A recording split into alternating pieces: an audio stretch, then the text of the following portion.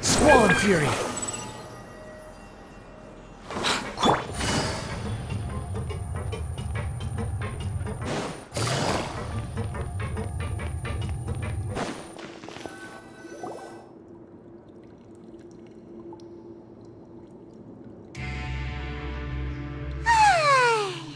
Now for a little rest after breakfast.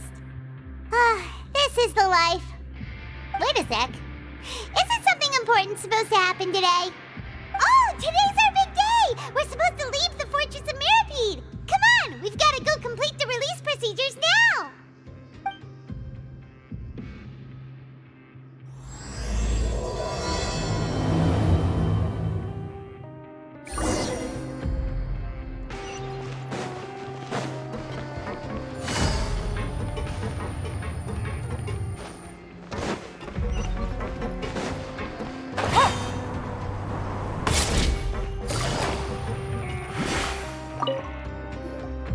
Please, sign here. This document will be effective immediately upon signing, and you two may exit the Fortress of Mirapede via the regular channels. It's been so long since we've been to the surface. Let's hurry up and... Huh? What's happening?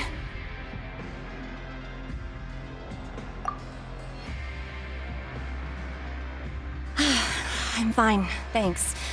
But I wonder what that tremor was just now. Let's go ask the Duke!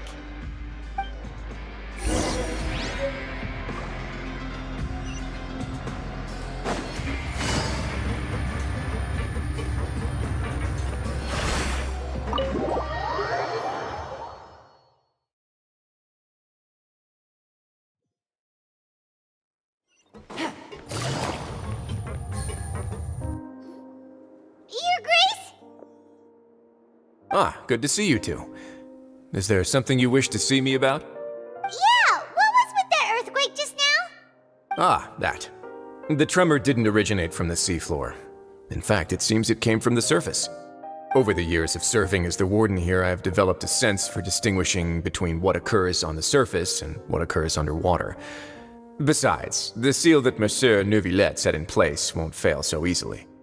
So the fortress is okay? If you recall our last incident, if there really were a problem, there would be crowds of inmates in a panic right now. Huh, you've got a point.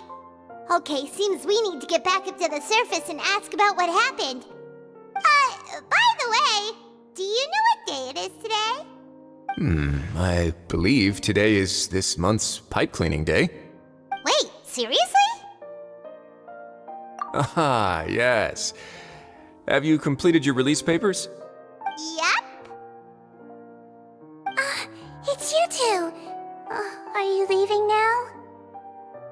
That's right! Today is our last day in prison!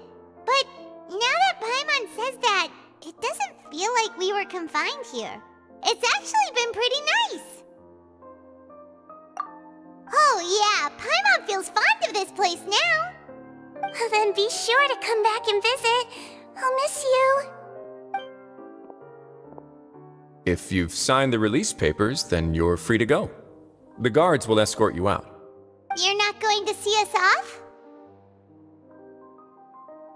I knew you'd ask. All right, sure. Let's go. Well, you actually agreed. No worries, you must be busy. Paimon was just joking. Ah, so you do have a polite side, I see. After being down here for so long, I imagine you must feel like you're lacking companionship. Shall I come along too? Yeah, don't worry, we'll come back to see you. Paimon really likes the cafeteria here. The chefs sure do know how to make good grub. I hope you won't be here as convicts the next time I see you. We'll do our best to stay out of trouble. Well, it seems our work in the Fortress of Mirapede is finished. That's the end of another chapter in our journey. And since Neuvillette was the one who asked us to come here, we should probably go report to him now. Next up, the Palais Mermonia. You're going to see Monsieur Neuvillette? Please pass on our kind regards. I'm sure just your regards will do, no? I believe it would be the polite thing to do. You're right. I've heard the Palais has been terribly busy these days. Tell him that I hope he hasn't been overwhelmed by the recent string of troubles.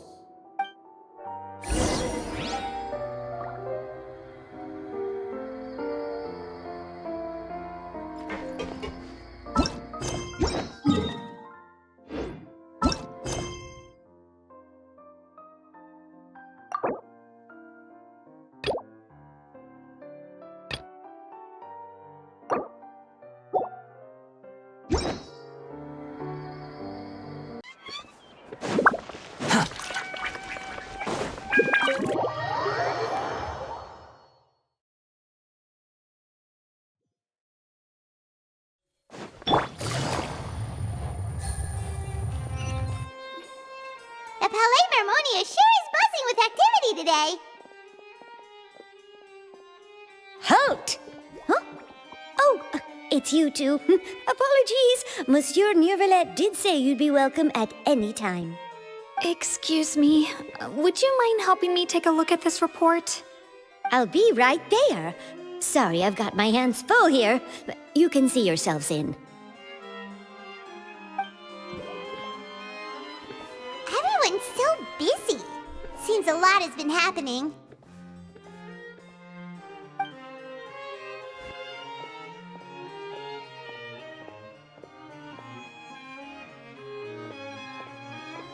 Neuvillette! Hello.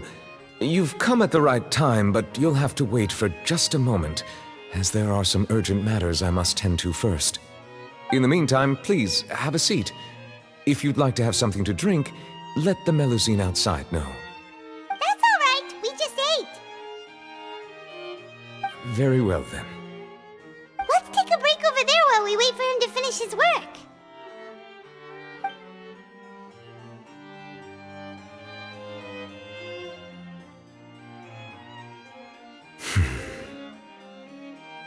All right. That should wrap things up for now. Are you done with your work?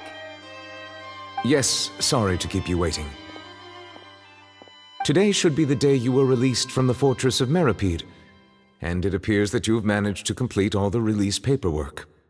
That's right, and we came here to see you right away.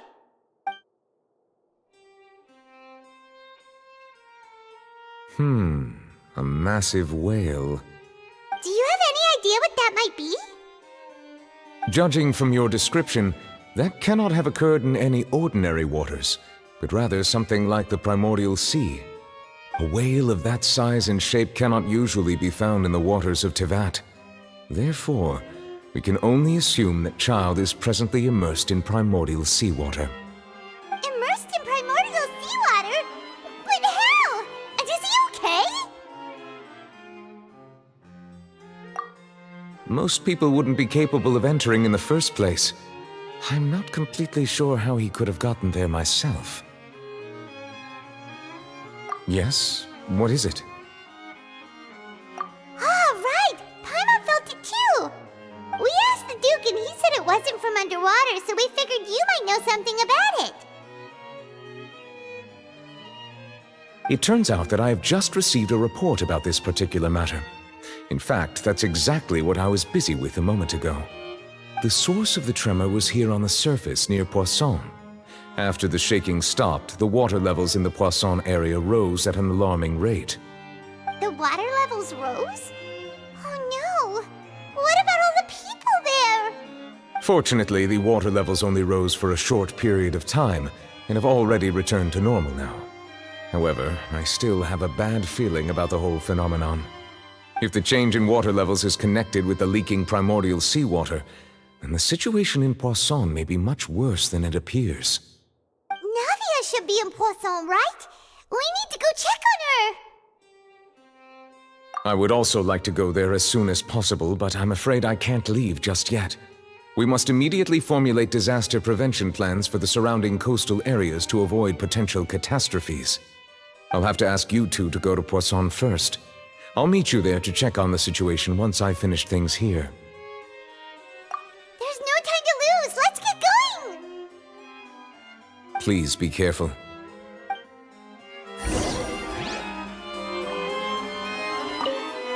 The two of you have my thanks. If you need any help, just let me know.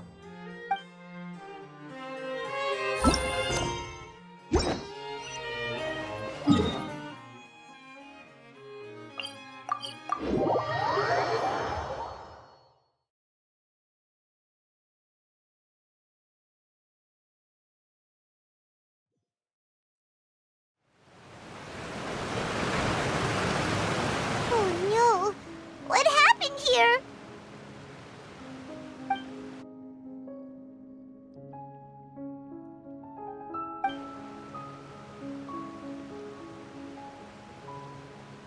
Navia should be around here, right? We need to make sure she's still... Paimon means we need to check on her.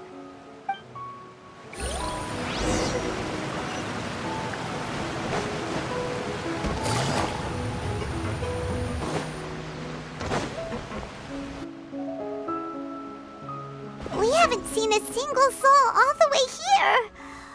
Oh, this is getting scary. What will I ever do now? Look, there's someone on the roof over there. Just stay put! We're coming up! Watch your balance! All right, just hurry!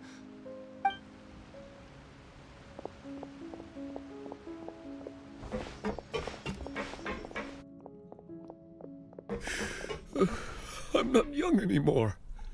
How will I survive on my own? My Desiree! Oh, he looks pretty sad. My leg! My leg! How could this have happened? It hurts! Just hang in there. Help is on the way. You can hold my hand if it makes you feel better.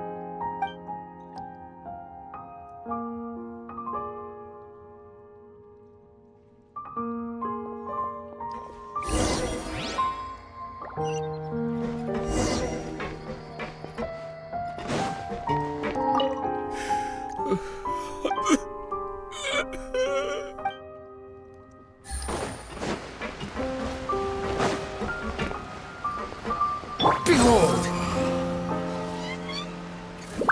Ah! Don't move me! Don't move me! I'm scared. Give me some space!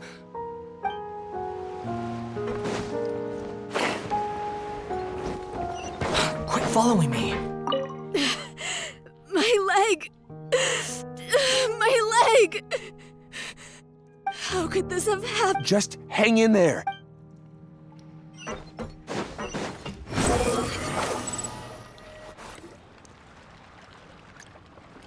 Oh, it's Navia. She's over there. Hey, Navia, are you okay?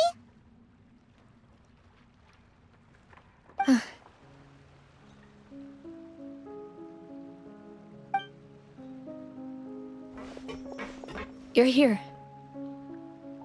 We heard there was a situation in Poisson, so we came as quickly as we could. Yes. As you can see, the water level suddenly rose. It caused quite the disturbance, in fact.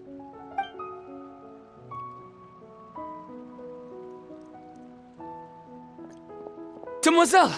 There was a wounded resident next to a building southeast of here. We've already transported him to safety, but we've run out of medical supplies. He's wounded? How badly? He fell, so it's probably a broken leg. He's pretty shaken up. When the water level rose, he desperately climbed up to the roof. Once the water receded and he saw the ground, he became terrified and eventually... He jumped down then. Find the leader of Squad 1 and tell him to take the wounded resident to see a doctor. He should know where to go. Understood. I'll take over his search and rescue mission in the meantime. All right. You'll be in charge.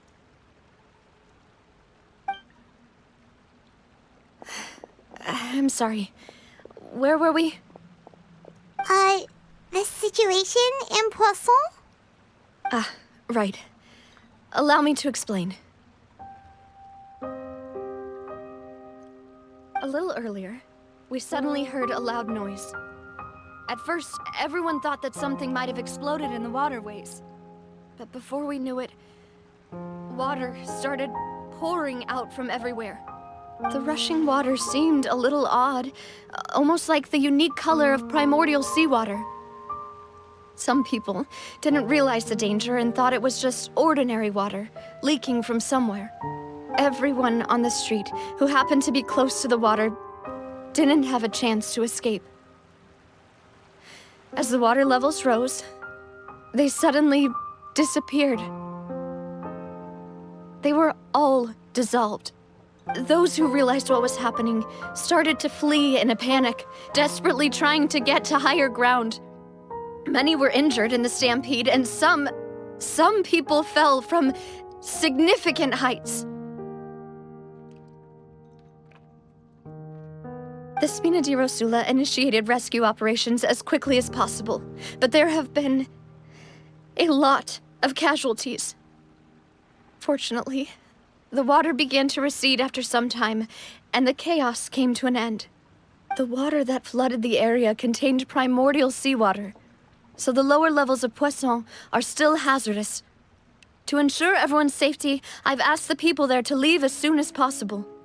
No one knows if this could happen again. All we can do for now is try our best to help evacuate the residents. We still haven't completed the head count, but we'll have some numbers soon. How awful. And all of this just came out of nowhere. It was quite frightening indeed. I only wish that everything that just happened was a bad dream. Is there any way we can help, Navia? Thank you for being so willing to help in a moment of crisis like this. You don't know how much it means to me. I really can't express how grateful I am.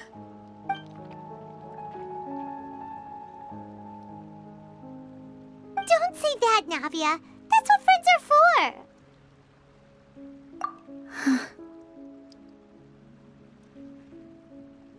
Demoiselle! We've got a situation here! I'll be right there. Sorry, I need to go for now. And off she goes. Seems it might be a while before she can take a break.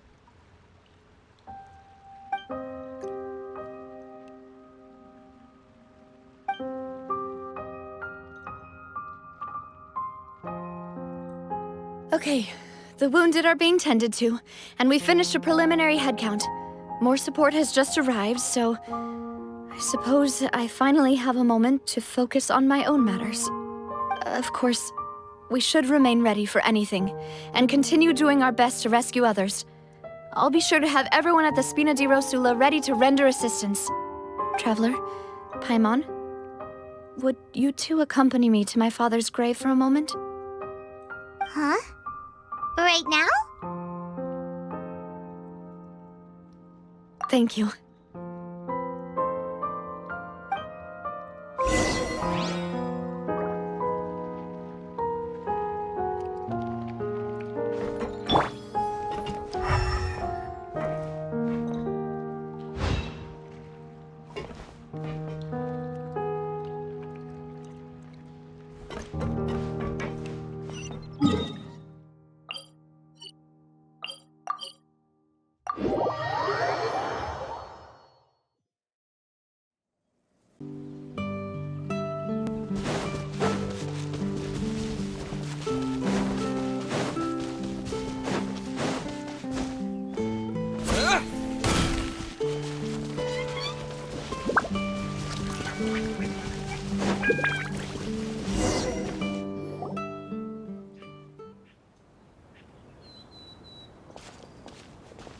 Not a lot of people here, huh? Well, given the time of day and the whole situation in Poisson, Paimon doesn't think there'd be a ton of people here visiting graves. Right. That's how things are now. The living are so exhausted that they've no strength to spare any words for the dead. Navia?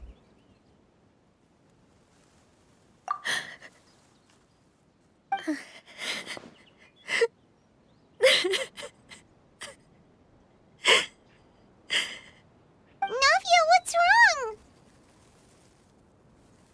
Sorry. I just... Malus and Silver. They won't ever come back here again. What should I do, Papa?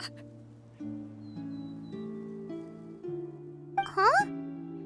What happened to them? Everyone agreed on the rescue plan, but still, I was the one who initiated it. They were helping evacuate the residents, but they couldn't leave in time. And they were caught in the seawater.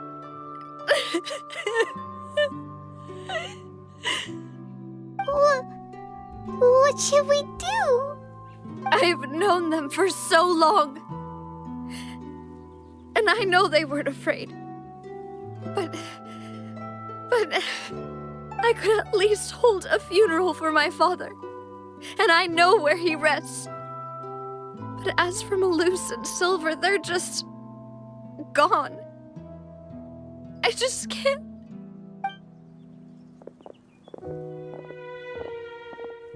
Everything looks so clean after it rains. Even the gravestones. I didn't expect that you'd enjoy a glass of red wine in front of Master Callus's grave. I can understand. Besides, the scenery here isn't half bad. See, it's not just me. I always want to bring something when I visit Papa. Perhaps we might even have a picnic. He wouldn't be angry, would he? How could Master ever be upset with you, demoiselle? Yet the cemetery is the home of those who have passed, is it not? Everyone ends up here sooner or later, no matter who you are. Buying yourself a plot in advance, are you? No need yet. But when I do, I hope you'll let me be buried beside Master Callus, demoiselle. Hey, stop joking around. I'm quite serious. That way, it will save us both the trip to see each other whenever you visit your father's grave. That makes sense. In that case, could I be buried on his other side? After all, besides you, demoiselle, the two of us could certainly be considered Master's closest companions, no? Personally, I believe we fill those shoes just fine. Why are you bringing this up all of a sudden? Seriously. All right. I'll remember your requests. But I'd really prefer not to talk about this stuff. And what do you mean by saving me a trip? I'd make the journey even if I had to visit you two somewhere else. I'd promised to let them rest in peace here. But here I am breaking that promise. I'm sorry for letting you see me in a mess like this. I don't usually cry, really. Paimon doesn't know how to help you feel better. But, well, she understands how you feel. I'd always thought I could make my wishes come true.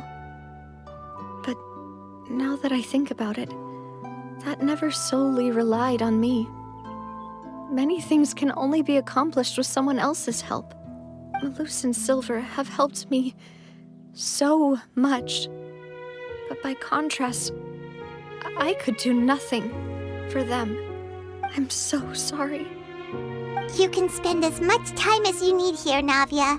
We'll stay with you. Thank you.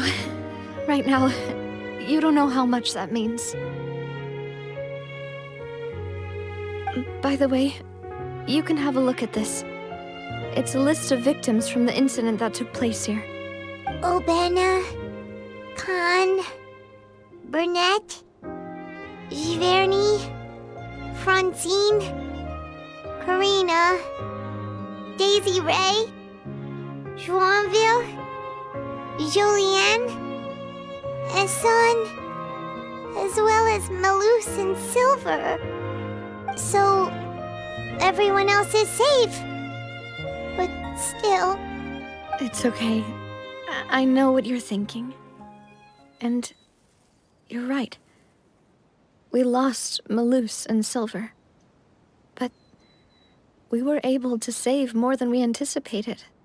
The overall outcome indicates that the cost was worth it. Right! Don't think that way, Navia. One person might be saved at the expense of another, sure, but that isn't something we should ever consider a trade. Malus and Silver were not the price for saving anyone. They're heroes. You're right. Thank you, Paimon. What you said just now was pretty amazing, actually. I'll remember your words. Oh, really? Seems you've become more eloquent in the time since we last met. The knave? What are you doing here? Is everything going well on your side? Yes, my people are carrying out the mission according to your request. All the residents of Poisson have been evacuated, and we're preparing to relocate them to higher ground. As for these supplies, we have everything taken care of. There is no need to worry. Thank you very much. Wait, do you two know each other? We just met recently. Right, Miss Navia? Usually, I would call this a coincidental encounter. But that doesn't quite fit this time. Besides, it never even crossed my mind that a Fatui Harbinger would come looking for me. Thanks to the Knave, Spina di Rosula received generous support from the Fatui, which allowed us to complete the rescue and evacuation work so quickly. Mutual aid is essential to fostering positive developments. We were already in the area, in any case, so it was nothing. That said, I must say that you're a lot sharper than you let on. I'm sure you understand what I mean. I apologize for all the ways in which I tested you previously. We've never worked with a Fatui before, and it's extremely important for us to know who we're working with. My subordinates have reported that Fatui soldiers have been observing water levels and taking head counts in various locations. I hear that they've also prepared a large amount of emergency supplies. I'm quite surprised. This is nothing to brag about, nor do I intend to. It is simply the way of powerful organizations to act forcefully, whether they are doing good or ill. You've witnessed that firsthand, in any case. As I've told this traveler before, I know of the prophecy, and I intend to prevent the impending disaster. Lending your organization a hand was a natural first step in accomplishing that. As such, do not be troubled by this token of our sincerity. Perhaps one day, you'll also be able to help me in the same way. Without your help, there would have been many more casualties. I won't forget your kindness.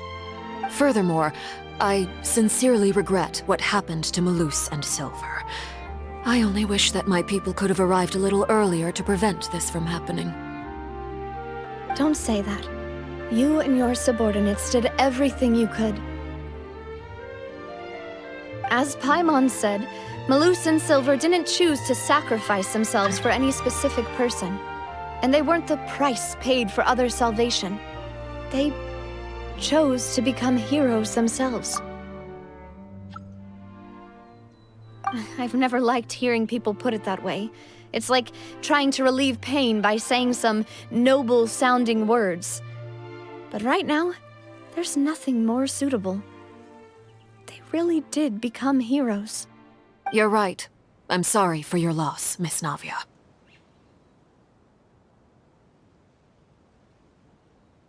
Water is life to Fontaine's people, and it also spells disaster.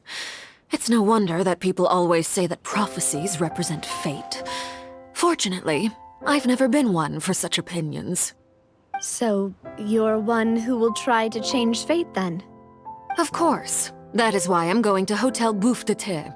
I still have some things to take care of, and the children need my attention.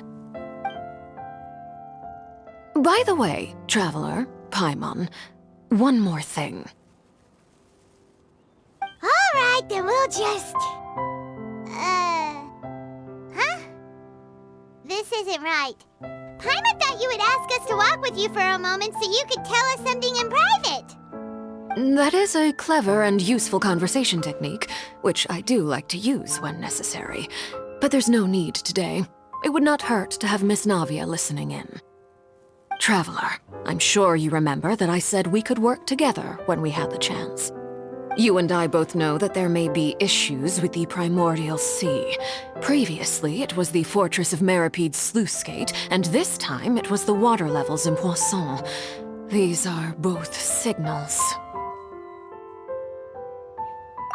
Indeed. Allow me to share the latest intel I've received from the House of the Hearth's intelligence network with you. During some recent investigations, a child claimed to have discovered some ruins near Poisson. The ruins date back to ancient times and seem to be worth investigating in many ways. Judging by the dating of the ruins, they may be related to the prophecy and the coming crisis. The situation is becoming more urgent, so any pertinent information will prove extremely precious. My people initially came to prepare for ruin exploration. Unexpectedly, this disaster struck, and at present, we're all busy prioritizing the rescue effort. So that's why the Fatui were already in Poisson. I wanted to take the children along, but unfortunately, Linny, Lynette, and Fremine have all been dispatched to higher ground to assist affected residents. Linny told me that outside of the house, the person they trust most is you. Which is why I want to give you this task.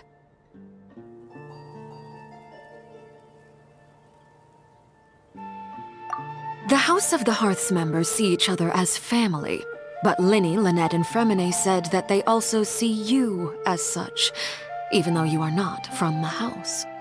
I'm sure you already understand how earnest they consider their friendship with you to be. Oh, that somehow makes Paimon feel kinda happy. The intel I just shared about the ruins could fetch a high price. But since the children consider you family, it's only natural that I freely share it with you. Got it! So all we gotta do is go to some ruins, right? We can handle that. Excuse me, but may I tag along? You wish to join, Miss Navia? But are you sure you're up to exploring some ruins? You need to rest. Well, I'm sad, yes, but I can't just go back and plop myself into a chair by the roadside and do nothing. There's no point in being depressed while we still have a disaster on our hands. As my father's successor, I must live up to the hopes he had in me. Besides, I'm also doing this for myself. I need something, a distraction, to keep my mind off Malus and Silver.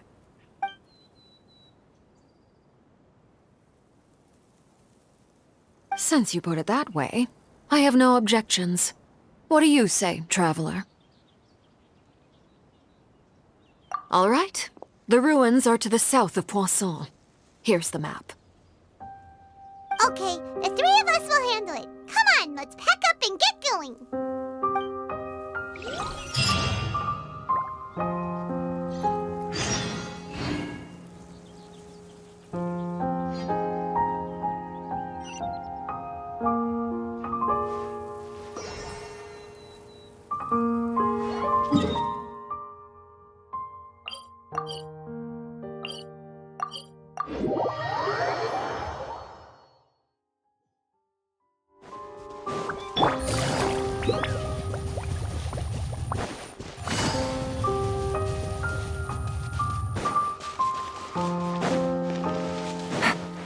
Take it easy.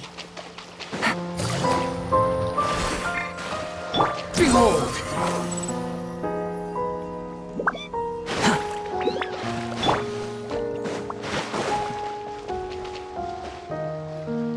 So, are these the ruins the knave was talking about? Whoa, talk about old. They seem to be pretty ancient, all right. Let's go in and have a look. Just be careful.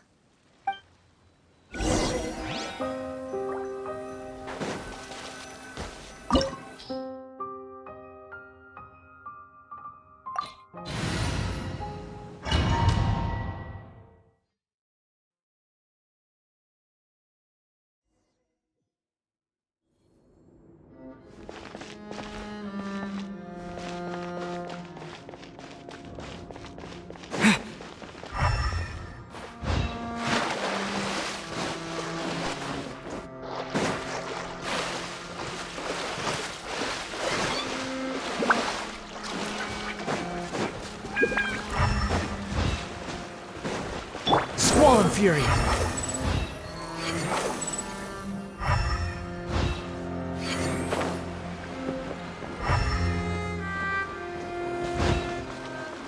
Behold!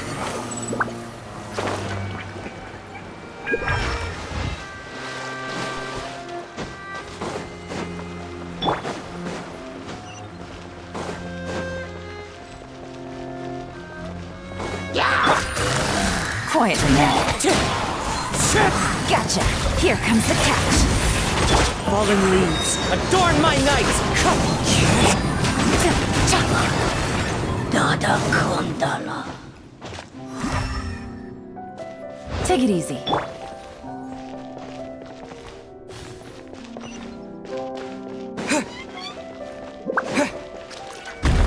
What? The floor here isn't safe.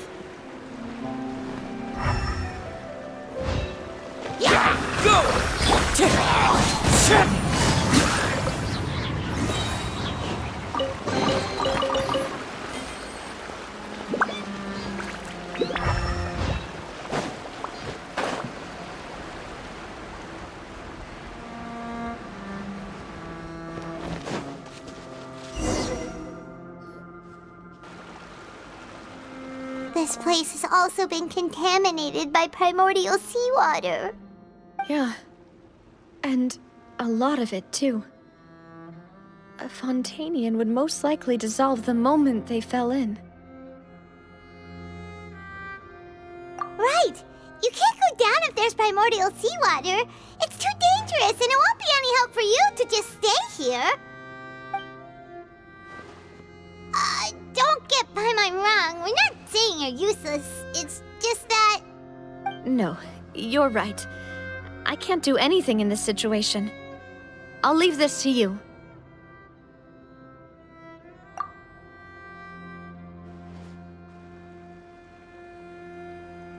That complicates things.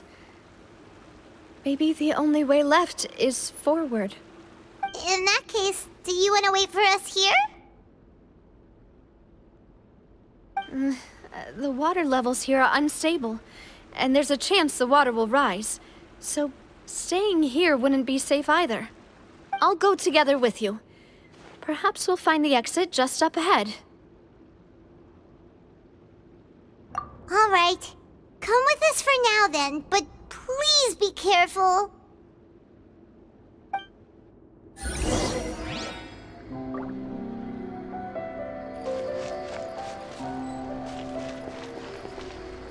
Oh no, it's a dead end!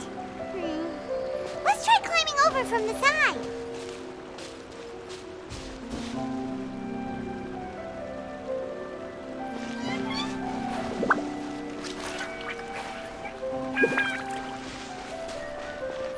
Time to go. I follow the wind.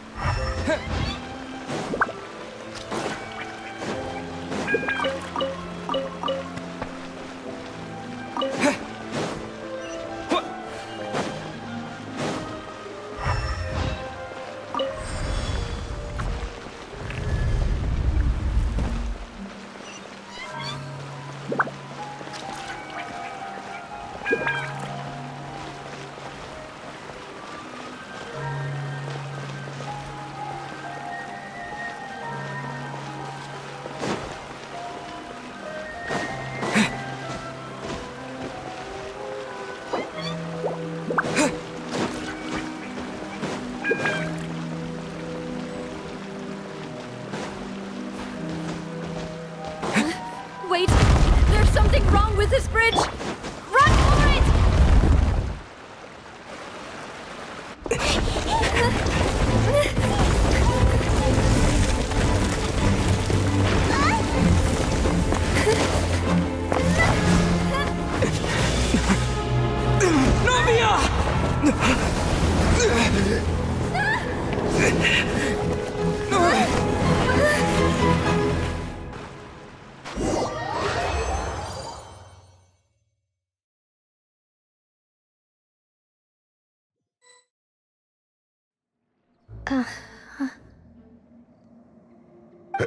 Demoiselle?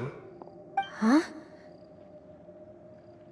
Demoiselle, what are you doing here by yourself? Would you be standing here till dark if I hadn't come to get you?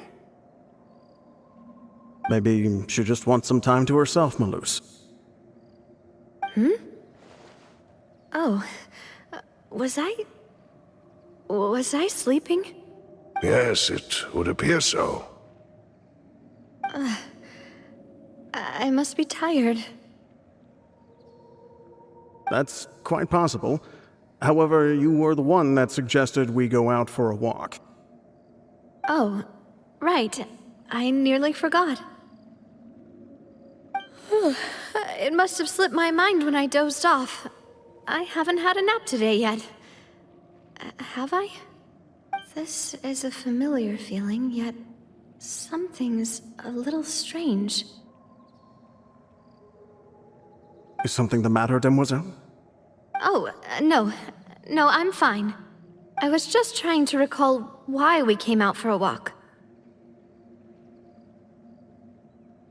Do you remember Mr. Giverny? He'd requested our help before with foreign merchants who had a debt dispute with him, and we'd resolved the matter not long ago. We were headed to see how things were going with him at the moment.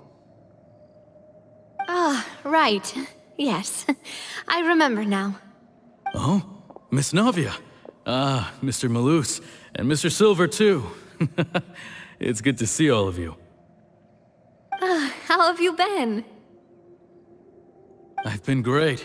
Thanks to your help, those bothersome merchants finally realized that I wasn't the one they were looking for. Why, I wasn't even the guarantor for that person. They were knocking at my door day and night. Even my neighbor, Obina, was getting fed up with them.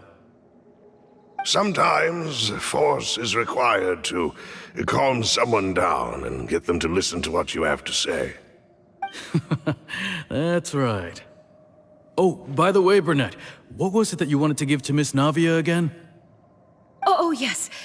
One moment, I have it right here. Miss Navia, these are some flower seeds that I prepared. Please take them. They're a very good variety, and they'll become very big and beautiful once they bloom. I don't know what we would have done without your help, so this is a little token of our appreciation. I hope you won't refuse. Ah, did you cultivate them yourself? Thank you so much. I'll certainly take them. Malus, we do still have some empty flower pots at home, right? Why, we can have as many pots as you'd like, Demoiselle. Perfect. In that case, we'll swap out some of the decorative plants for some of Mrs. Burnett's flowers. Very well. Wait. Something seems to be off here. Excuse me, madam. If I'm not mistaken, your name is Burnett, correct? That's right. Is something wrong? No, it's nothing. This is the first time we've ever met, but your name seemed familiar to me. I must have heard it when I was discussing things with your husband previously. I've heard this name before. Sometime recently, I'm sure of it. And why are there so few people around here? Where did everyone go? We must mind the time, Demoiselle. We still have important things to attend to today. Huh? We do? Like what? Well, now, did you forget? Miss Navia, here you are. I've been looking for you. Please, come to the Opera House. Your trial is about to begin. My trial? Wait, why would I need to go to the opera house? Yes, she's right, Demoiselle. It's just about time now, so we should get going. Oh? All right then.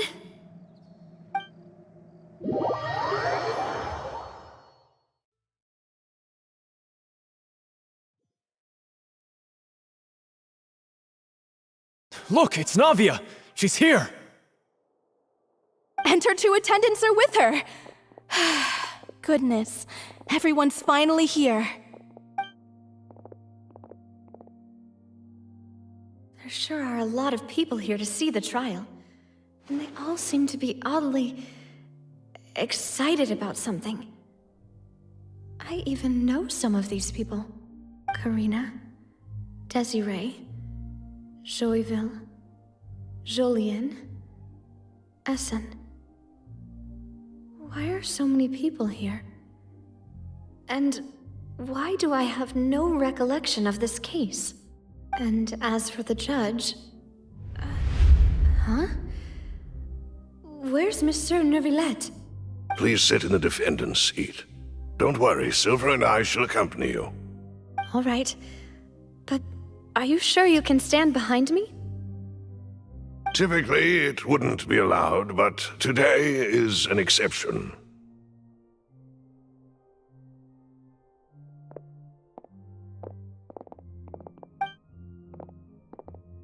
Hey, what kind of place do they think this is? Come on, do they have any idea what they're doing? Seriously. Enough with the whispering! Could someone please tell me where Monsieur Neuvillette is? And why I'm standing trial? My dear Miss Navia, have you not yet realized what you've done? In that case, allow me to explain. As all here know, you are Master Callus's successor, the head of the Spina di Rosula, someone held in high regard by every soul in Poisson. After you took over the Spina, you treated all of us just like the late Master Callus had. If anyone in need reached out to you for help, you responded. Not only you, but your butler, your subordinates, nearly everyone in the Spina di Rosula fought for the well-being of those in Poisson. Wait a moment. Aren't you just proving that I'm a good person? Yes, correct. Absolutely right. And that is why you stand accused. You have helped so many people get through so many difficulties. You are one with us. We are inseparable. We are one big family, all of us who are from Poisson, inextricably linked. And with you being so important, we couldn't possibly do without you. Therefore, this fair and honorable court shall declare you guilty, and you shall stay here. You will be together with us forever. Huh? What are you saying? Everything you have said is correct. I have indeed done a lot for my hometown, and I would be willing to be with you all, but what is the purpose of having me stand here like this? What is there to discuss? Ah, well, if that's what you think, then I have no further comments. How wonderful, Miss Navia!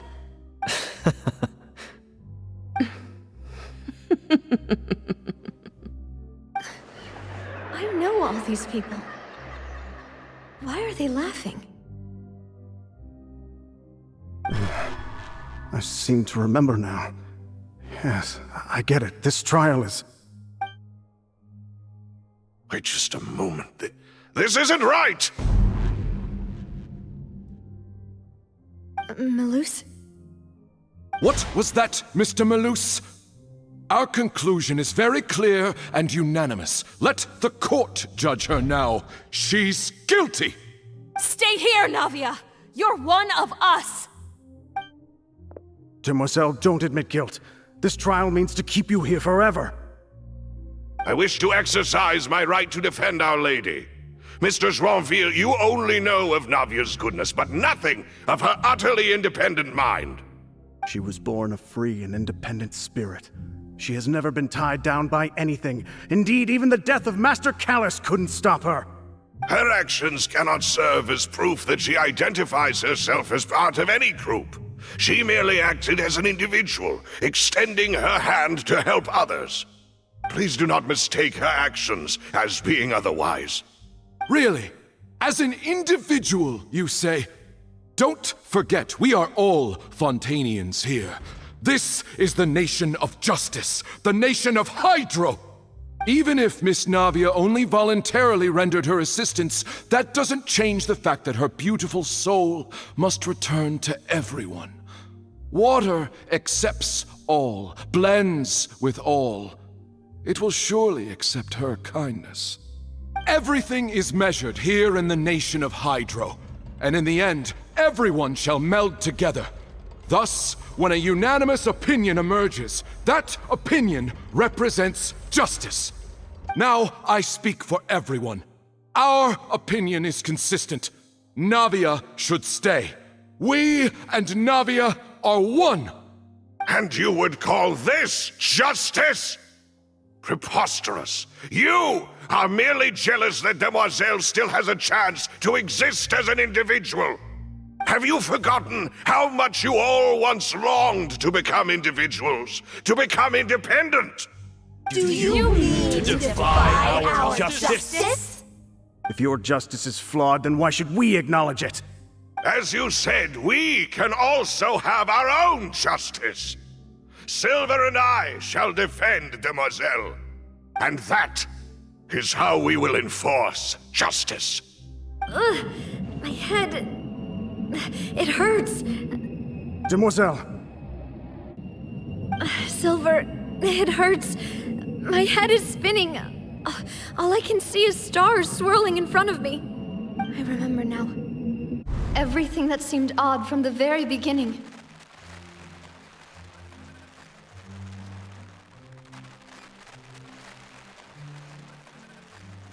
Karina, Desiree, Joyville, Jolien, Essen, and Mr. Giverny and Mrs. Burnett, who we met earlier.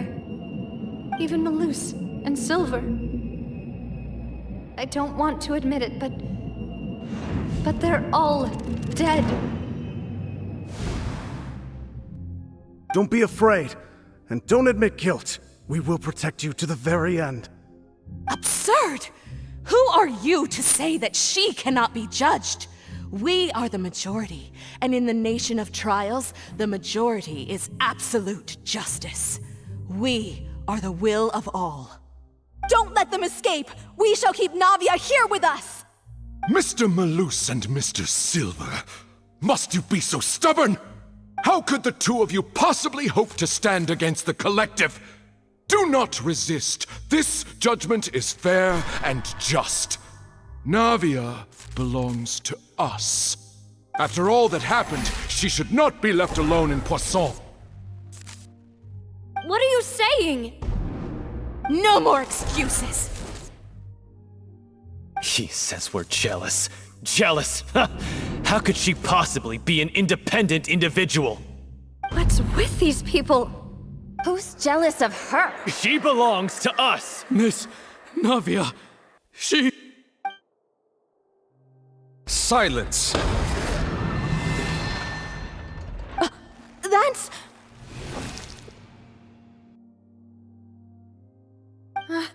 Monsieur Neuvillette!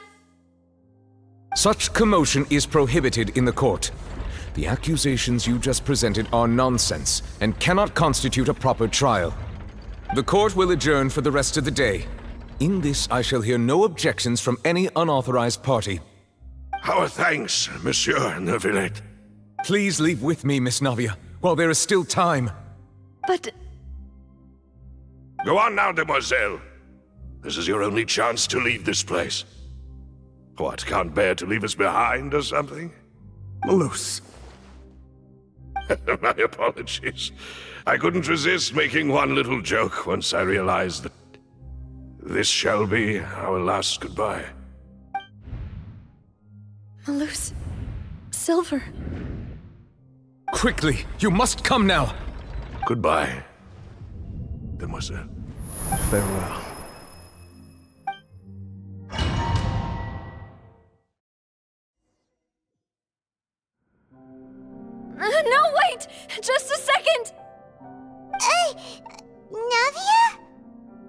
you're awake. Good. I must have been dreaming.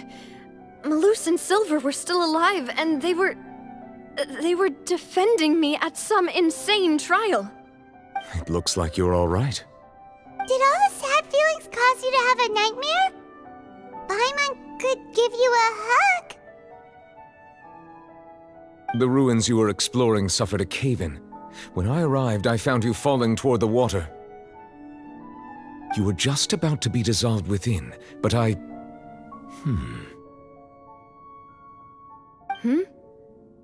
What is it? I think I saw 2 Oceanids protecting you. It was only for a moment, perhaps even a fraction of a second, but they gave me the chance to retrieve you.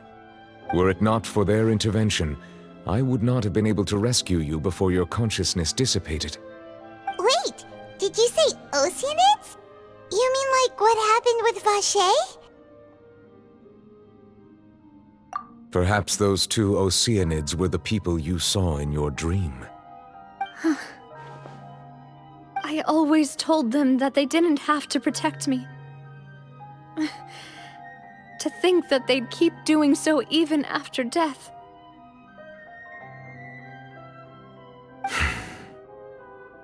Please come with me.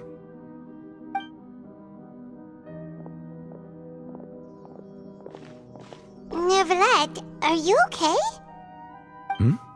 Oh, I am quite all right. Perhaps there's something we could chat about? Why do you look so stiff all of a sudden? Oh, Paimon knows. You're the type who feels awkward when there's nothing to talk about, right? I merely thought that we should give Navia some time to herself. Huh? Why didn't you just say so then? Don't you think it's even more awkward to call us over like this and then have nothing to talk about? I suppose so. Ah, Sigewinne. I hope all is well with her these days. Her work in the Fortress of Meropide has not been too much for her, has it? No way! Don't worry. She's doing fine down there. She's an amazing head nurse. I see. Well, that is good. I have always worried that Sigewinne would need a lot of time to understand the world of humanity, just as I have. Oh, and the Duke also says hi! Even though Sigewinne made him do that. He hopes that you haven't been overwhelmed by all that's happened lately. Thank you. I have indeed been busy lately, and I also hope that everything is going well in the Fortress of Meropide. He still doesn't know what to talk about. Let's chat about something else then. So, Neuvillette, you're probably quite the swimmer, huh? Yes, of course. This isn't going anywhere. Let's try something else. How did you find these ruins? Did the knave tell you? Yes, in fact. I had arranged to meet you in Poisson, but when I arrived, I discovered that the Fatui were helping the residents evacuate. They had even transported a large quantity of supplies to the area. Amid my astonishment, I ran into the knave, and we had a chat. She informed me that she had asked you to investigate the ancient ruins here.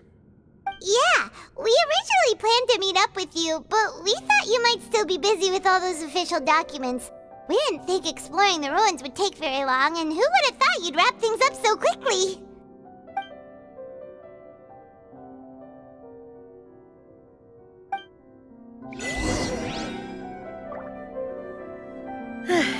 I'm sorry to have kept you all waiting like that. I'm feeling much better now. I guess we should get going again. Will you come with us, Monsieur Neuvillette? Yes, if you wouldn't mind my company. All right! Another one joins the party! Let's get going then! Wind strike! Things are about to get dicey. Gotcha! Dada Kondala.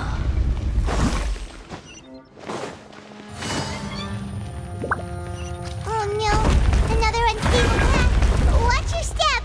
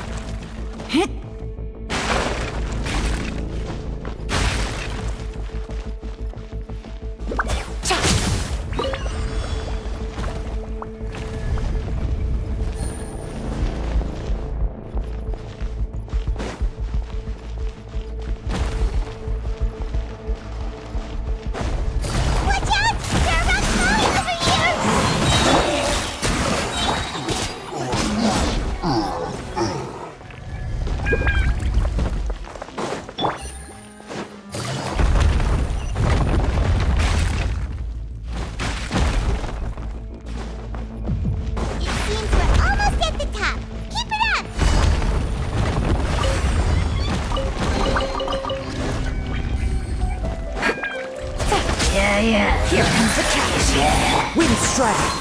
Clouds high. The birds. Gotcha. Wipe out! Water jet! That's far enough.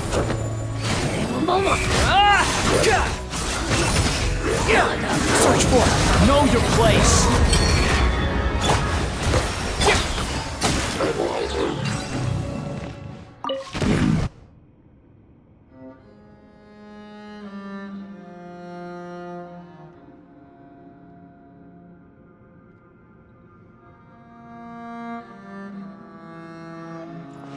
Take it easy.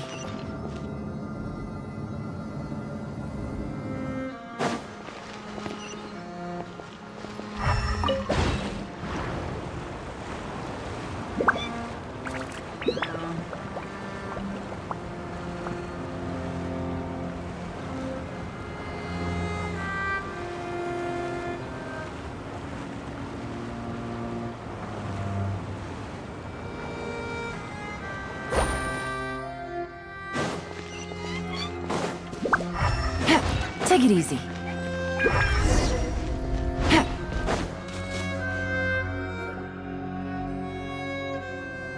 Looks like we've reached the end. This is the place? There should not be any other hidden spaces in the vicinity. The path sure had some twists and turns, but it turns out that this place isn't actually that big.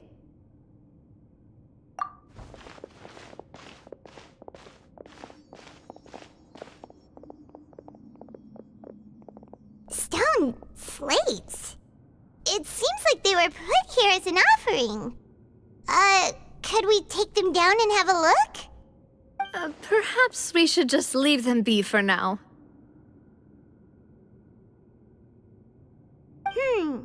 There are 4 locations in total, but only 3 stone slates. The slate that should be in the first empty spot is missing. The surrounding walls also show signs of damage. There's something written below. Let Paimon see. Reason dictates that this nation be destroyed. I shall record the history of its future here in its past. Say what? It feels like someone left these slates and these words here for a purpose. But does he mean that Fontaine should be destroyed? That would fit the circumstances dictated by the prophecy, yes. Indeed, the slate's contents correspond to it.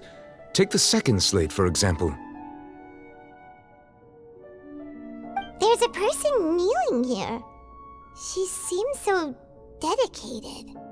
And there's a whole bunch of other people behind her doing the same. She's facing this... what is this? Some kind of island in the sky? And is that Lady Farina in the third image? Did the Hydro Archon fall into the water? And is that a ring of people around her? Paimon doesn't quite get it. Are they all in the water? The fourth image. I know this one. This exactly matches the content of the prophecy. The people will all be dissolved into the waters, and only the Hydro Archon will remain, weeping on her throne.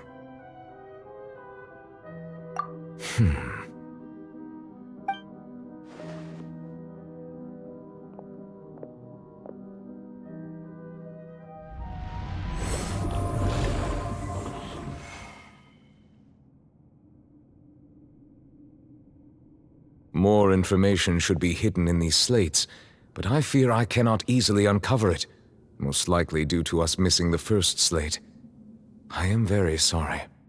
Don't blame yourself, Monsieur Neuvillette. Deciphering ancient stone slates isn't one of your duties. Ooh, Paimon's getting the chills just looking at these slates. This says that it's the history of the future, right? That means the prophecy's sure to come true.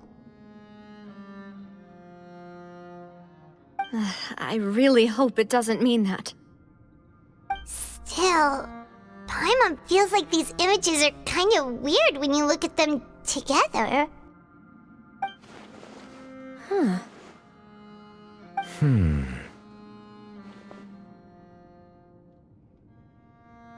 That's right! If the images are in chronological order, shouldn't the fourth, the waters drowning Fontaine, come before the third, where the Hydro Archon herself falls into the water?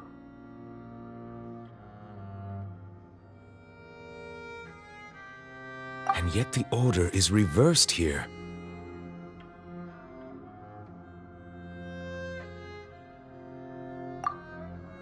If we go by timing, Lady Farina only emerges in the third image. That means that the person in the second image might be the previous Hydro Archon. Egeria, then. I had never met her, but her appearance here does match the records. The previous Archon kneeling before the floating island in the skies, as if confessing a sin. Did she herself commit that sin?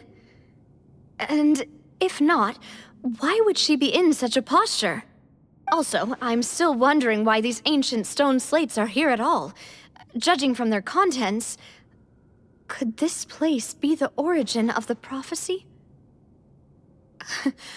Does that mean that someone, or some people, once saw these slates? But who would have created these slates and left these words here?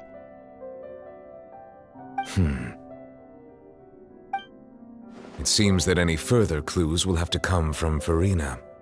In that case, there's no time to lose. There's nothing else to be gained here, so let's head back first. Yeah, we better get somewhere safe for now.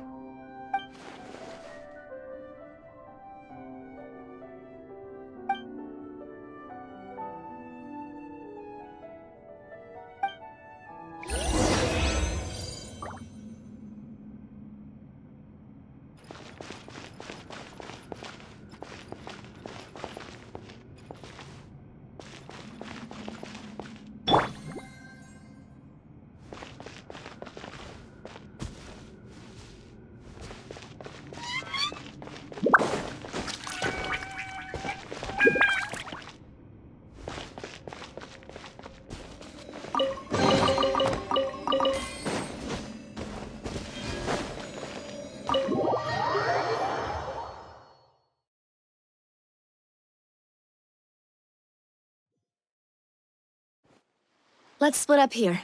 I'm going to check on what's happening with the Spina. You know how it is. There's some things you just need to be there for yourself. You still have energy for that, Navia? Paimon's already beat! Just head back to the Fleuve Cendre and have a rest then. Thanks for keeping me company all this time. I'll depart as well. Thanks for your hard work today. Rest well, everyone. Traveler, I will go talk to Farina tomorrow morning to ask about the stone slates. I'm sure that you're concerned about this matter as well. If you have time, drop by my office. I will share the results of our discussion with you. Are you really gonna talk to her about this directly? Will that be a problem? Paimon's getting a little scared now that it's come to this. She has long been harboring secrets and will not give them up easily, which makes it all the more my duty to ensure that she understands the present situation. All right, we'll leave it in your hands then. You're probably the best person to talk to her anyway. I will be carefully considering my words tonight. Traveler, Paimon, our safe house at the Fleuve Cendre is always open to you as ever, so please don't think you're an imposition. All right. I'll be on my way then.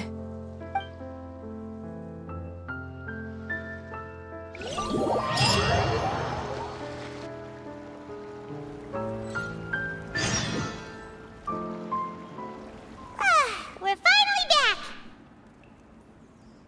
Welcome back. We've got a special menu prepared for you two tonight. Yay! And there's good food too! Navia, no, the boss is the best. Ooh, desserts! Nice! These are all Paimon's! Paimon's already starting to forget what happened today. Oh, that voice. Is that who I think it is? Huh? It's you two. what are you doing in Fontaine?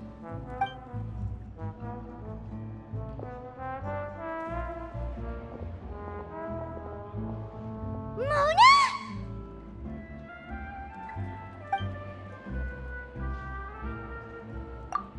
Seriously, nobody just uses a scry glass whenever they've got time to just see who they'll meet on the road. Still, we didn't expect to see you here. Wait, you're not a Fontanian, are you, Mona? Well, I have some business to attend to here, so I booked a hotel in the city. I was just out for a stroll when I bumped into you. Quite unexpectedly, if I might add. Why did you think I was from Fontaine, though? Is that because Magistus doesn't sound much like a Mondstadter surname? Yeah, let's go with that. Well, I used to have my own surname, which was, well, some other thing. Either way, the old hag told me when she took me as her disciple that the first step to being a great astrologist's pupil was to change that name. There was nothing for it, really. She really is amazing at astrology, so I changed my name to what it is now according to her wishes. To my surprise, however, Magistus is not the name of some ancient house or clan. It isn't? Nope. Although it is used by us in place of surnames, it generally just means great. Wow! Imagine including a boast in your name.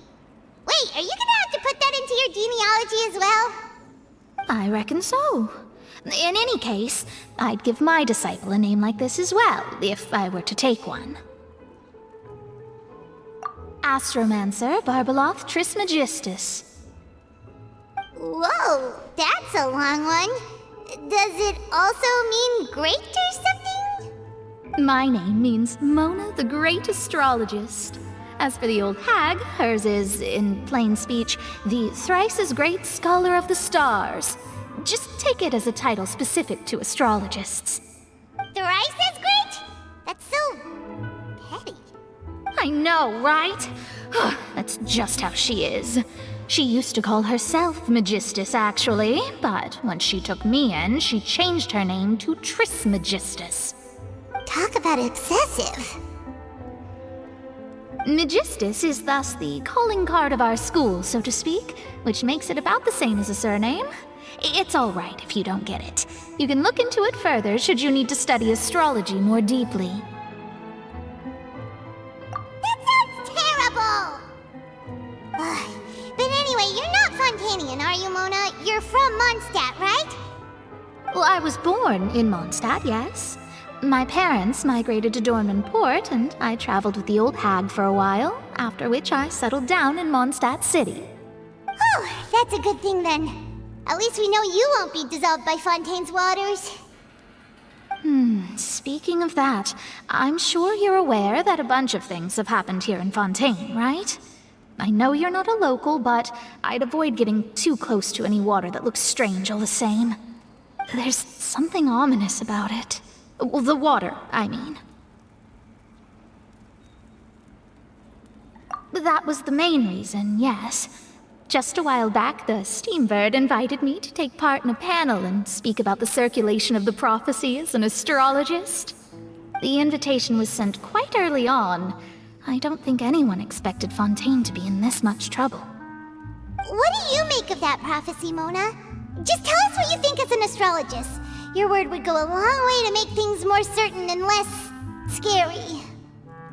What I can tell you is that I'm an astrologist, and that this prophecy concerns the fate of Fontaine, even that of all Tevat. Ascertaining this is akin to reading the fortune of the whole world. I'm afraid that this is not something that just anyone can do. If I could do it, you would no longer call me an astrologist, but a visionary. But on the flip side, the prophecy is so huge and powerful that it must surely come from a powerful visionary. Its contents involve the fate of the world. Disregarding it would be a mistake. A visionary? Sounds really powerful and all, but does such a person really exist? Of course. The old hag could do it, and I'd bet there are others amongst those Hexenzirkel colleagues of hers who could do something similar.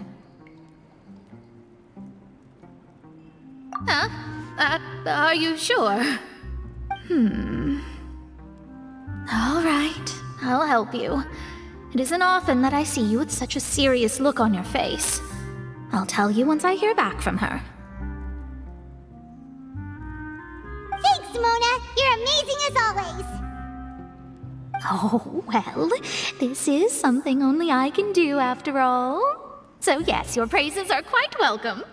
That's the greatest of astrologists for you! Of all the people we know, you know the star's the best! Indeed, indeed. That's the spirit. Oh, sorry. I came to see what all the commotion was about. If there's anything you need, do not hesitate to inform the Spina di Rosula. Oh, whoops. Guess we were getting a little too carried away there. Well, I'll go tend to my own business now. If I receive any news, I'll be sure to come find you two again. And there she goes, quick as rushing water. And here we are with the Spina guy giving us suspicious looks. Right, but we were able to recruit Mona's help, didn't we? Our Fontanian friends will thank us someday.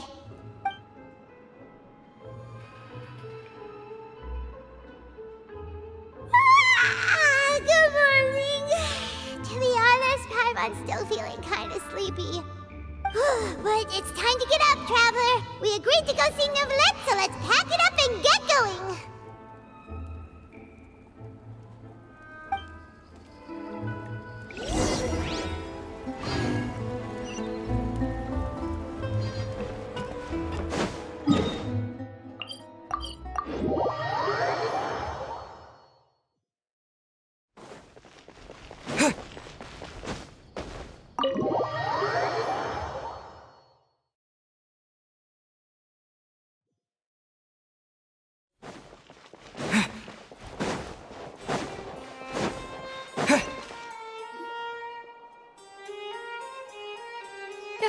You're here!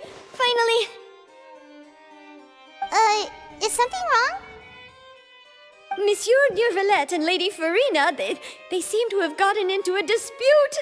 Please go see for yourself.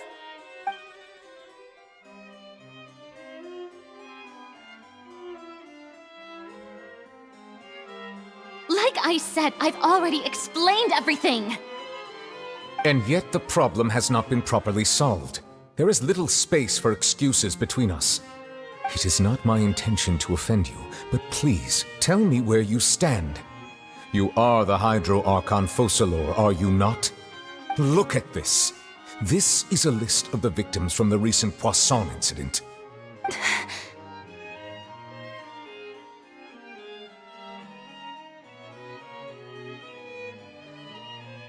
You mean... they're all... We did not arrive in time to avert this disaster, and I will not have it happen again. I will say this once more. You must tell me everything you know. Yesterday, I found 3 stone slates in some ancient ruins near Poisson. Do you know anything about those? Seriously? You're questioning me like this is a court case now. I don't know anything about that. But you found them in some ancient ruins, you say? That's correct, which is why I came to ask you some questions. There should have been 4 slates, but one of them was missing. The other 3 feature different images that seem to correlate to the prophecy. The prophecy? The second of these slates depicts the previous Hydro Archon Egeria kneeling before a floating island in the sky, as if confessing something. Do you know nothing of this either? I don't. I've never seen such slates. I'll ask you again. Do you really have no information regarding the previous Archon? My deciphering of the slates indicates that the Hydro Archon Egeria once had to confess to, or apologize for, a certain sin. If anyone would know about it, it should be you. All gods don't have the same secrets, you know. She was herself and I'm me. Is it really so strange that I know nothing?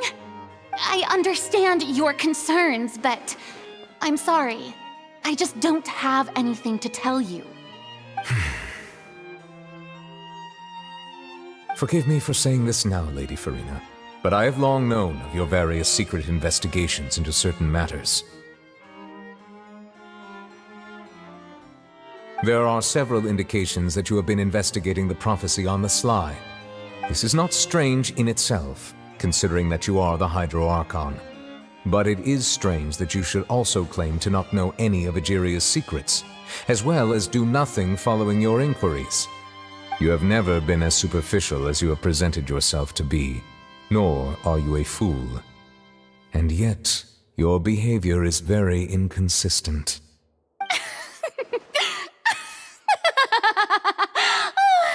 So you've been watching me all this time, have you? I didn't think you were that type. You... Well, since you know about my secret investigations, then you should know I'm actually working to take care of it.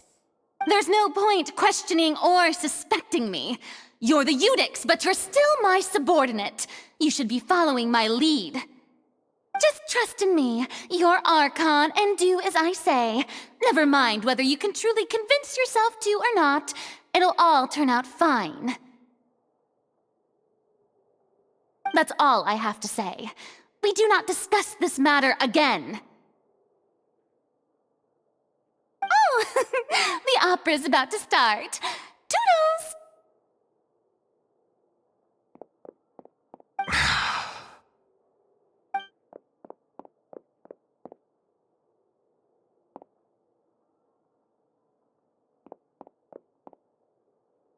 Did Farina not notice us standing by the door? Wonder what's up with her. She was smiling. Huh. She didn't seem in the mood to care if we were listening in or not.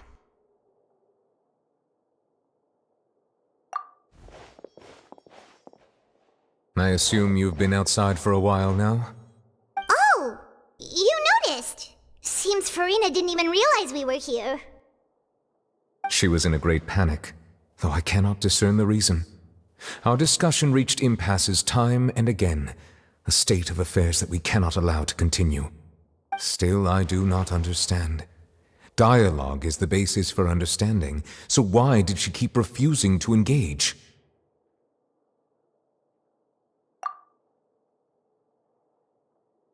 Everyone in her inner circle has noticed that she is hiding some secret.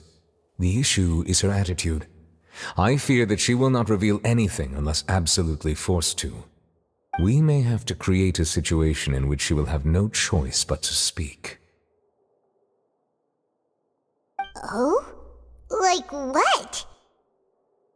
Normally, people will only reveal the truth when standing trial. Perhaps we must have the Hydro Archon experience just such a scenario. But Farina's seen so many trials, and she's really good at dodging questions. How do we make sure that she won't just slip away at the first chance she gets? We will need to consider this thoroughly, join forces with various parties, and then do what we can. If at all possible, I would prefer to recuse myself from this affair, but we must prevent the prophecy from coming to pass.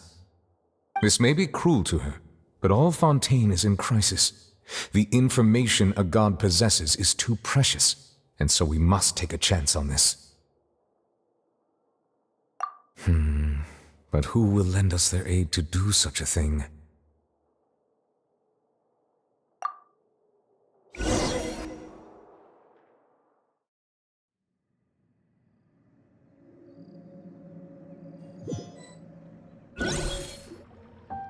Well, that's everyone, huh? Speaking of which, it was pretty smart of you to think of hiding here. Poisson was just involved in a disaster, so it's presently devoid of people. That naturally makes it the best choice. And here you are drinking tea like it's the most natural thing in the world, huh? That's what families should do. Sit and enjoy a leisurely time together. It's nice to enjoy tea here, you know? Care for a cup? Lend me your ears, everyone. Or perhaps one of you might like to start us off. How about you, friend? Me? No, I don't think I can. Then, how about you, good sir? I fear that I will cause the mood on this boat to become as somber as it is in court. Well then, I guess we're lucky we've got a local like me to organize things. Wonderful, the spotlight at last. I guess I'll be facilitating things from here. That was a little long-winded, don't you think? Oh, you might be right. Anyway, to cut to the chase, our friend here, the Traveler, has brought us together to discuss something. As for what that is, well, let's start by saying that we'll be pooling our efforts together to create a series of traps. Oh, how intriguing. Well, it's just an expression, really. One that I just learned from Chlorand, and used on the spot. So, let's invite her to explain in detail. A round of applause, please.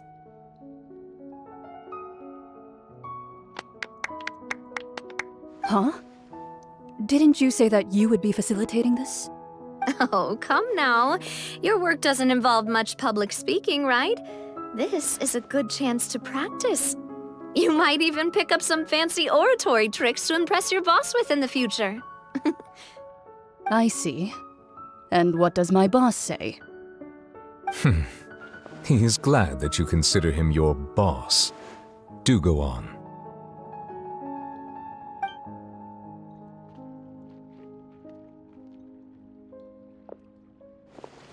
In that case, do any of you have experience hunting? Not that I recall. Fremine and I once used a wooden stick in a basket to catch wild rabbits when we were younger. As for Lynette, oh, right. You were sick that day, weren't you? I've also gone diving to catch some fish before. Does that count? I'm afraid not. You may or may not have heard, but Fontaine once played host to a group known as the Marechaussee Hunters. Though that was their name, they did not hunt animals, but rather various monsters left behind by the ancient dynasty of King Remus. Today, Fontaine's monster population has already thinned greatly, so the hunters have blended back into society, taking up arms in other lines of work.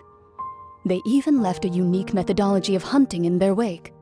A trap comprises of the following components: bait, a trigger, and a containment device.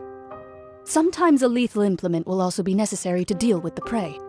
So, if we were to build a trap together, right now, what would you choose to build it with? For me, I would prefer something basket-shaped. Pigeons and rabbits will see the bait and naturally enter the snare. Our line of work requires a deft hand, and we're some of the best in the industry, so you can count on our techniques.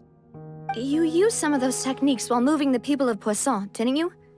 My subordinates mentioned that you even performed some magic for the bawling children. Yes, and I even managed to gather some intelligence in the meantime. I'm quite the multitasker if I do say so myself. I'm afraid I can't claim that as my strong suit. I prefer more stable methods, like placing bait in the water and waiting for the fish to come within reach. That's the kind of method I would count on. Calm and steady. Exactly the kind of person who would catch loads of fish. And I can be their assistant. With discretion, I'm sure. I'd probably use some sort of mechanical animal. Papa once bought me some small clockwork squirrels, mice, and such. When placed in the forest, they can attract others of their kind. I remember that you liked those too, didn't you? I did. And that would be a good way to go about it. If they're realistic enough, animals of the same kind will follow them all the way to the trap. What about you, Monsieur Neuvillette? I fear I do not have any related experience. That makes sense. You usually solve problems directly, without the use of any such tricks. But I do have one more question for you, Monsieur. If we were to create a trap now, how would you design it? I would like for it to be effective, but bring no harm to the prey. A more gentle trap would be ideal. Kind, as always. However, Our intention doesn't necessarily change the containment device and the type of implement we need. If we wanted to kill the prey in one strike, we would need a powerful implement. However, that also goes for prey that must be captured and safely contained. Wait, why's that? Only a hunter who's a true expert at subduing their prey can snare it without harming it. The line that divides life and death is often exceedingly thin. So are we going hunting together? Huh. We hadn't thought of seeing ourselves as hunters. It kinda works, but maybe it's still not the best metaphor. If our means of capturing and dealing with our prey is to put them on trial, then the hunting metaphor is actually quite accurate. But we shall require much more courage than any hunter to judge a god, a being whose seat is an exalted throne. Oh, so that's what's going on. Sounds very interesting.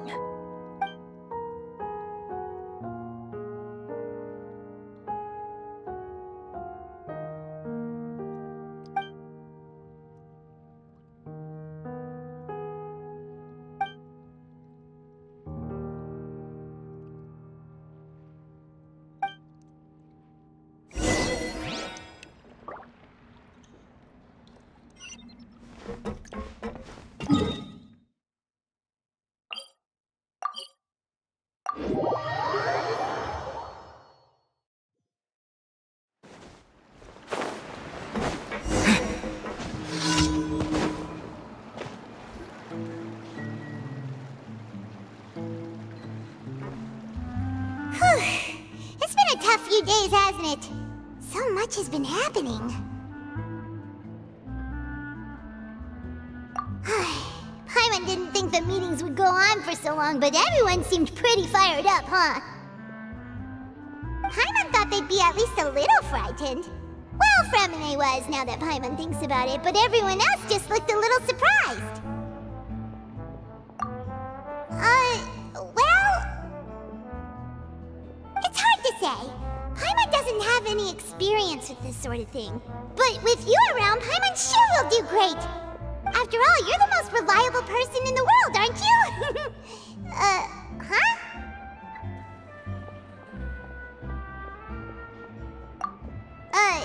Did you just pour some tea? Paimon didn't notice you doing that at all. Then what's that? Paimon's never seen that cup before. Don't be frightened.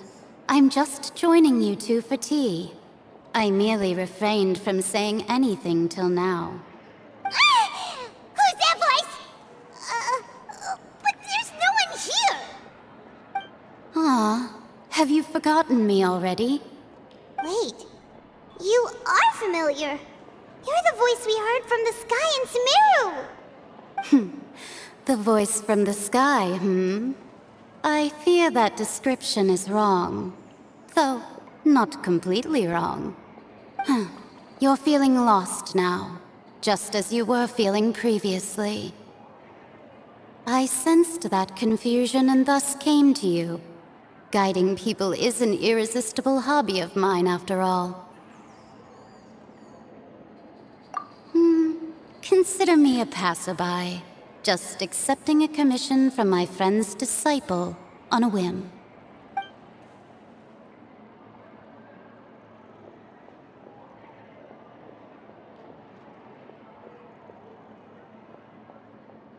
The prophecy. Yes, what has been prophesied will be fulfilled. You may view such things as the history of the future. What? Then is there any way we can stop it? I believe you have witnessed a failed attempt with your own eyes. Can everything in Tevat so easily be changed? So you've caught on. Just as prophecies are usually only the future as seen from the perspectives of the gods, could things be happening in hidden corners where the gods' gaze does not fall? Are the things that you shall see different from the fate that the gods perceive?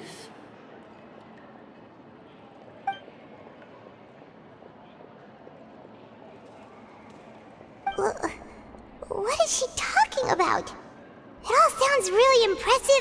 important and stuff, but it also sounds kind of scary.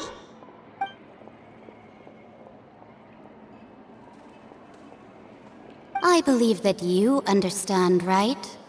Some things are insignificant, but others you must reach out to change. Ultimately, fate shall serve as your only guide, no matter what will happen in Tevat's future. All you need to do is to play your part. This was good tea, by the way. Thank you for your hospitality. Well, that'll be all for today. The voice. It's gone.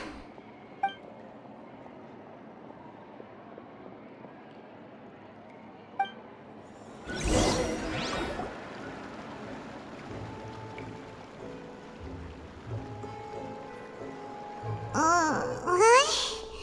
I want to hear someone talking. All right, coming! Hey, it's you who's getting lazy, okay? Well, I see I've walked in on some lively banter. Luna! Fine, just fine. I went to take part in that Steambird panel. It turned out to be more interesting than I expected. Not all Fontainians are pessimistic about this. One journalist mentioned that sitting around and waiting for the end to come would be wrong, and that they should make their own rescue preparations. I agreed, so we had a brief chat with her. Did she have pink hair by any chance? Why, yes! It was Charlotte. You remember her, right? That daredevil journalist? I'm in full support of her view. Prophecies are very important, but how can people allow their lives to be commandeered by just a few words? That's right! Paimon's glad to hear something sensible for once. Ah, yes.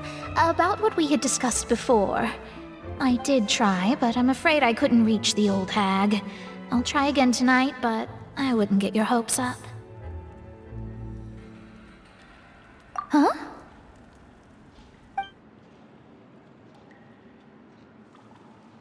Goodness gracious. Are you serious? She said that even the god's gaze has blind spots. Pretty bold if you ask Paimon. Most people would believe the gods to be all-knowing, right?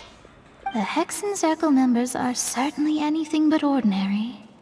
As for the mage named N, the old hag has mentioned her a few times. She said that N's sense of direction is incredible, and that she loves guiding those who are lost. But I've never met her, and if she were still alive, she'd be... well, suffice it to say that the hag's at least a few hundred now, and N's been around for longer than that. Whoa. The Hexen Circle sounds like a scary group. But they must really stay in shape to live so long. Their abilities alone are pretty terrifying. If she came to see you personally, then the problem you're facing must truly be of great importance. Well, it's not like Paimon could understand anything she said. Yes, she was quite cryptic, but I suspect she means that there is still a way to turn things around. She didn't say when or what that would be, though, so... perhaps it is something that you cannot know right now.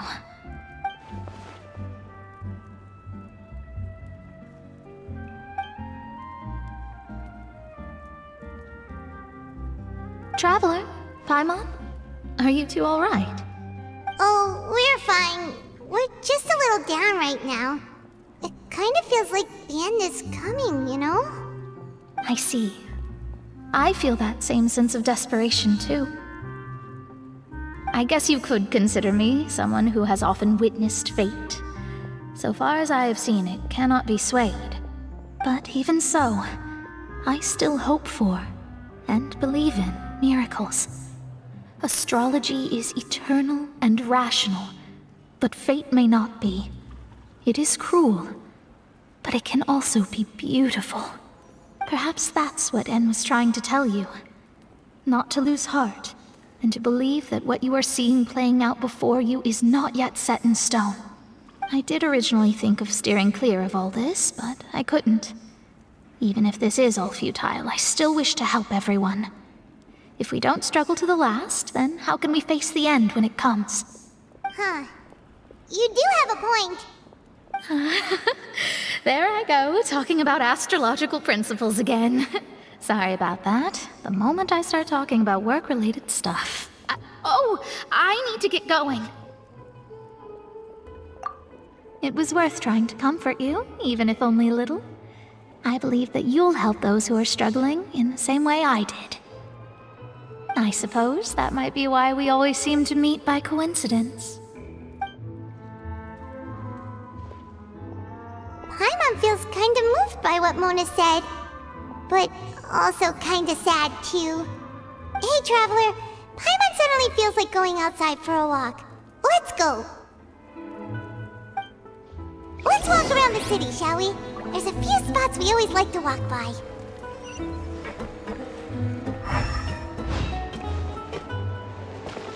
I guess I'm finally on the right path.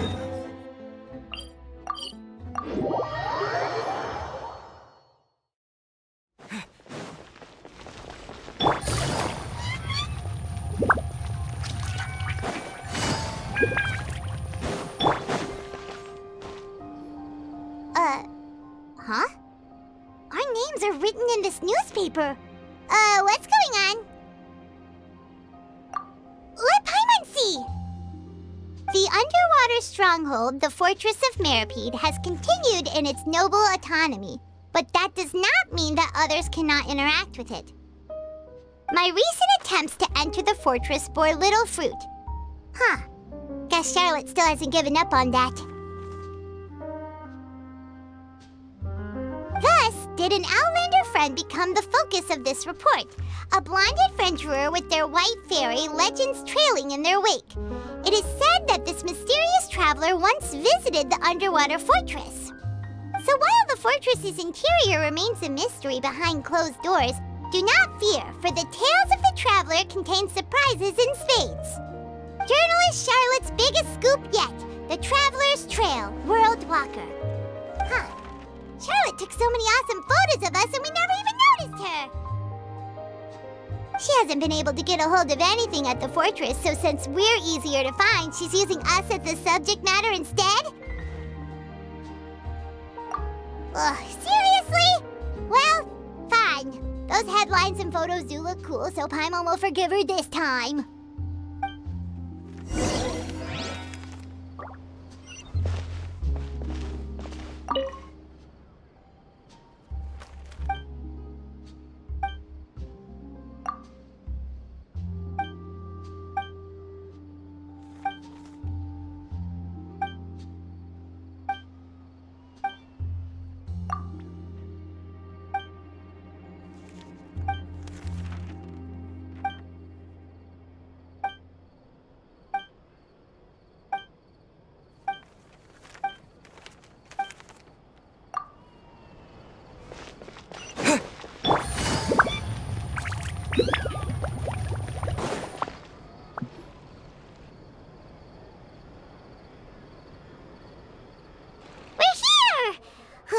Paimon's hungry. Should we go in and get something to eat?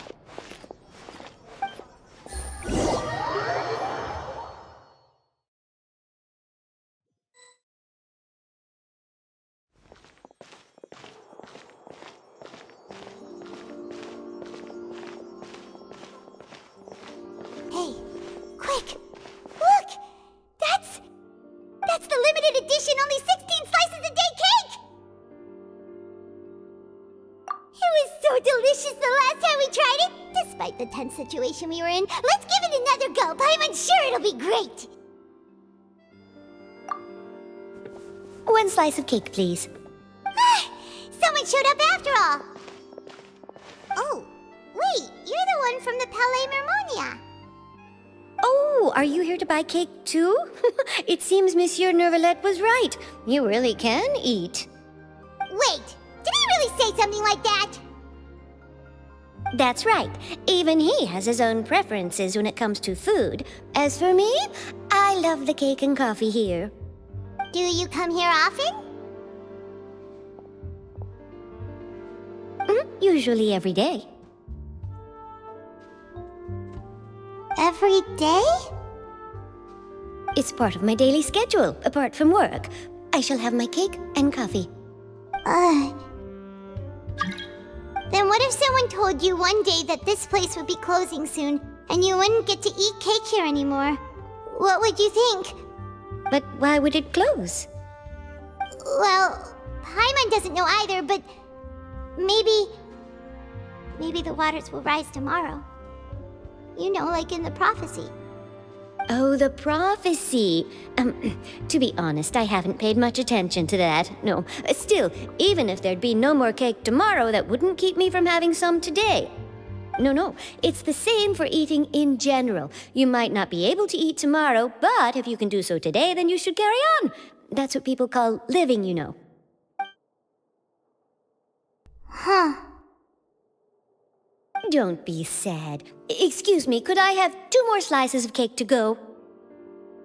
These 2 slices are for you. Sijuin said that this kind of expression you're making is what humans call being sad. Oh, you know Sijuin? I sure do. She was born before me, and she sometimes comes to the surface to teach us things about humans. She said that humans are creatures that are saddened easily, yes, and you can only lift their spirits by feeding them delicious food. So please try the cakes here. I've got something else to do, so I'll be going now. You two try to stay in a good mood after eating, all right? Bye.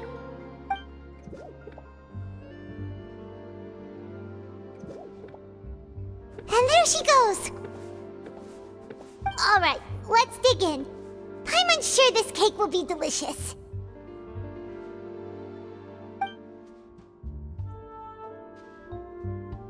It's more delicious than last time, and the flavor gets even better with a sip of tea. It sure would be nice if we could come again tomorrow. Sure would be nice if we could always eat delicious food here.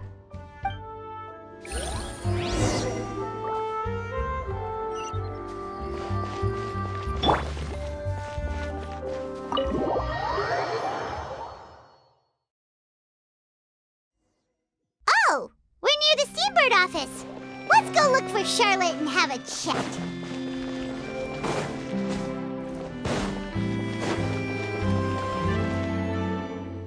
Wow! If it isn't the Traveler and Paimon! Oh, have you seen the article I wrote about you? Ha! You've got some nerve! You just used us to make some quick mora! Oh, you needn't worry about that. I heard that you were in Poisson some time back, so I sent you a letter to discuss just that. It appears you didn't receive it, though. It's all right, though. I've set aside the amount intended for you.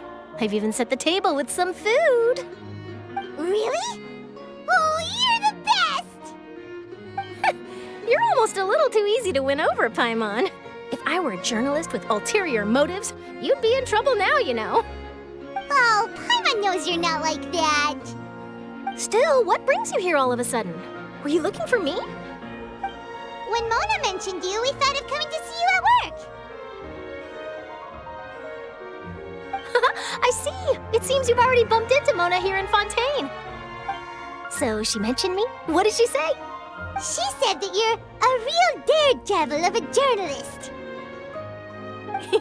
Nice. In which case, can this daredevil journalist dare to request an exclusive interview with the legendary Traveler and Paimon? Huh? So your article in the paper today doesn't count? Oh, of course it doesn't. That was more like live photography. What I'd like to do is dive deeper and ask you to talk about the things you've seen and experienced.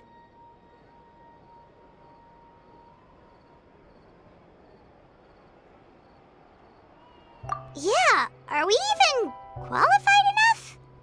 Why not? If I say you're worth an interview, then you're worth it. But not right now, of course.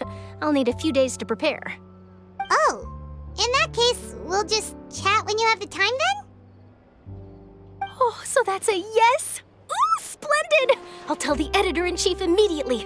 I'll have to apply for lighting, a venue, some props, and... Whew, so much to get done now. Talk to you later. Wait, Charlotte, Paimon's still got a question for you. And what's that? If, just for example, Fontaine were to be flooded tomorrow, what would you do today?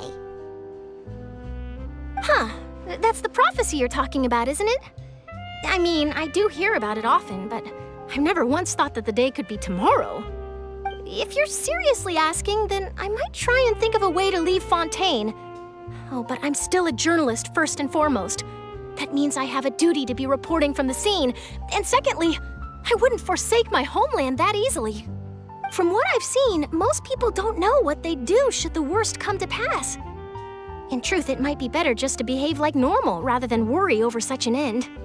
So in all likelihood, I'd probably still be prepping at the office for that interview of ours. I know what you're thinking. That sounds a bit sad, but I've always believed that it's best to do what you enjoy. Just think about it. If this nation really were to be suddenly destroyed tomorrow, but I still successfully finish an exclusive interview with a truly unique person, then the story I would wind up writing would truly be timeless. And then do you know what I'd do? Well, I'd write that story, send it for printing, and use messenger pigeons to get copies out to the various nations as soon as possible. I'm not a dreamer, nor am I a workaholic, but I do love my job, and I'd be proud of leaving such an article behind. I guess you could say that I was born to be a journalist.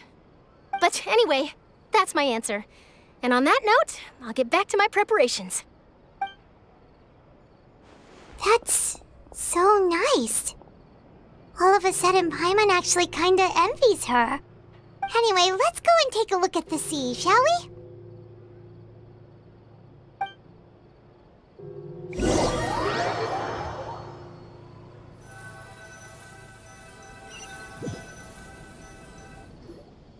The sea breeze and scenery can be a pretty soothing combo, huh?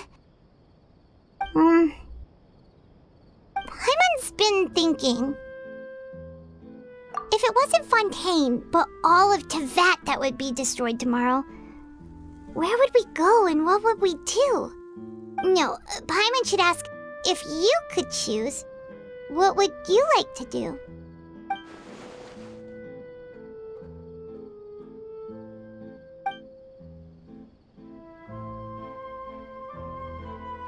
We've always been moving to the next destination, so we haven't spent much time thinking about these kinds of things.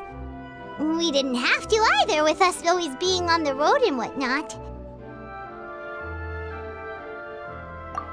You mean, still traveling? Huh. Wait, isn't that what we've always been doing?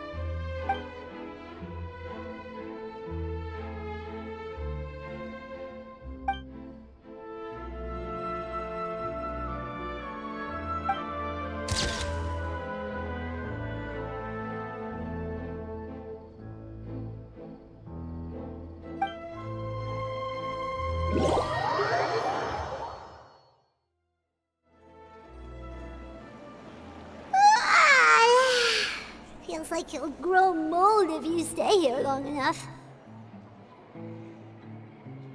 But it's still better than the Fortress of Mirapede, that's for sure. It's not only damp there, but salty too. Ah, so the two of you are still here. Wonderful. Oh, you're from the Palais Mermonia, aren't you? Yes, I'm Isadora. Monsieur Nervillat sent me to look for you two before. I heard that afterward you went to the Fortress of Meropide.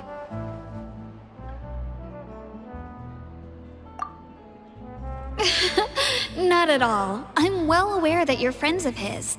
Actually, I'm here to pass along a message from him. Yes, inside the Opera House. The Maréchaussée Phantom has declared the incident a small-scale riot. A riot? Well, that said, I don't personally think it was that serious. Lady Farina was watching a performance at the Opera House, and while she was resting during an intermission, some other audience members suddenly started harassing her, loudly accusing her of doing nothing about the prophecy crisis. And before she could respond, others started to join in. The crowd continued to grow, and protests against the Hydro Archon started to break out. So people have started to put the blame on Farina. Guess they finally found an outlet for the pressure they've been under due to the prophecy. I agree. People will naturally rely on gods, as is customary. But the moment people feel threatened, gods are also the first to be blamed. So what happened after that? Is Farina okay? Seeing that the situation was spiraling out of control and that further argument was pointless, she claimed that she'd gotten tired of this and left in a hurry. The Marechaussee Phantom had their hands full maintaining order and did not catch where Lady Farina had gone. Only when things had stabilized did we realize that she had gone missing. So, you mean she's still missing? That's right.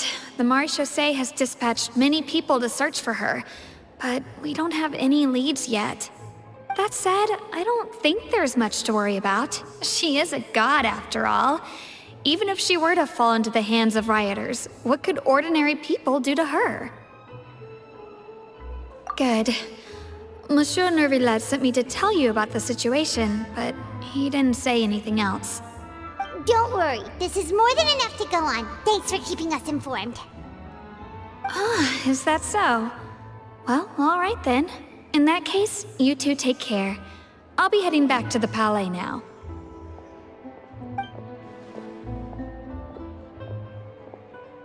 Well, sounds like we should hurry over to Poisson then. If we know Farina, she won't try to fix things in this situation. Instead, she'll look for a place to wait out the heat.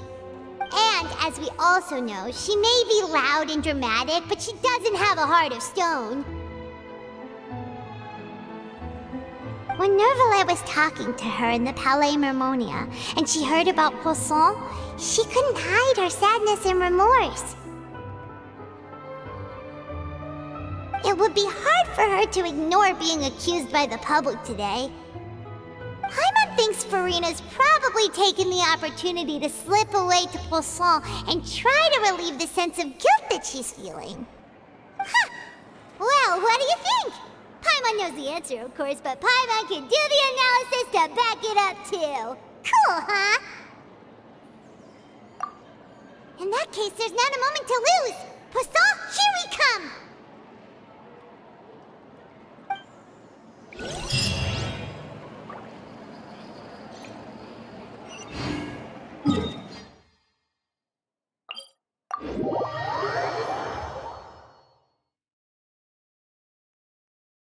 This place looks deserted. Guess all the survivors must have evacuated already. All that's left here are signs of devastation. Could Farina really be here? Let's try to find her as soon as possible.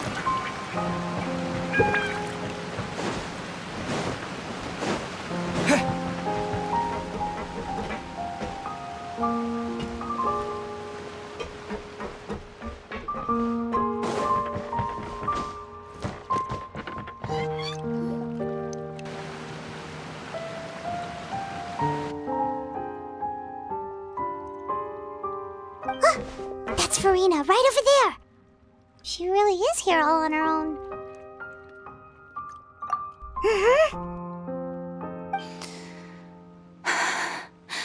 Should I just give up? This is all meaningless. What was meant to happen did happen after all. Everyone's dead. I'm sorry. I'm so sorry. Give up, Farina. There's no point in holding out. I'm sorry. But what can I even do other than to repeat meaningless apologies over and over? Who's that? Don't worry, Farina. It's just us.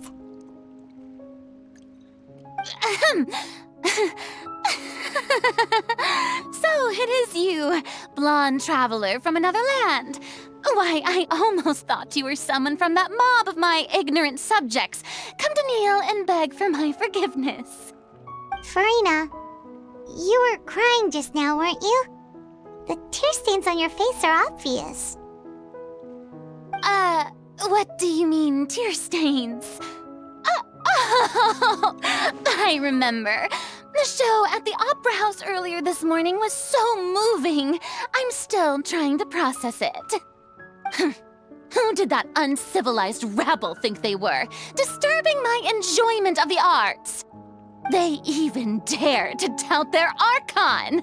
I must teach them a lesson. I can just imagine their twisted and frustrated faces once they realize that I'm nowhere to be found. Oh, and I'm sure Nouvellette and those people from the Maréchaussée Phantom are freaking out right next to them, too.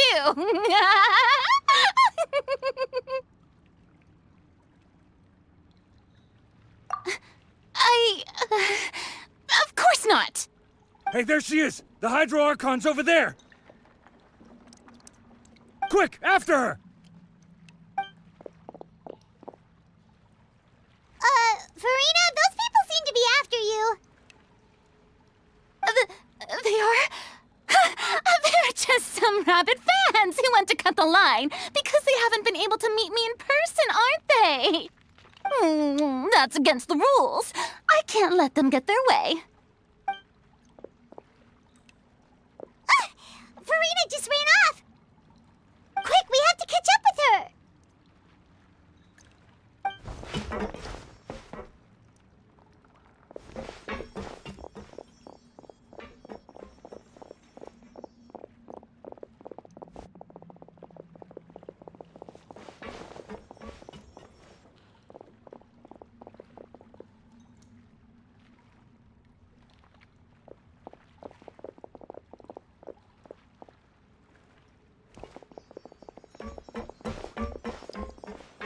This should be the place, right? Hey, Farina! There's a good hiding spot over here. Quick, come to Paimon before the rest of them catch up to you. What is this place? Hurry, they're almost here! Fine. I suppose haste is warranted. Lead the way.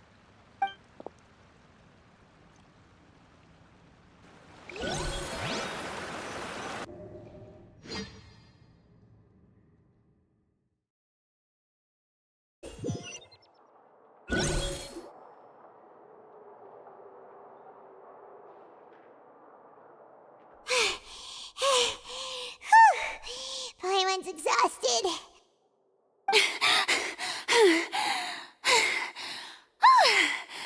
I'm so tired. I totally thought they had caught me. No,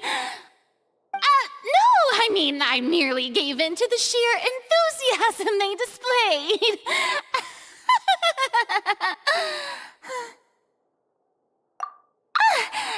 You're right. Yep, that's a good girl.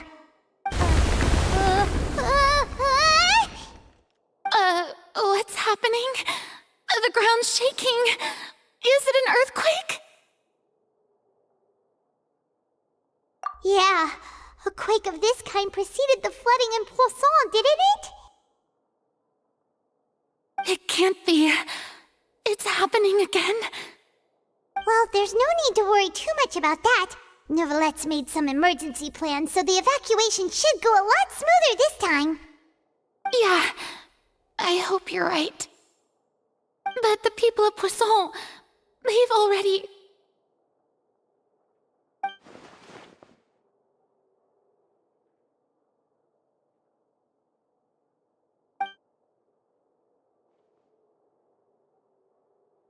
It's true.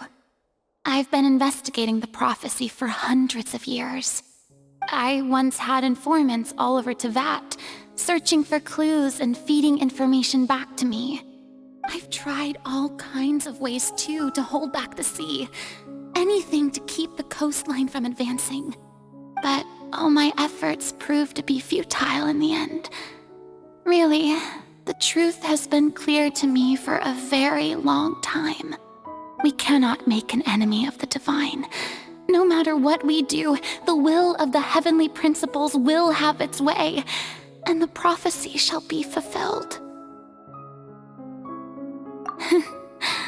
give up. I do love the sound of that phrase. It would mean finally coming to terms with fate, but also for me to finally be free. Indeed, I've thought about giving up so many times, especially after we almost lost Poisson. Fate is really unreasonable, isn't it? It has no heart and obeys no rules.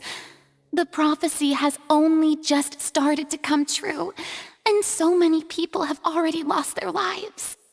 But just now, it all became clear to me. I still don't have the right to come to terms with fate on behalf of everyone else. As long as the final moment hasn't come, it's still not too late. Don't worry. I will keep hope alive for everyone until the very end. Well, that's enough for now. I got the impulse to play the stricken maiden, but honestly, considering my rank and station, that wasn't a good fit at all. Don't take any of what I just said seriously. How could I possibly let Fontaine fall to the whims of trivial prophecy? Come on! Paimon could have sworn you were actually being honest just now.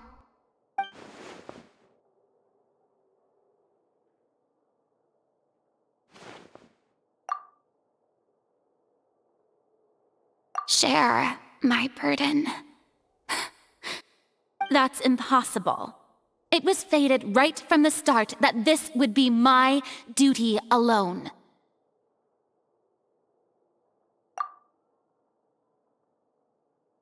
A witness. Yes, I've heard that you came to Tevat from beyond the stars, yes. In other words, you never belonged here. And if Tevat is, in its entirety, a show on a stage, then you're just a spectator, aren't you? If that's the case...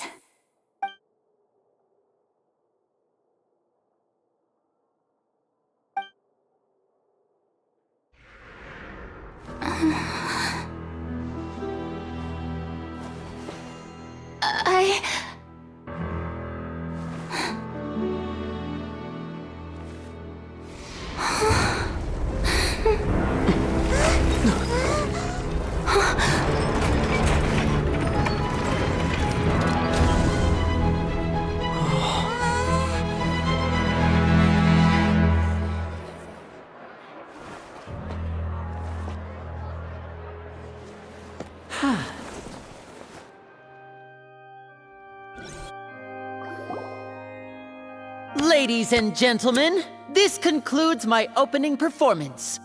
Now, without further ado, we may proceed to the trial of our god.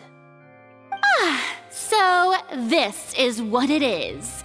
Yes, you deserve praise for the effort you took to raise the dramatic stakes.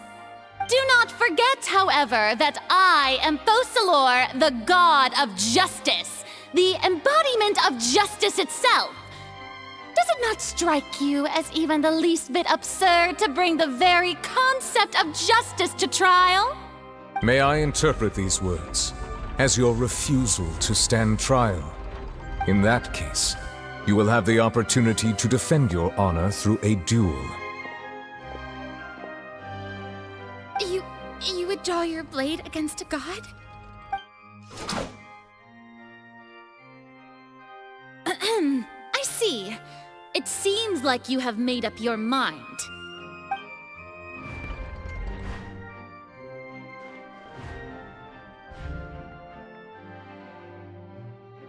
Paimon can't believe it. She just surrendered. What the heck is going on? Did I just see an Archon surrender to a human? Wow, how utterly humiliating. Lady Farina, what is the meaning of this? It would seem that there has been a misunderstanding. To be clear, the raising of both hands is not always an indication of surrender. Looking for excuses again, huh? I raised my hands just now to indicate my acceptance of the trial. No duel shall be necessary. I will admit that I've been running away for a long time. I'm sorry, everyone. I was unable to protect the people of Poisson. It is my duty to stand trial for my crimes. You are not the only ones to be disappointed in me. I, too, am exceedingly disappointed in myself. But now, it is time for the Hydro Archon to show you her courage and resolve. I, Farina, will use this trial to show the world the true meaning of justice! This time, I will protect you. Applaud and rejoice! One of the most outrageous and fantastical arcs known to the opera epiclese is now unfolding before your eyes. Mark my words, this shall be one of the most exhilarating and brilliant shows ever to grace the stage of Fontaine! The trial of the Hydro Archon, Focalor, will now begin! Woohoo! Oh, now we're making history! Why does it feel like Farina just took over the whole thing? Like, come on! Didn't she just get forced to stand trial for her crimes? Also, even though she's still acting super dramatic, she is taking this seriously this time, right? All right, then. Who will be my opponent in this trial? The court asks the prosecutor to please take the stand. Is that so? Very well. Then please speak, witness of Tivat, my accuser and fated opponent.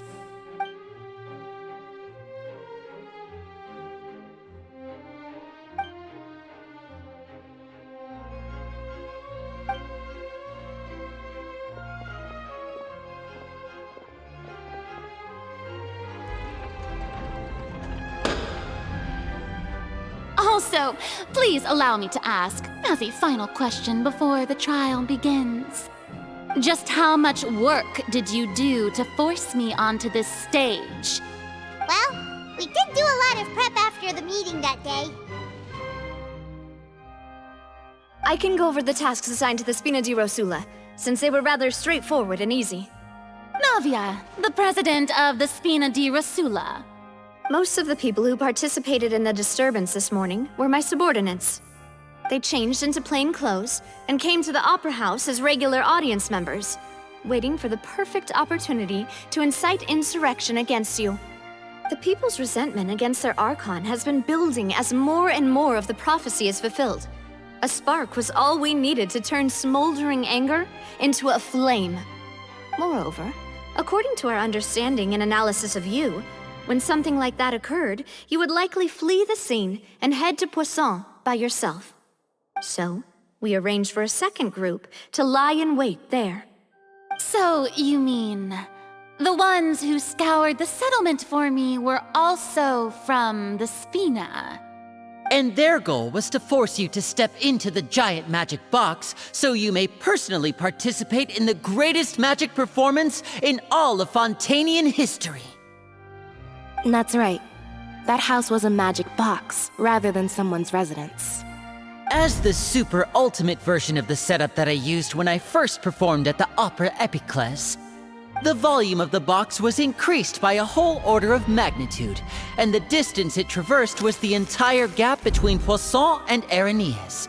Its cargo, of course, was an Archon instead of a human. My thanks, Farina. Without your help, we could never have pulled off such an extraordinary performance. You're welcome?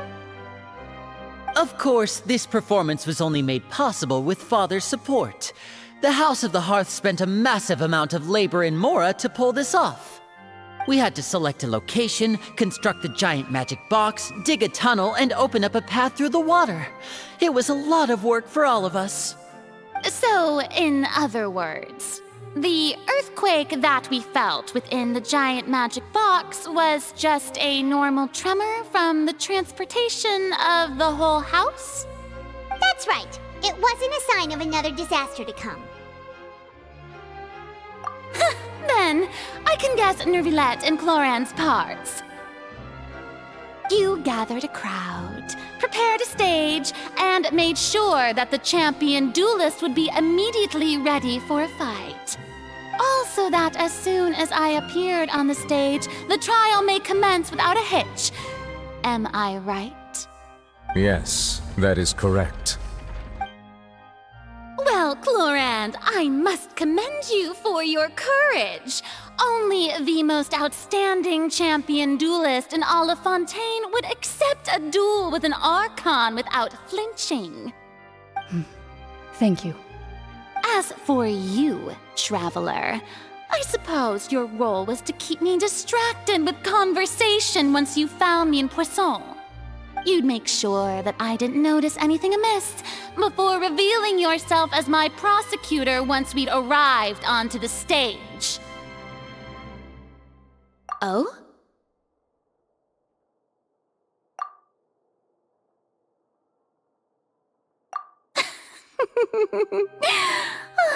Is that so? Then I suppose I must have missed my final chance. It's fine. It matters not. What's done is done. The stage is already set, so there's no reason to disappoint the audience. Let's see this trial through to the very end.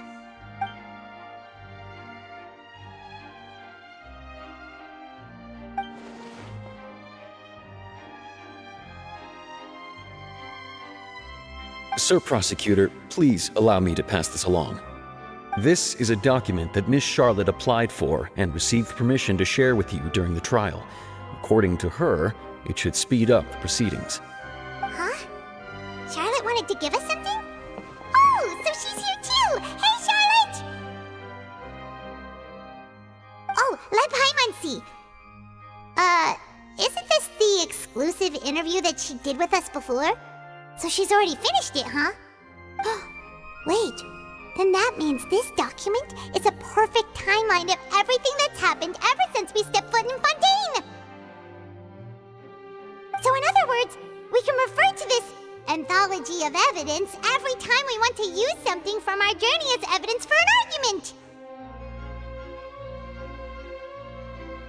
Let's quickly confirm the information in it. Just think of it as a refresher, alright? You defeated the Hydro Archon in the very first duel you took part in at the Opera House. That's one for the history books, all right.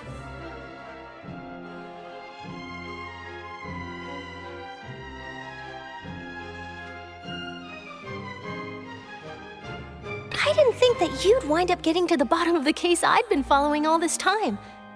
I guess you could also see this as a happy coincidence. This is the first time Monsieur Nervilette had a difference of opinion with the Oratrice. Even the Hydro Archon can't figure it out. A Fatui Harbinger. She's an extraordinary person. Her instinct must mean something.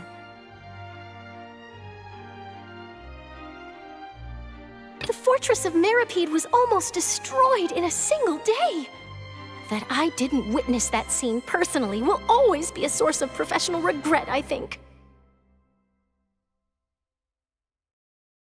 According to Monsieur Nervilette, both Child and that whale should have been in the primordial sea at that time. I nearly lost my awesome friend Navia. To be honest, that still gives me shivers.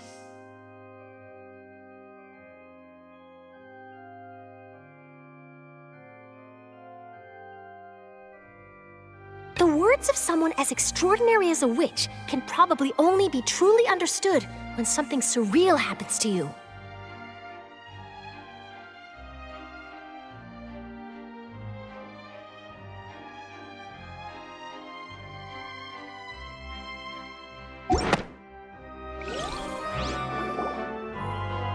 The prosecution and the defense are both in position. The trial shall now begin. come on, Nervylette. There's no need to repeat all the unimportant legalese. Just fast forward to the part where the prosecution lays out my offenses. As the defendant and the lead actress of this performance, I still haven't even been informed of my supposed guilt in all of this.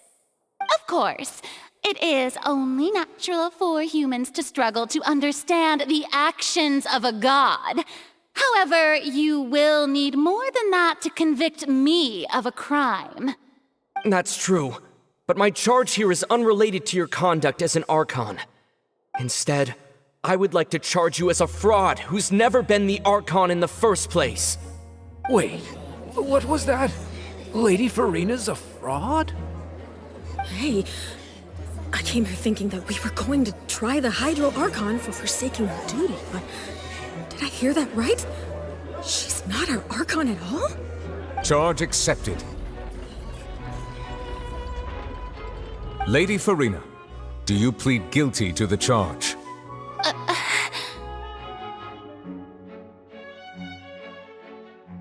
Lady Farina. I plead not guilty.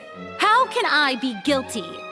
There is no way that I, Focalor, otherwise known as Farina de Fontaine, a member of the Seven and the Regina of all waters, kindreds, peoples, and laws of Fontaine, could be anything other than your true Archon. Yeah, even though Lady Farina can be rather eccentric, isn't it going too far to doubt her very identity? Yeah, I've never questioned her identity either. Sure, Lady Farina can be super irresponsible, but what grounds does that prosecutor have to make such a huge claim? I have cause to believe that common sense will prevail in this case.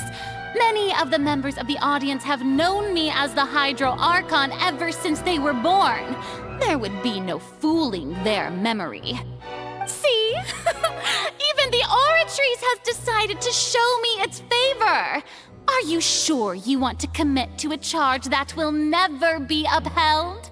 If you wish to drop the case, I can promise you as the God of Justice that you will not have to face trial for making a false accusation. We will treat everything that's happened as a dramatic spectacle and move on with our lives. What do you say to that? Huh. An argument with near impossible odds, huh? We have to not only refute Farina's claims, but also overturn the long-held beliefs of the people. Well, I tried to give you the chance to surrender. If you must persist, then let me ask. If you believe I'm not the Archon, then what manner of being do you think I am? And if I was not the Archon, then how did I manage to live for over 500 years?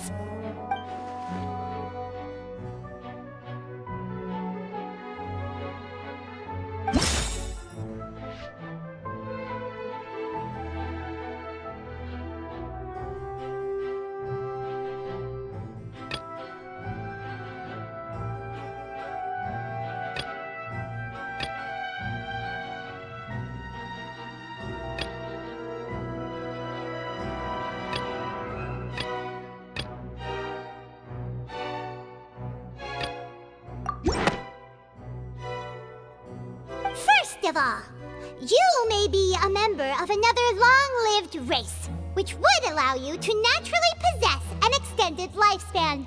And second of all, even if that wasn't the case, there could be other ways to extend your life. Who gave you that idea? Was it the knave? You'd sink so low as to use a harbinger's words against me.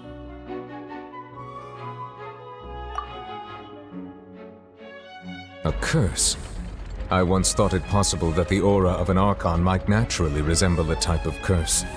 But in light of this claim, perhaps what I sensed was not your divinity, but a curse after all. You sensed it too, huh, Nervylette? Lady Farina is actually a human?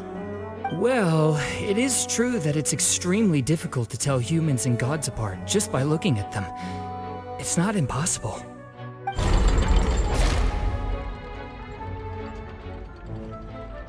Well, don't start celebrating too early now. Even if I have been carrying a curse like you said, how does that prove that I am merely a human being? Besides, everyone knows that the main difference between a human and a god is the possession of authority. Gods can do what humans cannot. That's why they're worshipped as gods. For centuries, manifestations of my authority have served the nation of Fontaine. One need only to turn their eyes towards the Oratrice Mécanique d'Analyse Cardinal in this very opera house, or consider the indemnitium that is used in every aspect of life.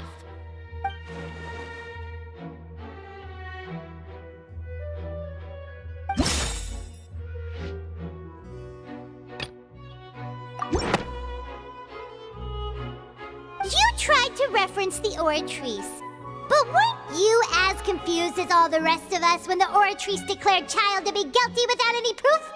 Otherwise, you should have come up with a good explanation for that by now. Didn't I make myself clear at the time? The decisions of the gods are naturally difficult for humans to comprehend. There is no need to provide an explanation. Lady Farina, I believe a reminder of your current circumstances is in order. While the court is in session, the principles of justice and the law must come before all else. While you are an Archon, you are also first and foremost the defendant in this trial.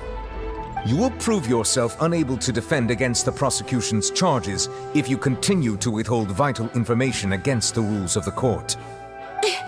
I never thought you'd use that kind of rhetoric against me. That was no trick of rhetoric, Lady Farina. I've merely reiterated the rules of the court. Rules that all should respect and follow.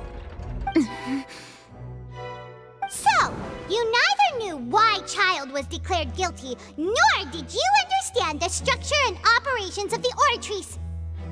Instead of having been created by you, the manifestations of authority you mentioned have been made by the real Hydro Archon, haven't they? The real Hydro Archon?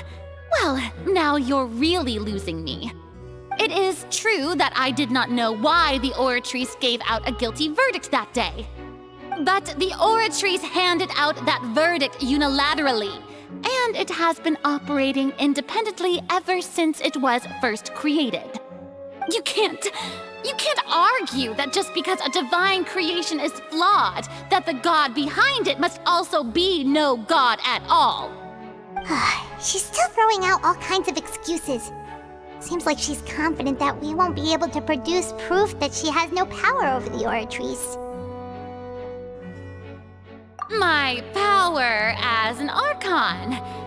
There are many ordinary citizens in the audience. How can I just carelessly demonstrate the formidable power of an Archon? If that poses a concern, I'm prepared to extend my protection to the audience. You don't need to go that far.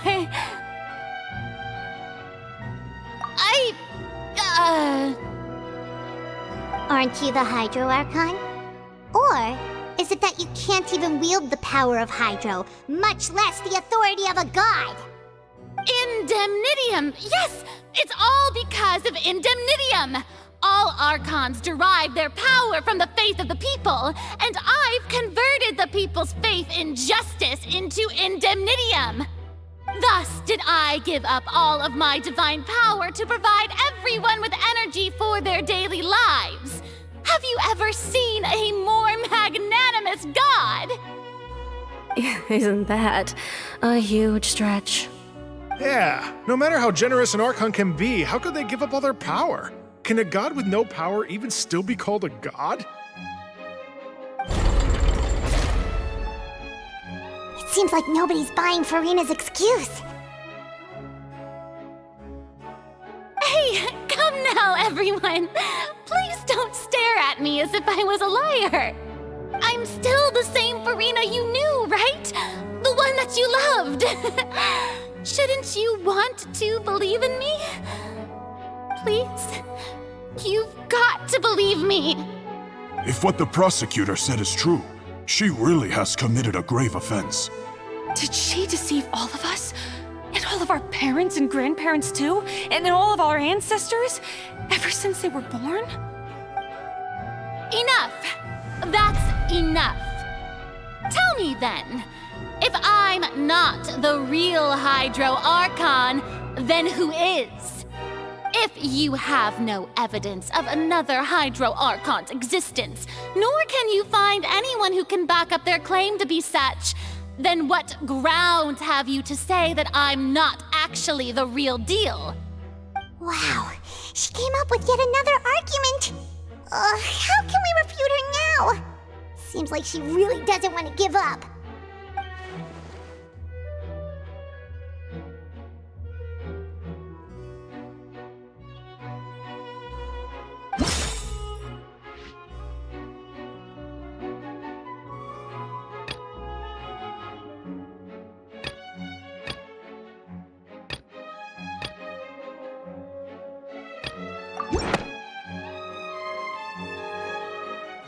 It has been established that all Fontanians can dissolve in water from the primordial sea. And that means... Since you insist on claiming to be a god and not a human, then there's a method that you can use right here and now to eliminate all suspicions of you being the latter. Miss Navia, please apply to serve as a temporary attorney for the prosecution before addressing the court. Though you act in partnership with the prosecutor, you must still adhere to proper procedure. Super sorry, Monsieur Chief Justice. I swear this really will be the last time that I'll speak out of turn. Now, I've brought some seawater from Poisson. As everyone knows, a massive flood struck the area not long ago, taking many lives, including those of some of my closest friends. So, Miss Farina, would you dare to touch some of this seawater? If we are to believe that you are indeed the real Hydro Archon, touching this seawater would have no effect on you. All it should do is strengthen your case. But if you don't dare to touch it, then we would have basically proved the reverse. Oh, and I must remind you that after the disaster at Poisson, nobody wants to see any more people dissolve. I do hope you'll act prudently and choose the simpler path of admitting guilt. Navia from the Spina di Rasula. The Spina has governed Poisson for many years. I guess her suggestion is valid. If Lady Farina is indeed just a human, she's probably Fontanian like all the rest of us. Would she really dare to try?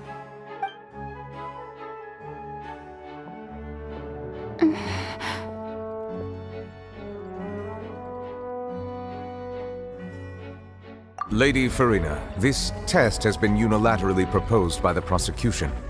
As it falls outside the realm of standard court proceedings, you possess the right to decline participation.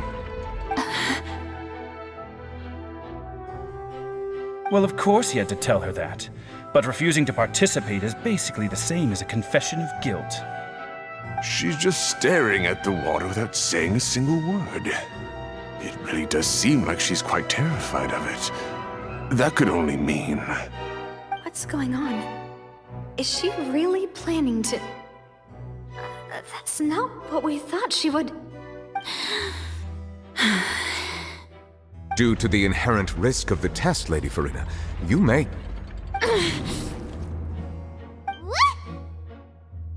Hey!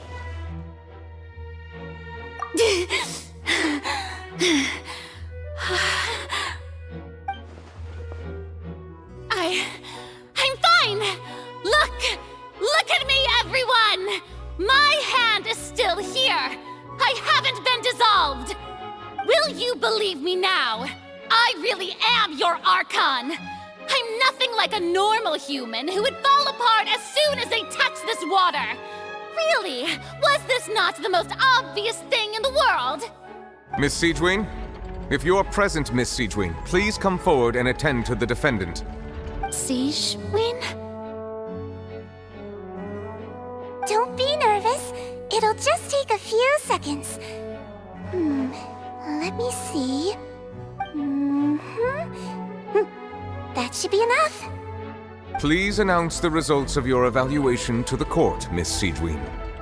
As everyone doubtlessly saw, Miss Farina was displaying symptoms of hyperventilation and flushed skin. These indicate that she was experiencing the adverse effects of exposure to primordial seawater. The extent to which she was affected is the same as other humans when exposed to primordial seawater of a similar concentration. Thank you, Miss Siegewien. Lady Farina, you may return to the defendant's stand. Oh, wait. What did she just say? I didn't get dissolved. Shouldn't that be enough to prove my innocence? Well, considering your tendency to run from your problems, we did originally prepare a direct sample of the seawater around Poisson. However, after extensive discussion, we exchanged it for a sample that is not concentrated enough to dissolve an actual human. After all, on the off chance that something entirely unexpected might occur, we don't want anyone else to lose their life to the sea. Yeah, so out of regard for Farina's life, you secured a low-concentration sample and asked the head nurse to serve as an expert witness. It's a great thing that the direct sample wasn't actually used. Farina could have... I can't believe... you...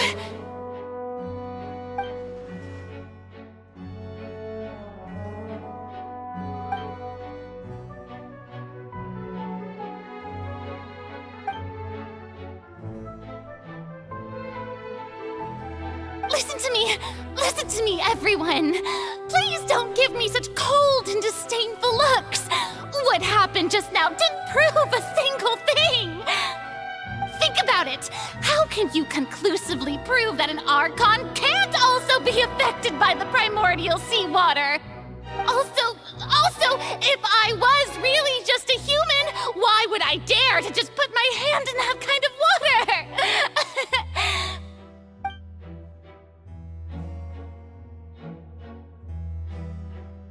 Please, everyone, anyone, just listen to me! I swear, I really am your Archon!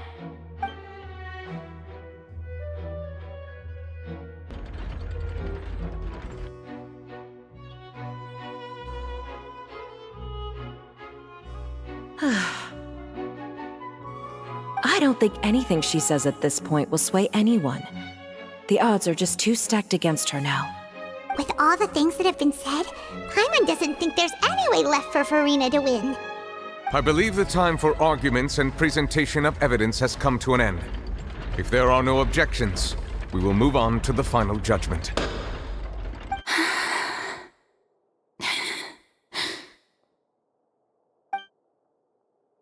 I don't think anything she says at this point will sway anyone. She's too stacked against her now.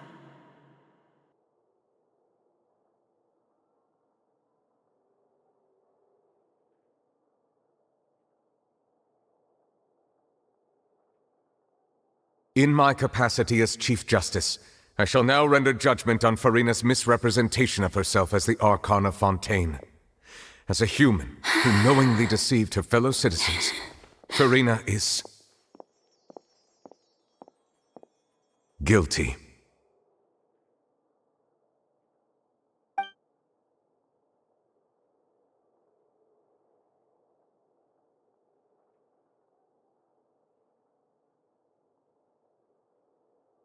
We shall now turn to the Oratrice Mécanique d'Analyse Cardinale to render the final verdict on the charges.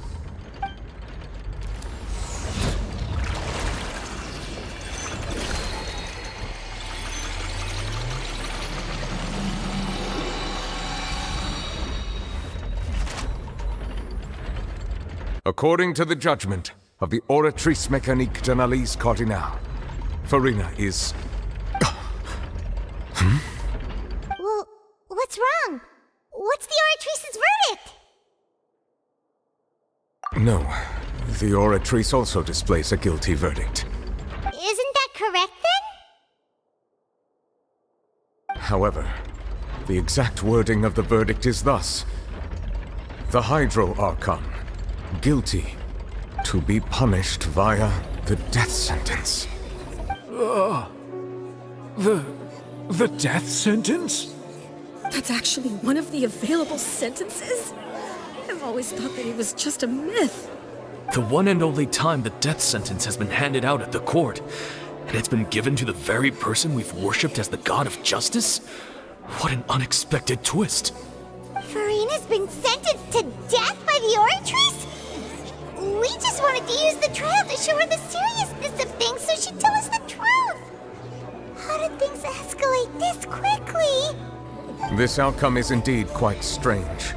According to Fontaine's current definitions of justice, as well as its recommendations for criminal sentences, is this sentence really appropriate for the crimes that have been committed? Yeah!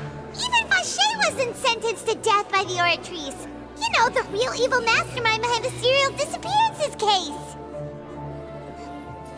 Indeed. Not only is Furina's sentence overly excessive, the very point of our trial today was also to prove that Furina has never been the Hydro Archon in the first place. But now, the Oratrice seems to have deliberately invoked the title of the Hydro Archon. What does this mean?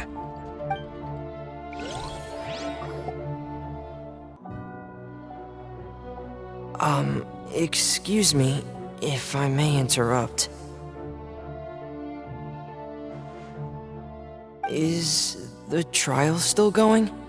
Fremine! You finally made it. I assume this means you've completed your mission? Mm-hmm. Any mission Father assigns to me will always be top priority.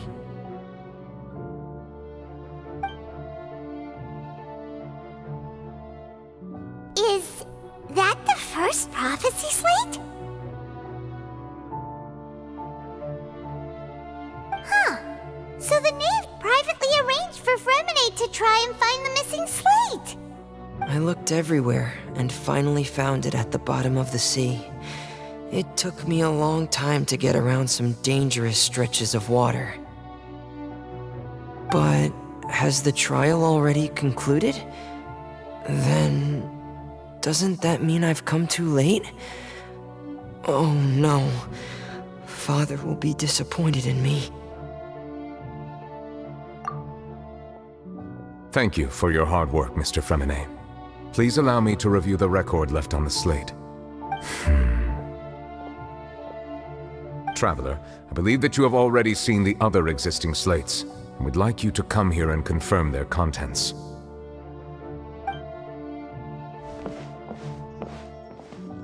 Huh? So what do you see? What is it?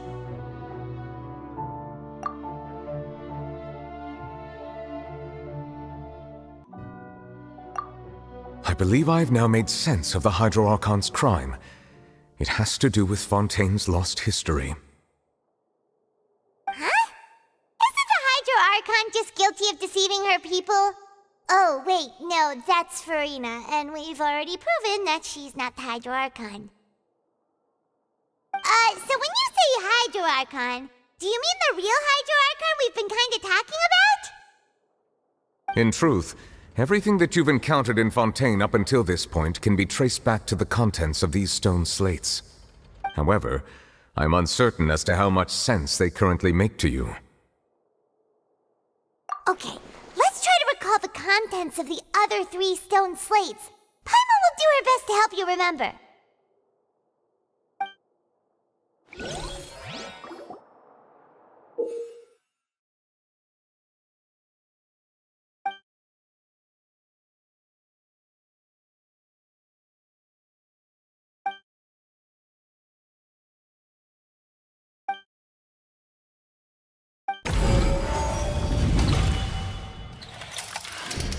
The first stone slate describes what you just said.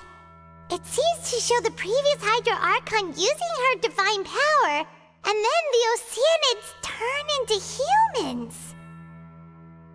Does that mean that Fontanians are transformed Oceanids?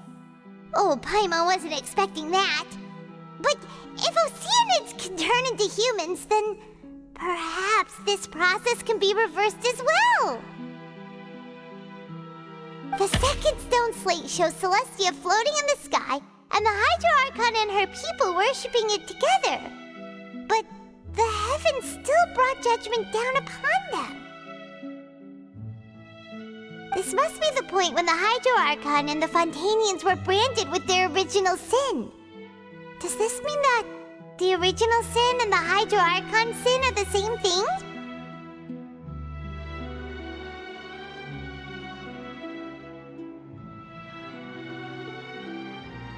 The third slate shows the Hydro Archon sinking into the sea surrounded by many people.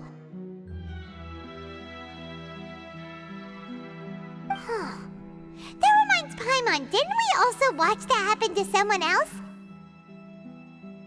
Well, the fourth slate is the prophecy the Fontanians have been talking about. People dissolving into the sea, the Hydro Archon crying on her throne, and so on. We didn't believe that such a crazy disaster could happen at first, did we? But after that incident, it was just a question of when and not if.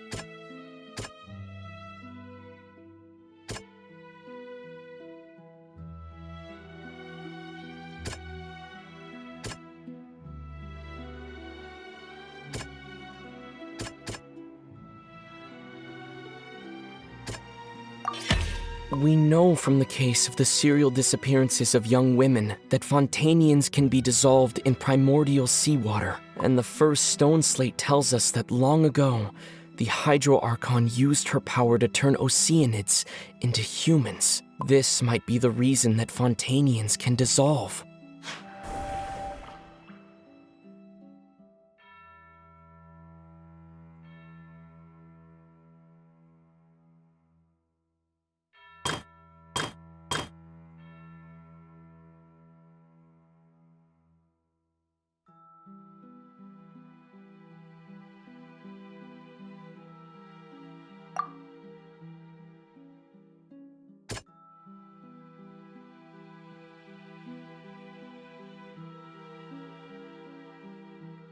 That doesn't sound quite right.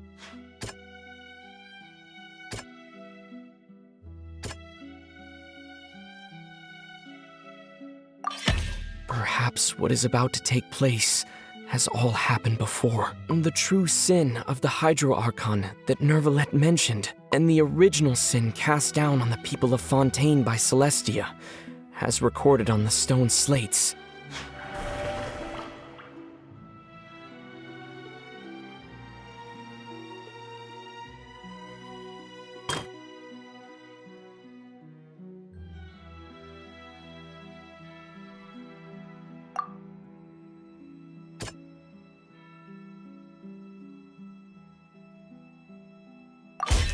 It's not as simple as falling into the sea. When Navia fell into the sea, her consciousness was subjected to judgment. The stone slates show the people gathered around the Hydro Archon in the sea.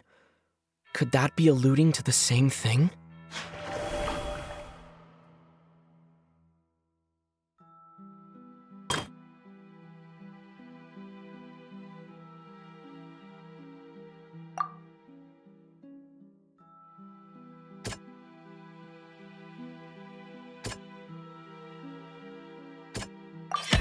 The prophecy from the stone slates found its way into society, but not many people believed it at first. The fortress of Meropide was nearly flooded with primordial seawater, which we know can cause Fontanians to dissolve.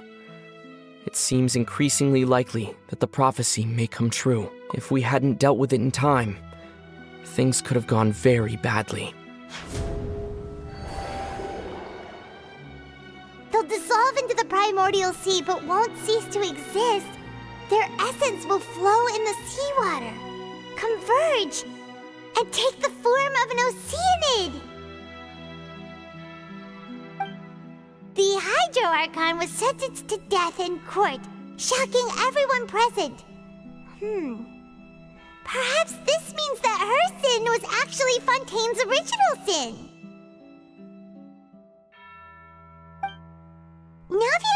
the water inside those ruins, and she nearly dissolved.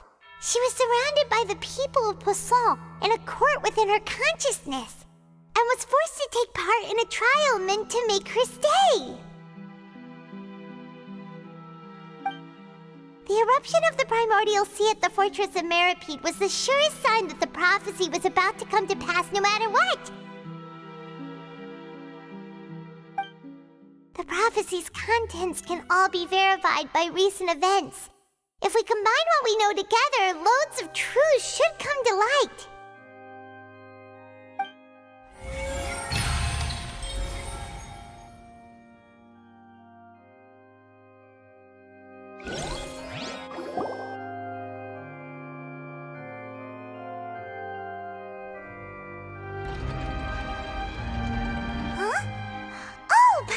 It now, so that's how you can make sense of it. But then it feels like we're going to have to share some truly shocking revelations. Let's hear them. Incredible. Linny, did you hear that? We're not real humans. All Fontanians were originally created by the late previous Hydro Archon, with Oceanids as their basis. The evidence for that can be found in how only Fontanians could dissolve in primordial seawater, and how all the girls Vacher dissolved were also turned into Oceanids. Oh, and according to Navia, when she was about to get dissolved, she also saw everyone gathered around for a trial, all of them in the shape of Oceanids. Indeed. Yeah, and it follows from the content of the first slate that she probably angered Celestia by creating humans without prior permission. That could also explain why the Oratrice judged the Hydro Archon to be guilty. It's to account for that ancient sin. The Hydro Archon's true sin was creating us? And yet, after many hundreds of years, the Hydro Archon's creations have turned around to try to judge the Archon within the Opera Epiclese. The twists of history are often the most unexpected of all. Yeah, isn't the image here just like when Navia fell into the sea? So wouldn't it be trying to show the image of the Hydro Archon also falling into the sea once the prophecy has been fulfilled in the fourth slate? In the end, the people will all be dissolved into the waters, and only the Hydro Archon will remain weeping on her throne. Only then will the sins of the people of Fontaine be washed away. Did Paimon get all that right? You've made some keen deductions. I must say, given how much you still don't know, it is impressive that you've already managed to connect so many pieces of the truth. However, while you were able to decode all the information on the slates, they've also been etched with an additional layer of hidden information using a different power source. When we were at the ruins, I tried to decipher the hidden information recorded in the slates. But since we only had 3 slates at the time, I was unable to come to a full conclusion. Now that the slate collection is complete, I shall make another attempt to decipher the narrative recorded within. If everything goes well, we should finally be informed of the unadulterated truth.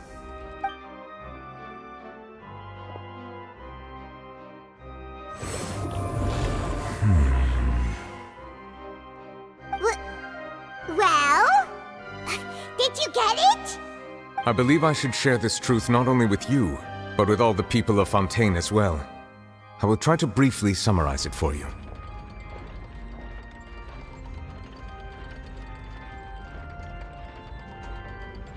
Your hypotheses regarding the origin of Fontanians and the sin of the Hydro Archon were both correct.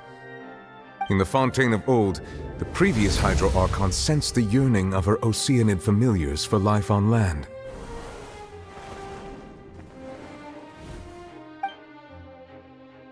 The Oceanids were enamored with the beauty and romanticism of human beings, and wishing to have those experiences for themselves, expressed to the Hydro Archon their desire to become of a similar kind. However, Even though water as an element is intricately linked with the power of life, the Hydro Archon, as one of the 7, did not possess the authority to create a new form of human life. Not one to give in, she eventually found a way to create permanent humanoid bodies for her familiars by appropriating the power of this planet's primordial sea. She poured primordial seawater into the Oceanids' blood vessels, creating humanoid mimics in the process. But if Fontanians were to ever come into direct contact with water from the primordial sea, the power within their bodies would escape these artificial restraints and return to the sea. As a result, their forms would collapse, and they would be reverted to their original forms as Oceanids.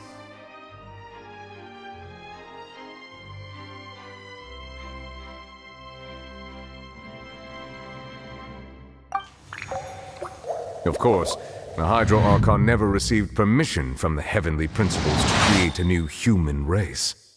And thus, the Hydro Archon and all of her creations came to shoulder the original sin of appropriating the power of the primordial sea. That is the true history of how the people of Fontaine first came into being.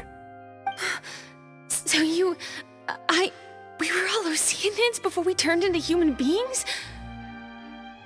That's way too much information for me. I think I'm just going to pretend that I never heard a single thing. Wait, but if that's the truth, we can't let the Hydro Archon be sentenced to death.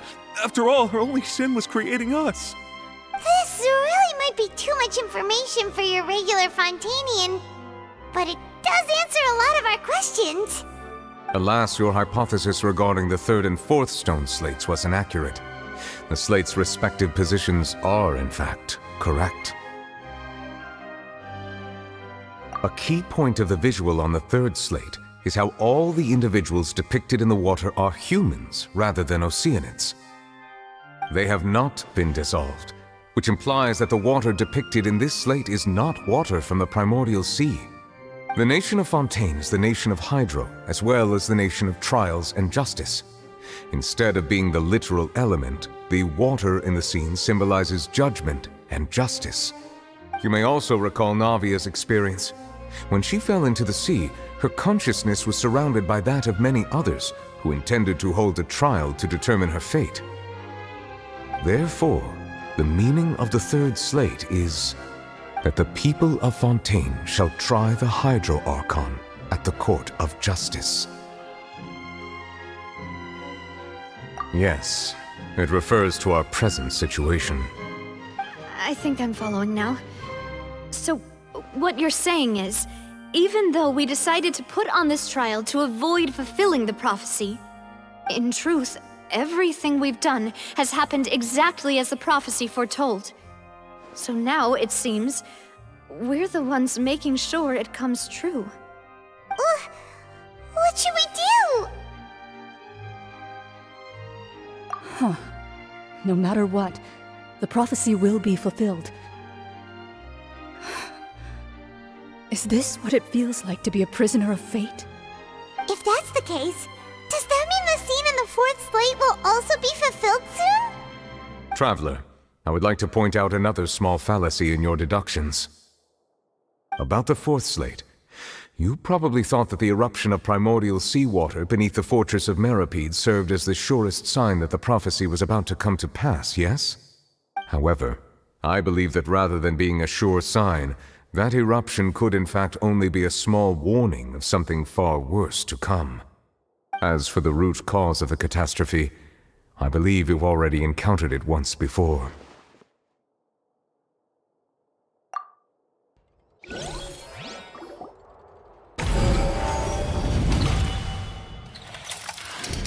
This eruption was just a small warning of the things to come. We must find the root cause of the disaster.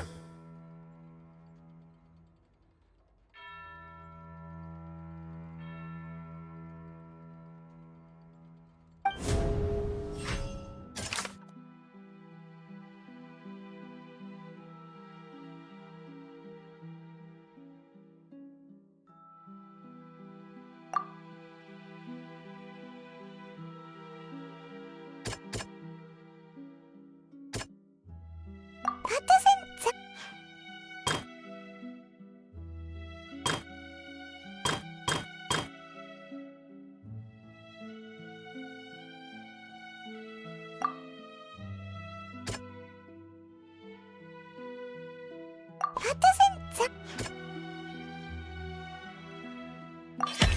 It was both dream and reality. If we're talking about a true culprit, that could only be that thing inside the primordial sea, right? The truth, the original sin, the trial, and the root cause of the disaster.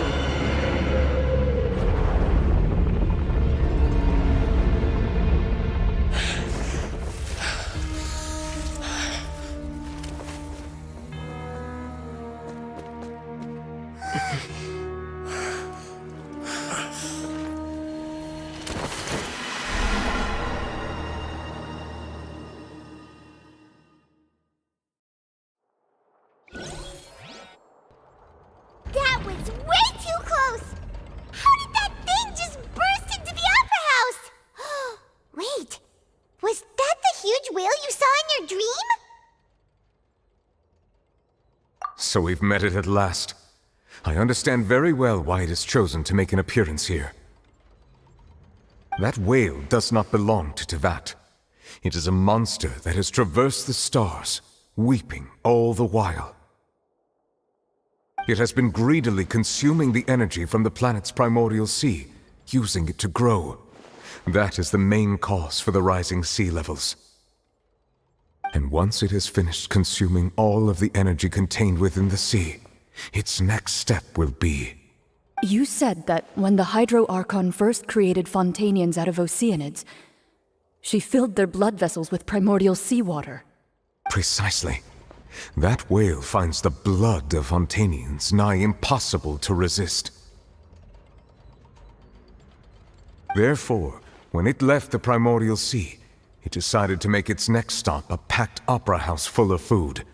Food in the form of Fontanians. We just barely managed to push it back, right? In that case, won't it come back to target the people again once it's managed to recover its strength? That is correct.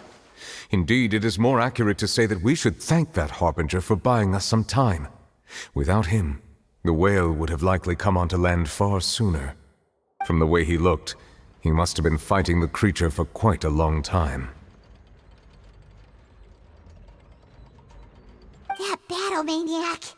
We've always known that he had a special connection with that whale, but we definitely didn't expect it to help us out like this.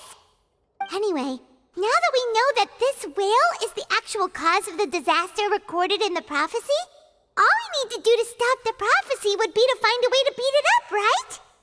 It is too late.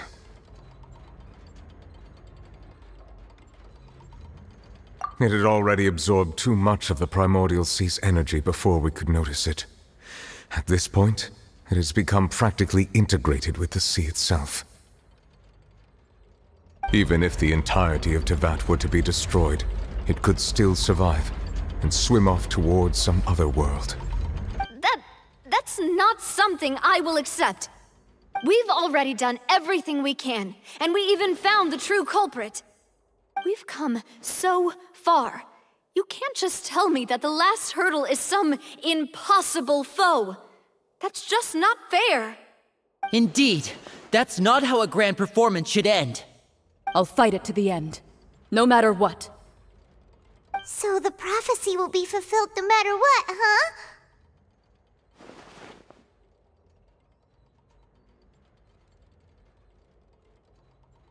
The prophecy. Yes, what has been prophesied will be fulfilled. You may view such things as the history of the future.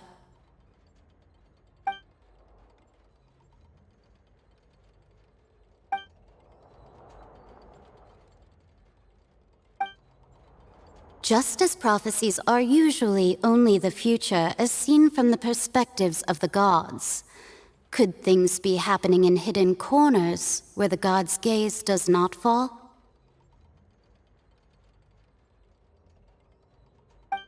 Ultimately, fate shall serve as your only guide, no matter what will happen in Tevat's future. All you need to do is to play your part.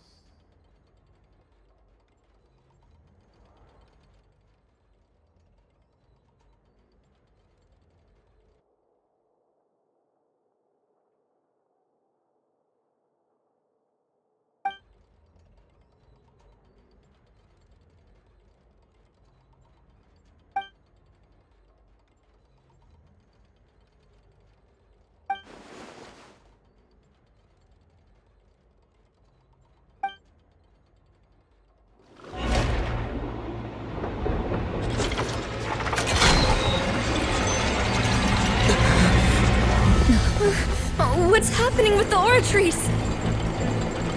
I believe it is preparing to carry out the death sentence.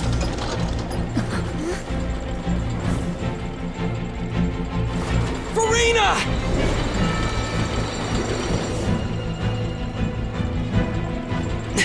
No, I still need answers.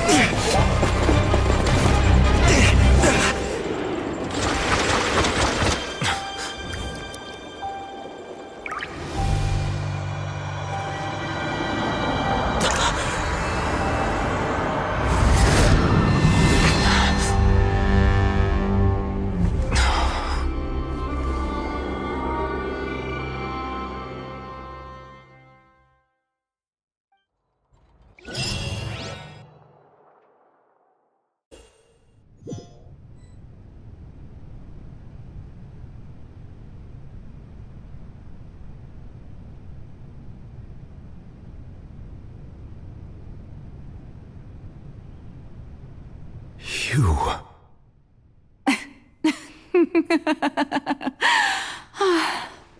Sorry. That shocked expression on your face is just too amusing. I couldn't help myself. You are not Farina. Who are you? The sweet sound of bewilderment. Marvelous. A sure sign that my attempt to deceive everyone was a resounding success. But to answer your question, I am Focalor. You know, the god. Focalor? Why did you deceive us? Oh, that wasn't my goal, of course. Goodness, no. But I had to fool everyone else too, if I was to stand any chance of deceiving the heavenly principles. Deceiving the heavenly principles? It's all because of that pernicious prophecy. Dreadful, wasn't it? Everyone doomed to dissolve. Fontaine condemned to be flooded. One was not amused. In fact, one was positively bemused when that problem was thrust upon me by my dearest predecessor. That's the former Hydro Archon Egeria for the uninitiated. It hardly gets more disastrous than a preordained national catastrophe, now does it? She knew full well that the prophecy would surely come to pass. And as one of the seven, she also knew full well that one defies the heavenly principles at one's peril. So yes, As you have no doubt surmised, it was a rather impossible situation that I found myself in. I spent a terribly long time mulling it over, alone on the ocean floor. And I was almost growing barnacles by the time I finally realized there was only one possible solution to this confounding conundrum. I had to outwit the heavenly principles, allow the prophecy to be fulfilled, ostensibly at least, while saving everyone at the same time. I'm a genius, I know. I can only assume that's why Egeria chose me as her successor. Although, looking back now, it was hardly the inheritance one dreams of. Between the task of saving the nation, the quotidian duties of the Hydro Archon, and not to mention the original sin of creating a new race of humans, I dare say she left me quite a colossal mess to clean up. But one can only play the hand one is dealt. I did not choose this, any more than I chose to be one of her Oceanid familiars. So you were also once one of the Oceanids, transformed into a human by Egeria's hand? Yes, I was. I always dreamed of becoming human. And I still do, even now. In my eyes, to be human is to be part of the greatest opera ever known. After becoming a god, I separated my divinity from my body and spirit, leaving behind only a self that was as naive and bewildered as my past self on her first day as a human being. The me you see before you now is that divinity, and the human counterpart I left behind, I named Farina. She could feel joy, sorrow, and everything in between. She could be as vain and conceited, or as meek and vulnerable as she wished. Her strengths were of a kind only a human could possess, as were her shortcomings. But in my eyes, Farina's humanity was what made her perfect. She was perfectly human in every way. The person I always wanted to be. Anyway, so then I cursed her. All part of the plan, of course. The plan to deceive the heavenly principles. Do you still remember the final scene of the prophecy? The Hydra Archon alone, weeping on her throne. In order that the prophecy might appear fulfilled, I invited Farina to be an actress, to play the part of the Hydro Archon in the prophecy. Under the curse I placed on her, so long as I, Focalor's divinity, continued to exist, she could not die. But nor was she free to live her life in the pursuit of happiness. Instead, she was forced to take the stage in the opera house, to embrace the role of leading lady, to forever play the part of the god from the prophecy, all to create a deceitful appearance of that prophecy coming to pass. I suppose now you probably understand why your court is called the Opera Epiclese. But Farina is only human, isn't she? Even though she has had a long life, her mind is no stronger than that of any other ordinary human being. I cannot begin to fathom what she has had to endure. It must have been torture for her. It has indeed.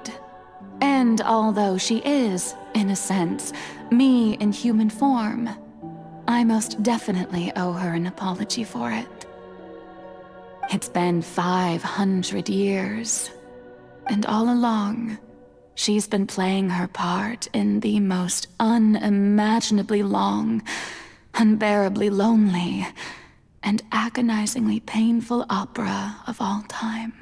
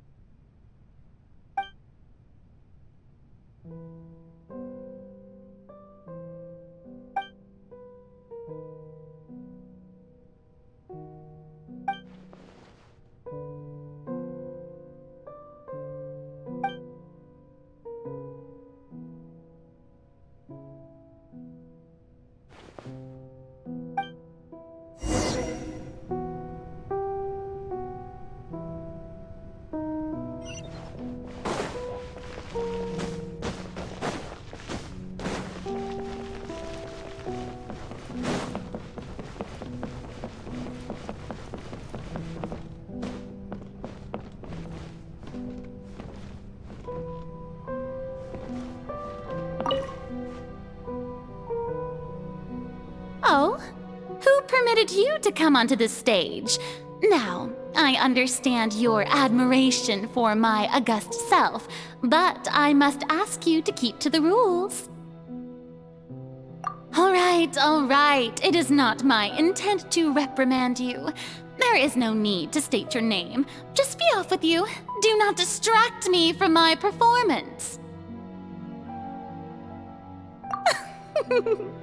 Oh, do not jest. Can you not feel it?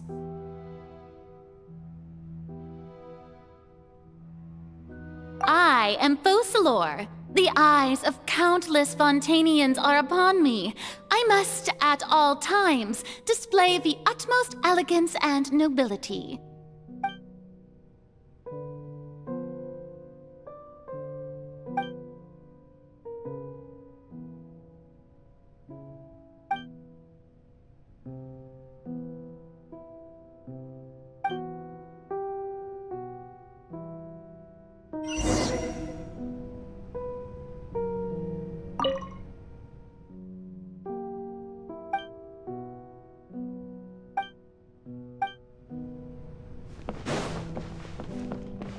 Dear audience, the performance is experiencing a technical difficulty, but worry not. The guards shall resolve it soon enough.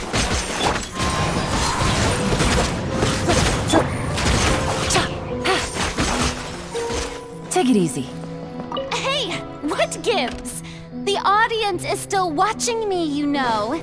Guards? Wait, where are the guards? Guards!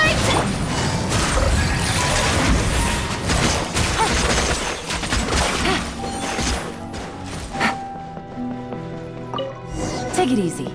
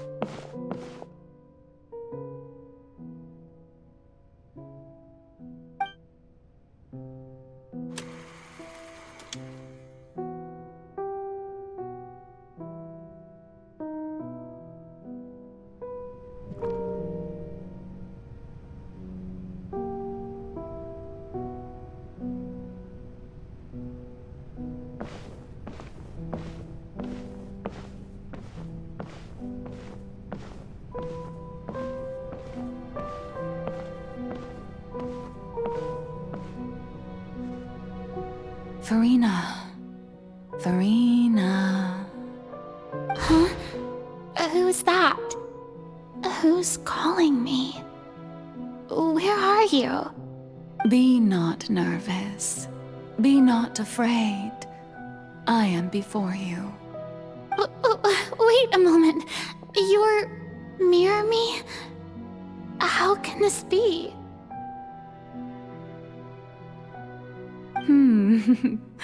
Mirror you, huh? You know what? That's not bad. Let's go with that. Mirror me? What do you wish to say? The prophecy. Have you heard of it? What prophecy? Wait. I know. I think. I don't know why, but it's in my head somehow.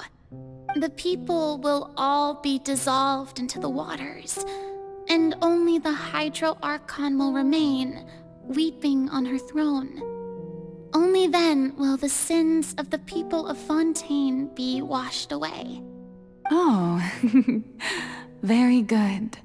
You know it well. What's going on? I can't seem to remember anything clearly. The only thing I know for sure is this prophecy. Will it really come to pass? Yes, it will. And that is why I've come to you. Disaster will come to Fontaine sooner or later. Things will develop just as the prophecy declared. There is no escaping it. But Doesn't that mean everyone will die? I'm a Fontanian just like them. Will I dissolve too? Oh, don't worry. Magical meetings exist in this world precisely to give people a chance to turn things around. It is the reason why you met me today.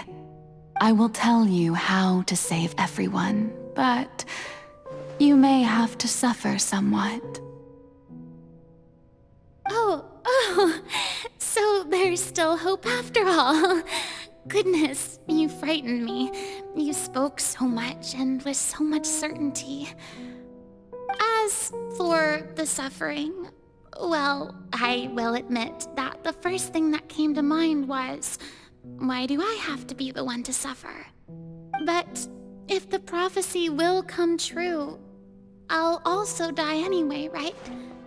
So if I've already met you as my magical meeting in this world, if there were scales, with all the people of Fontaine on one side and my pain on the other, is it not obvious where the scales should tilt? You truly are the perfect human, my ideal. I suppose this would also be the justice that belongs to you. Huh? Don't worry, it's nothing. Listen well. Fontaine has just lost its Hydro Archon. I need you to play a role, that of the new Archon. Play as a god? That's right. You must begin a never-ending masquerade. You must never let anyone suspect your identity. If you can keep it up, then I shall have my way of defying this prophecy. But should your identity be revealed, then all hope will be lost. But how will I do this? A human assuming the role of a god without being exposed? Don't worry. What you must do is not to turn yourself into a real god. You simply need to play the role of a god as humans imagine them to be. Being a human yourself, I'm sure you already know what such an entity would be like. Remember, your true challenge will not be pursuing divinity, but contending against humanity. I'm still not sure I understand, but I'll try. I'll try to do this. So, how long am I going to have to play this role? To accomplish this mission, you will have to stay on the stage for many, many years. You will endure and not grow old until your task ends. But I promise you, all will eventually end in a magnificent and dramatic trial, and everyone will be saved. A trial, huh? How exciting. I'll be looking forward to it.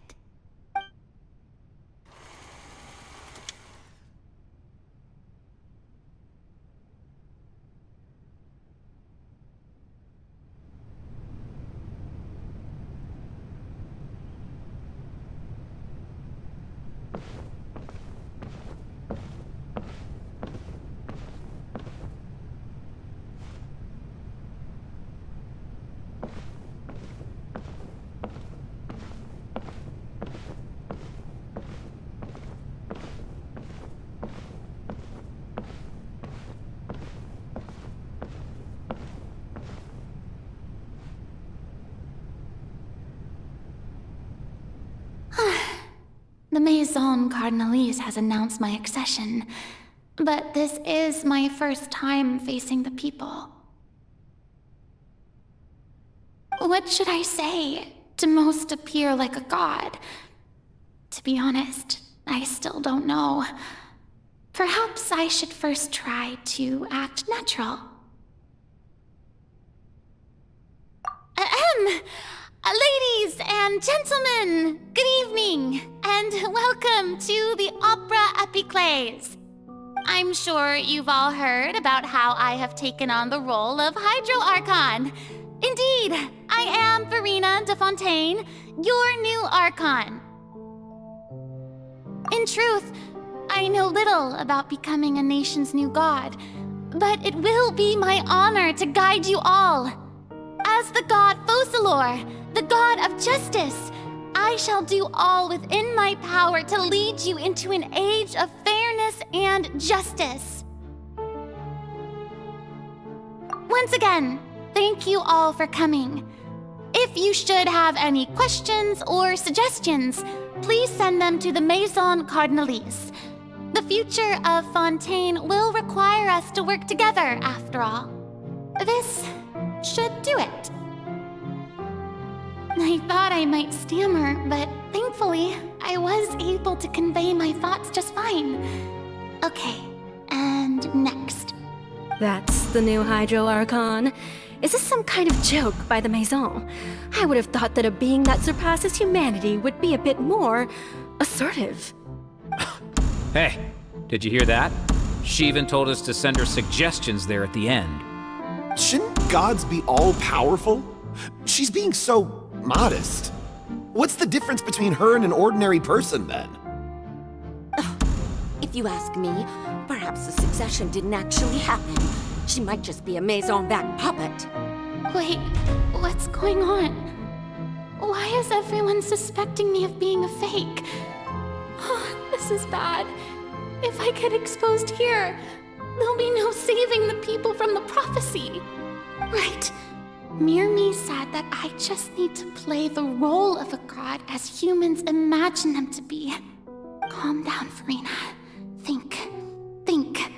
What do the people want? How would they imagine a god to speak and act? Assertive, with a strong sense of presence. One who can dispel all doubt. That is the character I'm fated to play.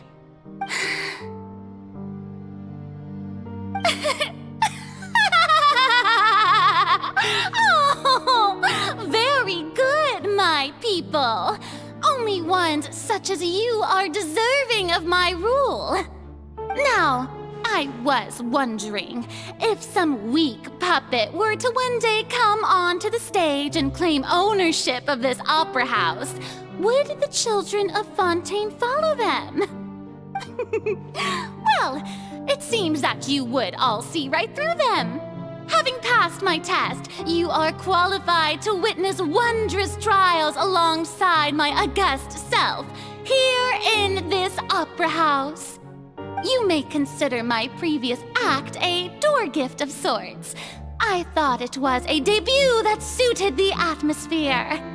Now then, let us be reintroduced. Ah, so that was just a performance. How could I have forgotten that we were inside an opera house?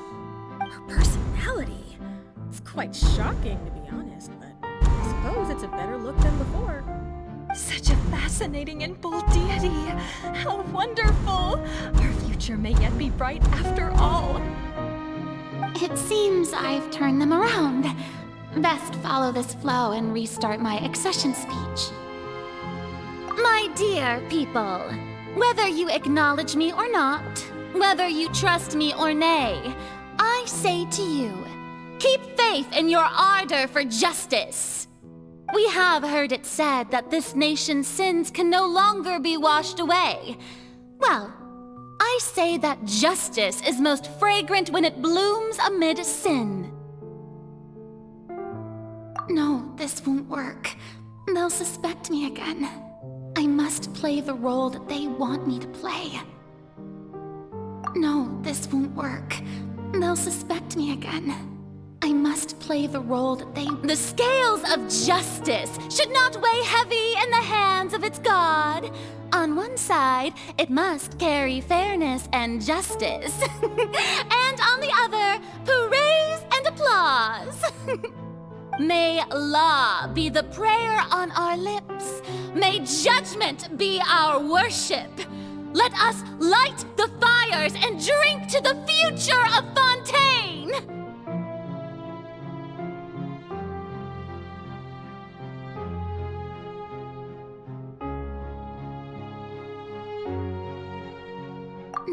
this won't work. They'll suspect me again. I must play the role that they want me to play. There is no trouble in this world that justice cannot solve. All that is needed is for you, my people, to believe in it, heart and soul. So long as I, the Archon Focalor, stand within the Opera Epiclese, so long as I stand before the Oratrice, I shall even judge the gods of this world!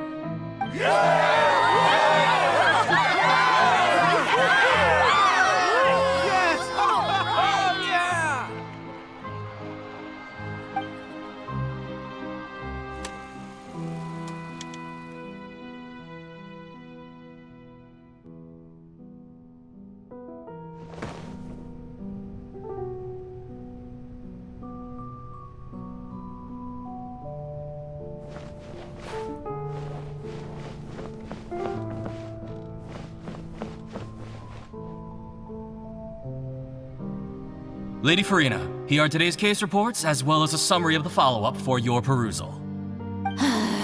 Come now, was I not just at the Opera House in person? Leave these kinds of things to Neuvillette. Besides, none of these trials were the one that I'm looking forward to the most. If I may be so impertinent, what kind of trial are you truly looking forward to? A magnificent, dramatic, and wondrous trial. A trial to end all things.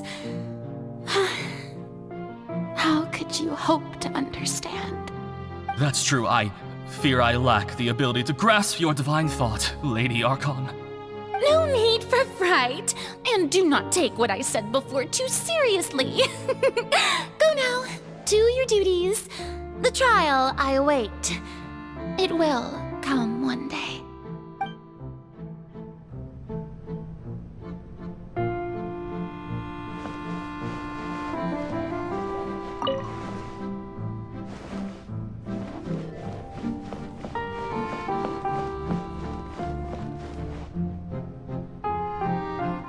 Lady Farina, I don't know what to say. Thank you for agreeing to see me. No need to thank me. Or rather, thank your own sense of perseverance instead. Long have you stood in line to meet me, have you not? Oh, I'm afraid that's just an inevitable consequence of my divine charm. All right, Deoteria, is it? How is your son's illness? You remembered me, and you knew of my family, too. He is doing much better now. In fact, he is far more of an ardent believer than I. He was the one who forced me to seek an audience with you, and to bring your words back to him. Oh, good. Very good. If this should happen again in the future, please do not hesitate to come and tell me. Going down to citizens' homes every so often, while not usual practice, should serve as a fine change of pace. You're such a gentle and wise God. Thank you once again, on behalf of my son.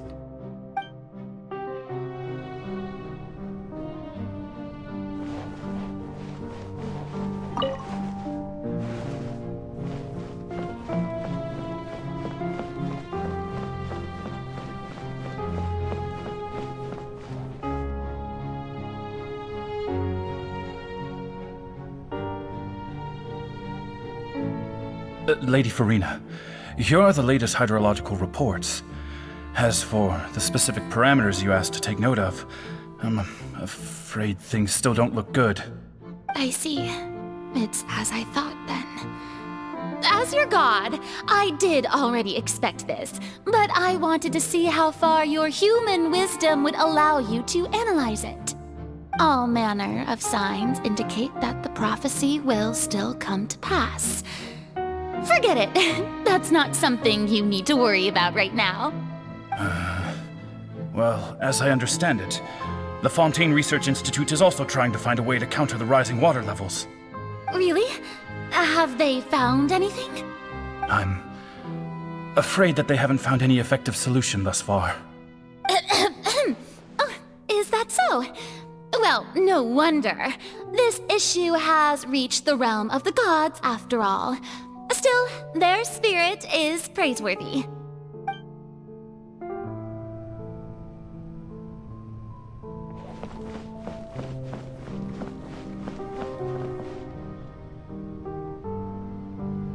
The day is finally over. I haven't had a moment to breathe this whole time. But it's good to see that everything's getting on track. There are no longer any voices of suspicion. Maybe this is fine. I just need to keep going, and everyone will be saved. Alright, Farina, don't think too hard about this. You need rest. Tomorrow's a new day.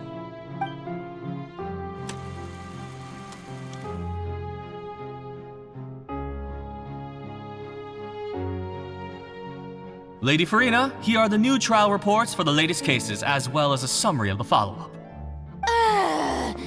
There'll be no need for that. I've seen them already. There's no need to go back over scenes I've witnessed in person before. Lady Farina, I've waited so long for this chance to see you in this manner. Indeed, my dear, loyal citizen. This joyous moment is an honor for us both. Lady Farina, we're detecting significant hydrological anomalies near Poisson. Understood. Keep monitoring. Keep me informed should anything come up at the Institute.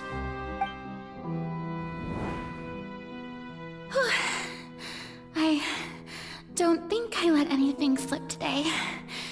I must show the people that there is nothing to worry about. I just don't know when these days will end. I feel utterly exhausted. Best to rest early today, too.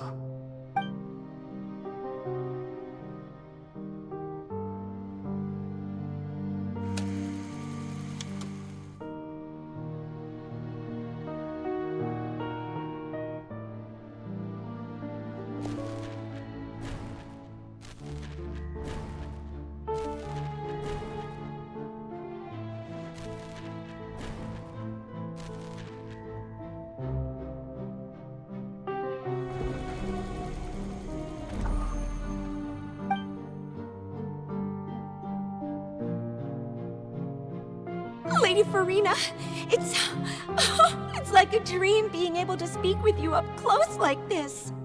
I've heard that the first member of our family who was honored to receive an audience with you was Madame Deoteria, almost 20 generations ago.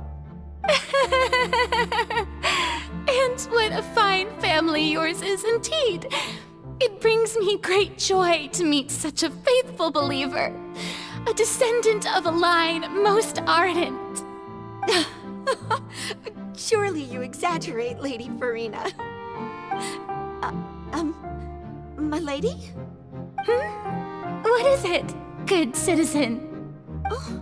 Oh, are you crying? Oh, really now? I didn't even notice. This must be the overflow of hydro from my person. Well, can't quite help being the god whose dominion is the waters, can I? No wonder. No wonder. A manifestation of your power, then. Oh, Archon, I am honored to have witnessed it. Honored indeed.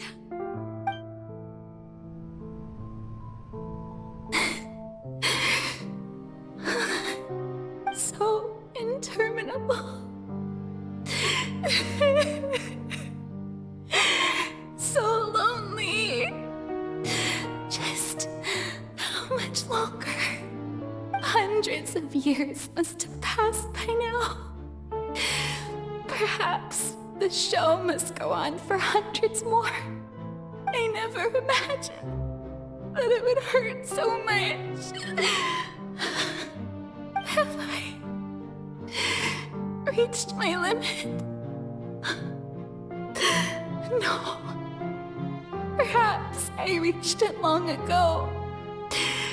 Today I didn't even notice my own tears. I want to tell someone, anyone, about this. But would that not destroy all I've done so far? I've conducted so many investigations across the centuries. But there's not even a sliver of hope that we might break the prophecy. All I can do is keep heart. I must maintain this act. It is the only way to save Fontaine. Please, mirror me. You have to succeed.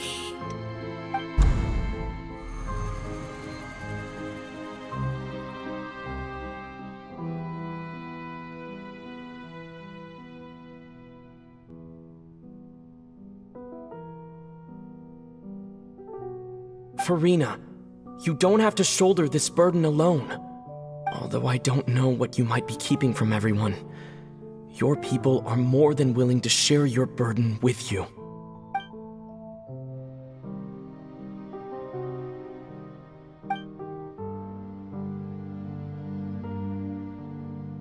Share my burden.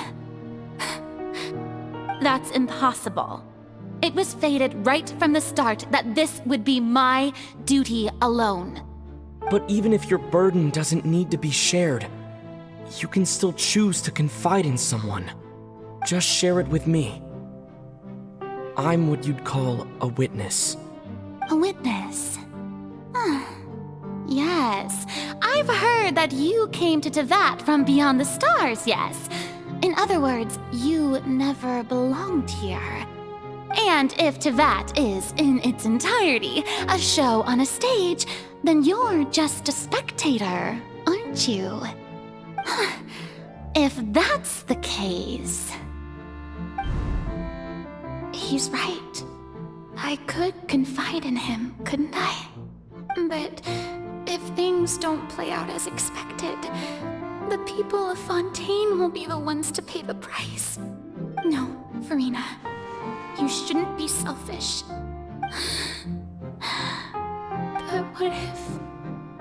But what if it's really all right? Farina, you've worked so hard for so long. Surely it would be okay to put yourself first for once. Just this once. Is it such an outrageous thing to do anyway? To find someone in whom you can confide your frustrations and sorrows? Surely it could not hurt. If you let this opportunity slip through your fingers, it might never come by again. Think about it long and hard.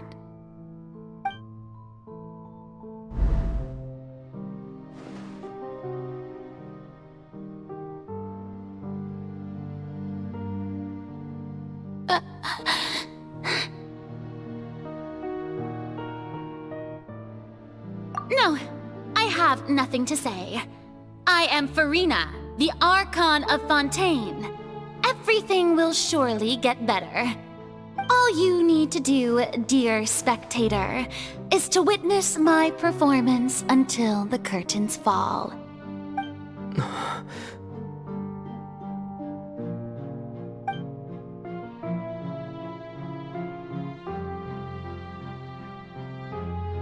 Fine.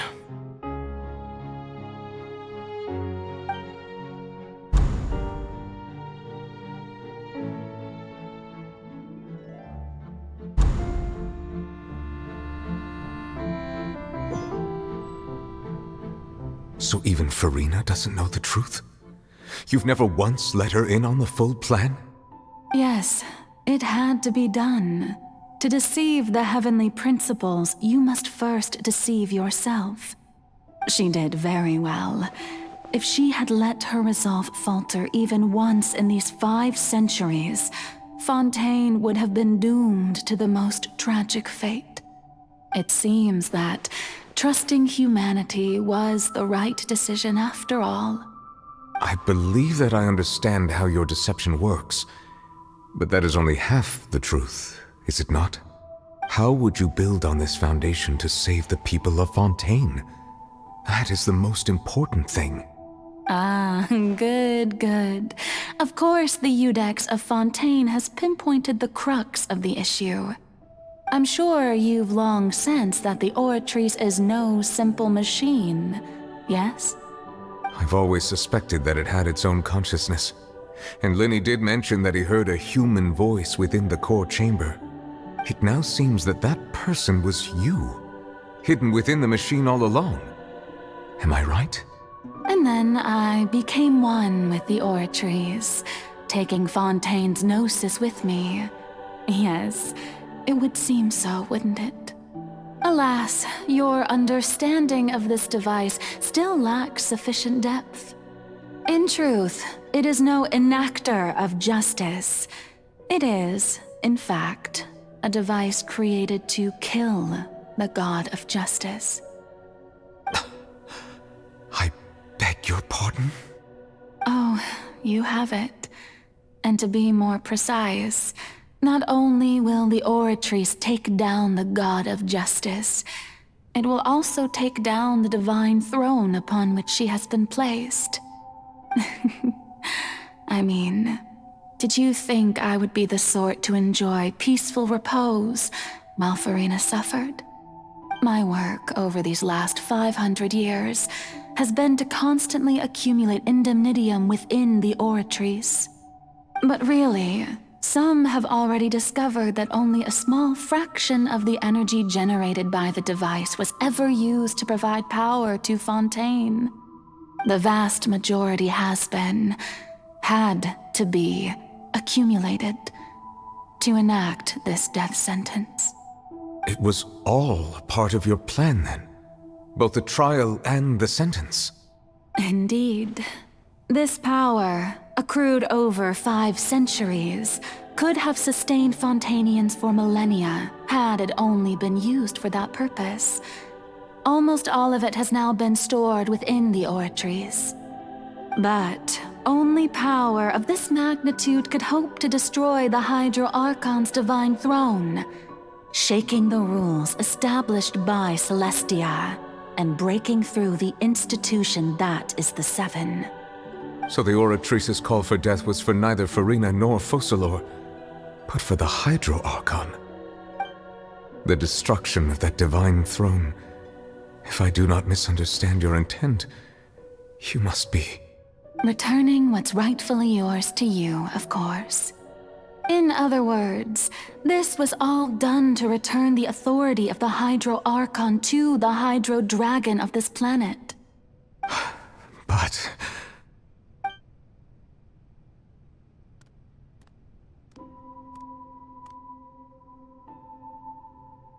Oh, what? Getting sad again, are we? The authority of the ancient dragons shall soon be yours once more, O Hydro Dragon Sovereign. And this is the face you make.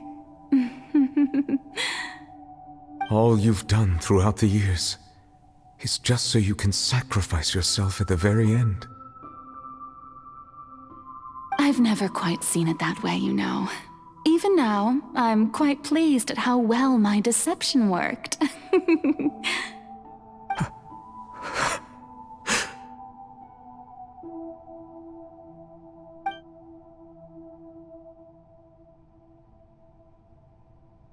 Hydro Dragon, don't cry. I must say, had it been within my rights, I would have loved to judge the heavenly principles themselves. Were they not guilty of essentially the same crime? Egeria stole the power of the primordial sea, and the heavenly principles stole the power you ancient dragons possessed. I, for my part, am the god of justice. And is it not just that your original powers should be returned to you? Speaking of justice, I have always believed that justice lies in the process of pursuing human existence itself. So, if the theft of the primordial sea's might was Fontaine's original sin, Then, leaving matters of procedural right and wrong aside, the descent of the Fontanians as humans and their right to exist in this world would be Fontaine's original justice. In other words, existence was Egeria's justice, and to me, justice is the continuation of that existence. Defying the prophecy and ensuring that Fontaine's people shall live on, that should be the justice enthroned over all others. At this point, we, whether it be myself or all other Fontanians, have shouldered the burden of this sin for far too long. Iudex Neuvillette, the highest judge in our land, when you regain your full power as an elemental sovereign, what verdict shall you pass upon us? So when I was invited to the court of Fontaine to serve as Iudex, I see now that that was your idea too. At last, I now understand the true purpose behind this position. In the beginning, I was uninterested in human existence. But these 5 centuries of living alongside them have gradually brought about mutual understanding between us. And I have even attempted to feel as they feel. You are a devious one, Focalors. Things being as they are, surely you know that I could never declare them to be guilty.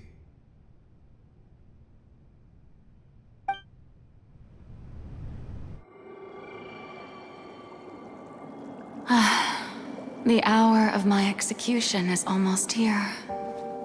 For the sinner, the curtain call has come. I know I may not sound it, but faced with death, I find myself a little afraid. Perhaps this is one thing both gods and humans have in common.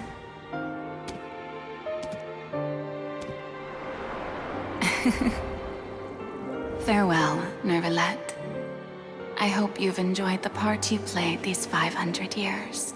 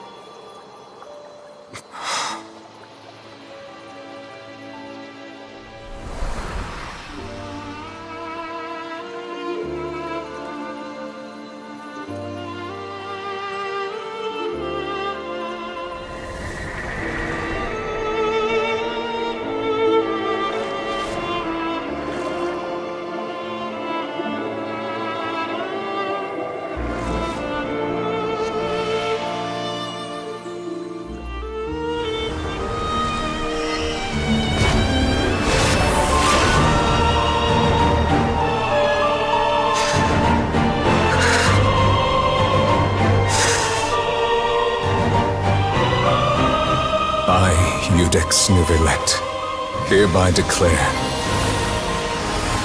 people of Fontaine, your sins are forgiven.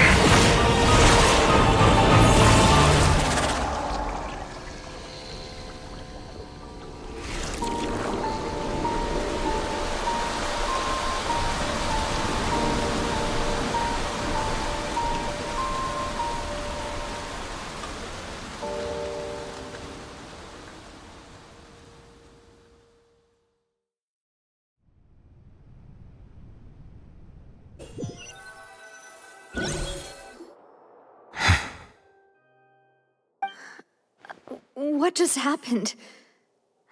Has the death sentence been carried out? Was that bright light some sort of misdirection? I have a feeling that something huge just happened. But since we're all still alive and haven't been dissolved, I assume whatever happened was good for us. It's time to end this. We must mete out punishment to that beast. But didn't you say just a moment ago that it can't be defeated? I have gained the strength sufficient to deal with it. Through certain means, I now have the ability to separate the power of the Primordial Sea from that creature. We should seize the opportunity to pursue our quarry. Traveler, now that the oratories can no longer function, I require an executor to help me mete out justice. The root of the calamities befalling Fontaine, the beast that enacts the prophecy. Its name is the all-devouring narwhal. Come with me, traveler. The hour of execution has come.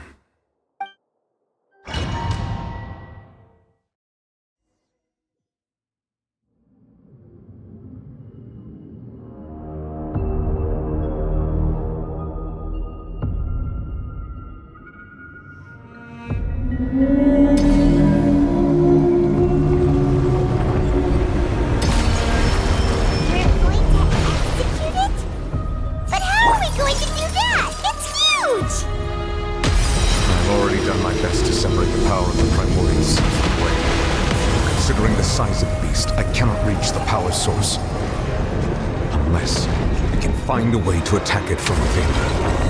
We shall share a part of the ancient dragon. We shall look for an opening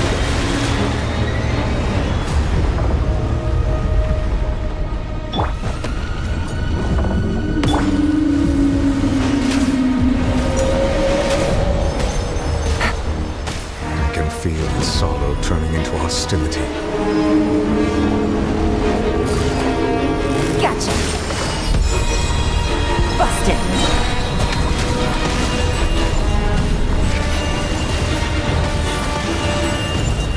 Take it easy.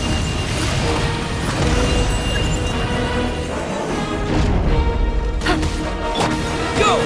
The all-devouring narwhal cannot resist its instinct to devour. Continue to trigger its hostility. A chance will present itself.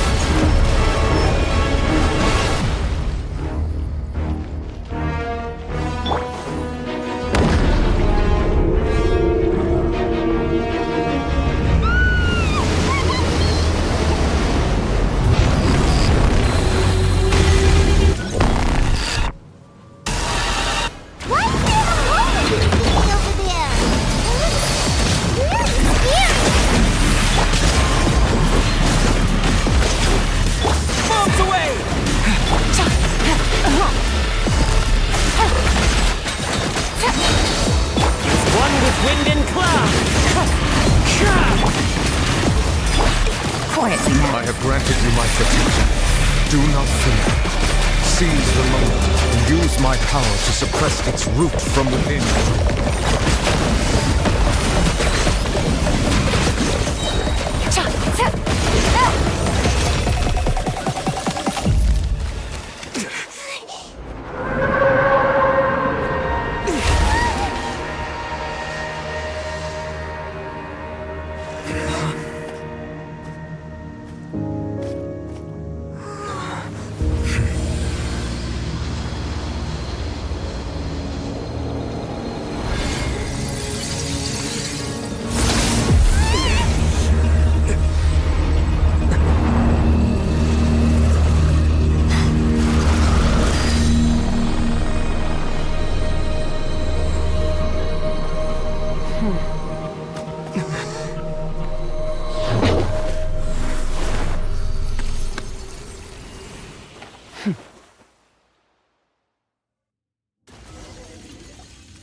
Thanks for helping with the cleanup.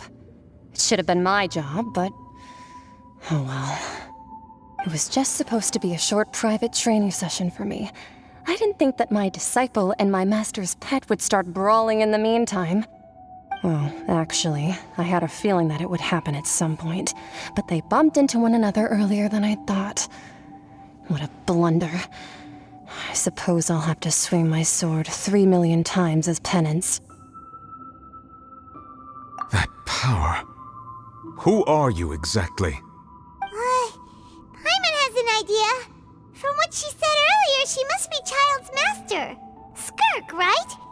It's just that he gave us the impression that she was the less talkative person. I simply did not have anything to say to the weak. But you, on the other hand, managed to defeat the all-devouring narwhal without using power from beyond this world. So you may speak to me as equals. I have to agree. It's a strange use of a planet's primordial waters just to raise an all-devouring narwhal. That kind of power is wasted on it. It's not cooperative. It eats too much. And I have more important things to do with my time than pet sitting. The only thing that creature has going for it is its looks. All in all, it fails as a pet. Miss Skirk? I think you might have missed the point. The point being? Well, being that this pet almost destroyed an entire nation. So what sort of person is your master? Well, Child's master's master.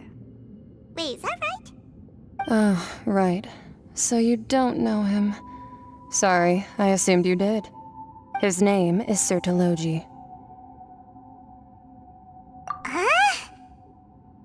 I am unfamiliar with that name. Huh. So Master isn't sufficiently famous. How should I describe him then? Have you heard of the name The Fowl? The Fowl?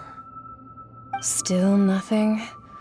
Well, how about the Visionary? Vetterfulnir then?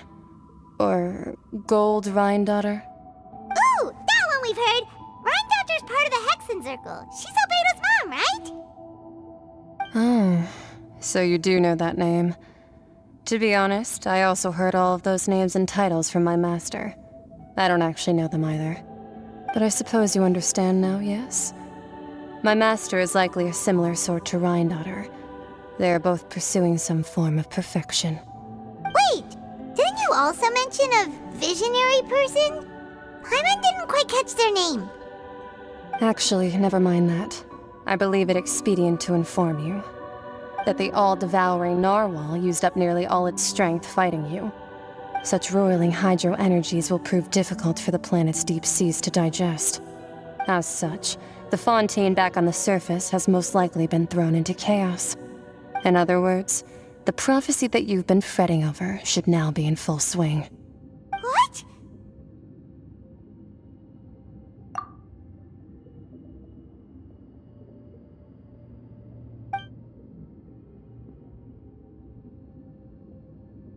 Not to worry. Focalor has already managed to deceive the heavenly principles.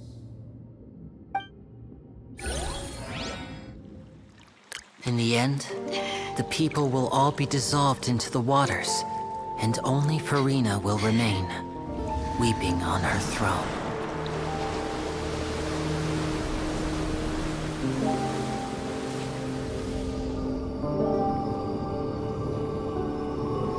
Only then will the sins of the people of Fontaine be washed away.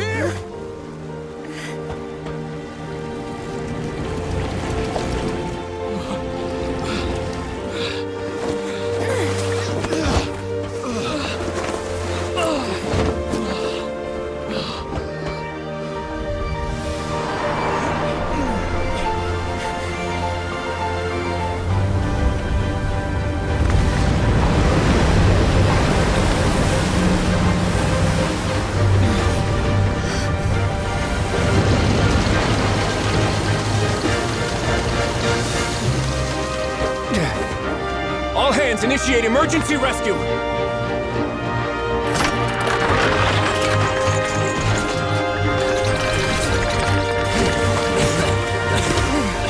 Hurry!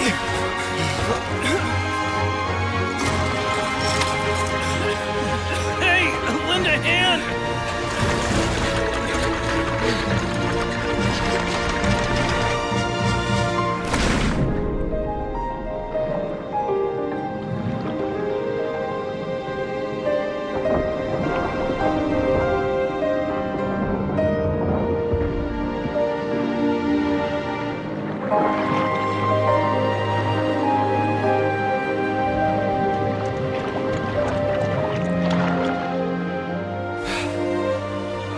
Look!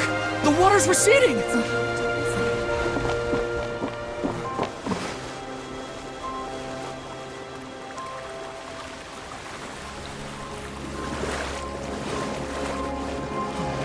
It's a miracle! Water's receding. We didn't dissolve. The prophecy was wrong. The prophecy was wrong.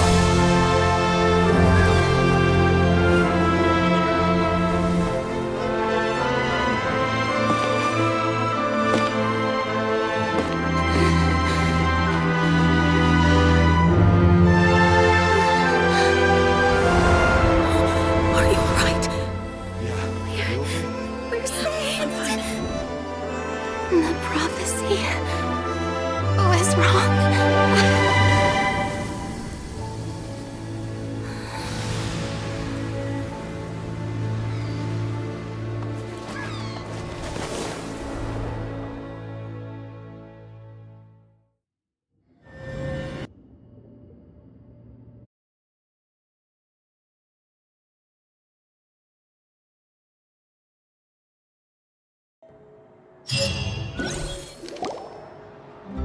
The soil renewed. The Spina di Rosula talks post-disaster rebuilding. I recently visited Poisson to meet with Miss Navia, spokesperson of the Spina di Rosula, and we spoke about Poisson's present and future. Old soil can still give birth to new bloom, Miss Navia stated. Hope is like seeing a small cookie when you're starving late at night. You just need a little of it. Skyship Winglet, lunar brain of the Fontaine Research Institute. The various disputes that have arisen on account of Mr. Edwin have suddenly become a shield over the Institute, with Jurier turning out to be a once overlooked hidden gem. People always call the first researcher mad, but few know what to call the second. And should that latter person achieve a miracle, they would find it all the harder to find a word with which to classify him and his team. Wow! Paimon barely recognizes the people in the reports. Are those really Jurier and Navia? They sound like real big shots. What do you think? Pretty enthralling, huh? The Steambird's idea was pretty simple. With the disaster just having passed, we would print a free edition packed to the margins with good news to calm people down. The value for these big scoops lies in their inevitable follow-ups. We'll publish further reports and go into the stories behind those people. Edwin's assistant, Jurier, created a true flying ship, while Navia is leading people in the reconstruction of their home. I'm sure that these stories could draw even your well-traveled eye. Paimon's curious too! Wait a minute. Didn't we watch everything happen from start to finish? What's there to be curious about? And that's exactly why I'd like you to come conduct interviews with me. You're the best incubators of news, if you haven't noticed. And also, with you around, I'm sure I'll get to see that Duke. Are you sure? Hasn't he turned you down several times already? Oh, this time will be different. Come on, let's head to Poisson first, and then make a trip to the fortress. There are some things you'll only know when you get there.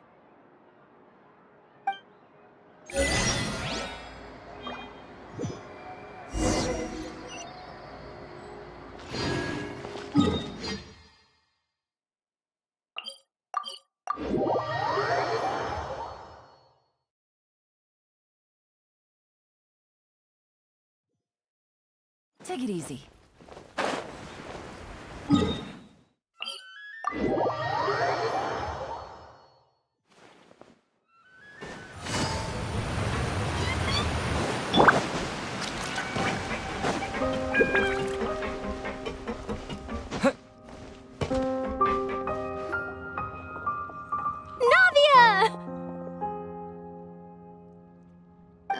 it's you. What brings you all here? Hey, we're just having a look around. I'm here to update myself on how things are going here. Oh, the Fatui are here too! Let me introduce you. This is Mr. Garunt Snezhevich. He represented the Knave in sending us a large amount of supplies, and is helping with our work. Our residents are hard at work as well. Thanks to everyone, work is progressing nicely. We've lost a lot of people, but we're moving forward. That will have to be enough. Hello, Miss Charlotte. I'm a big fan of yours. I especially like that article you wrote last year about Fontaine's stray cats. But if you don't mind, could you not emphasize our role too much in your report? It's not charity we're doing here. We just happen to share the same interests as the Spina. I get where you're coming from. I'll keep it as simple as possible. Or would you be willing to feature as friendly neighbors? That would be fine. Thanks. Oh, you're back too. How are things? We finished laying down the construction materials. It'll be another hour before the workers are able to go over there. Huh? You're here too, Clorinde? Well, her reputation's greatly risen after that whole duel business with Miss Farina. So she's here in Poisson to wait out the heat. All right. She really came here to help me out. There's too much to consider in the reconstruction of Poisson. The Spina has need of more decision-makers. And, well, I do already happen to be connected to Mr. Callis. Oh, wait just a moment. Do you mind me asking a few questions? You know, about how you felt before the duel, about what it was like facing down a god. There's lots of exciting material there, I bet. Forget it. I'm sure you can find a better theme than that, Miss Charlotte. I see you're the same as always. Couldn't you do me a favor, for Navia's sake? Well, if we're talking about doing things for my sake, you might as well just take a few more photos of me. Or of the Traveler. It's better than wasting time persuading Clorinde, at any rate. Of course I will. I'm not gonna let him off that easy. All right, then everyone who wants to be in the photo, gather up. And smile.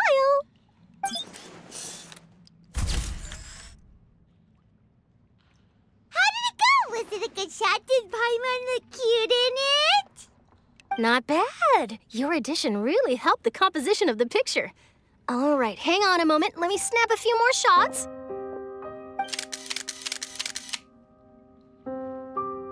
All right, that should do it. I'll be back here later anyway, so let's call it a day.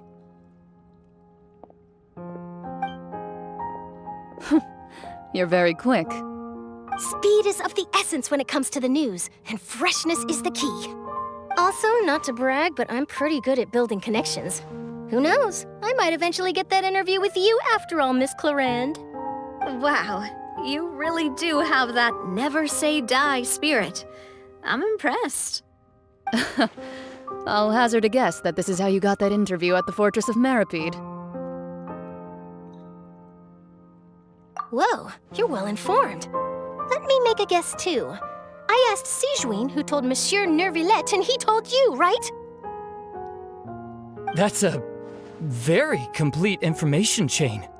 In truth, all Monsieur Nervillette asked me was, when did the fortress become so friendly towards the media? I told him that it was best not to speak too soon. There's no guarantee that Ridsley will make a personal appearance. You're right. I've got to treasure every moment I have with them. In which case, I'll be making a move first. Stay safe now. And tell me if you hear anything interesting.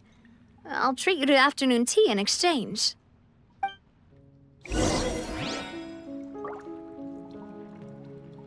You seem curious about the fortress. Of course. That Wriothesley. I still remember going down to the fortress to grill him for information on my father's case. Boy, did he take me for a ride. Without telling me anything, of course. But he did invite you to tea, didn't he? 2 large pots of it, in fact. It was good tea, though. I have to agree. The tea there is very good. Speaking of that, would you like to have some today? I mean, you've got time, right? Well, I'd be partial to some shortbread. Wow, it's like we've got a menu or something. Sure. Good. What flavor of biscuits would you like, Mr. Snezhevich? Me? I'm fine with anything. But I would prefer chocolate, should you have it. All right. Leave it to me. I'll go over the newly arrived supplies with you later, Mr. Snezhevich. We should be able to finish the preparatory work today. That works great for me. Huh. Is it just me, or did you get a new lipstick? I did. It was a gift from Sijwin. Want to give it a try? I think the color would suit you, too.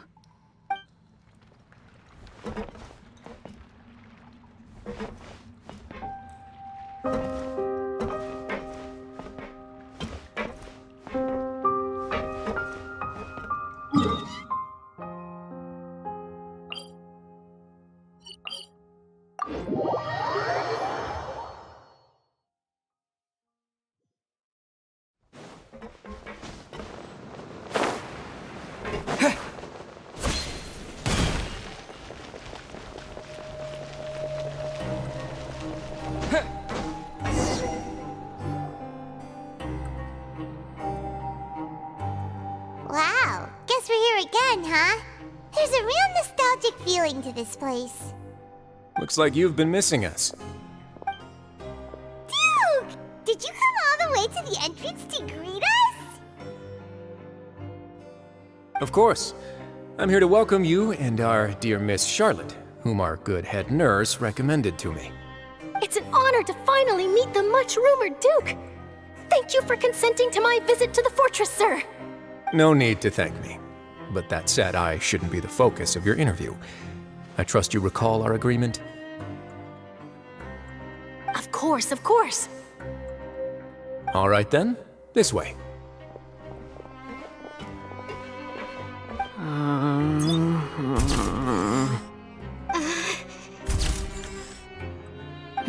Hey, no need to be so nervous. I've already taken all the photos we need. Miss Charlotte, do these pictures really need to be published on the cover of the Steambird? It would seem that Miss Lorvine doesn't want her face to appear beside that of Mr. Jurier, Sir, please don't say things like that. But it looks like dear Mr. Jurier denies it. Might this interview be very important to you then? No, I just... This is my first time being interviewed, and I'm very thankful to the Steambird for... Now, I might not look it, but I actually did meet Mr. Edwin once. And I'll be honest, I enjoyed chatting with you more. You've definitely got more of that genius vibe going on. The boat that brought about a miracle, the ark that saved the people. Why, you recreated a myth back there, like an emissary of legend. Still, if I might ask, where's that flying ship now? Huh! Looks like Charlotte's trying to get herself another exclusive scoop. I have to apologize, but that ship is presently in the bowels of our factory.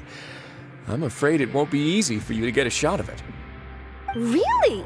Well, then in that case, could I have an interview with you to make up for that loss?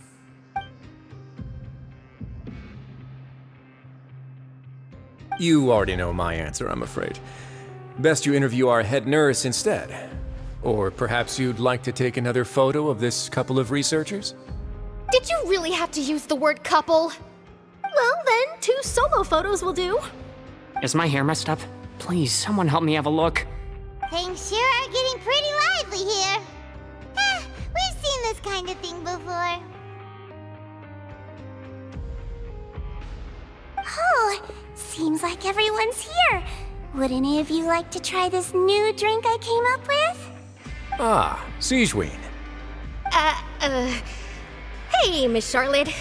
Why don't you, take some pretty photos of our head nurse? Sure. Come on, Miss Sijwin, over this way. Let's find a brighter spot. Sure. Do I have to smile? So, how have things been at the fortress?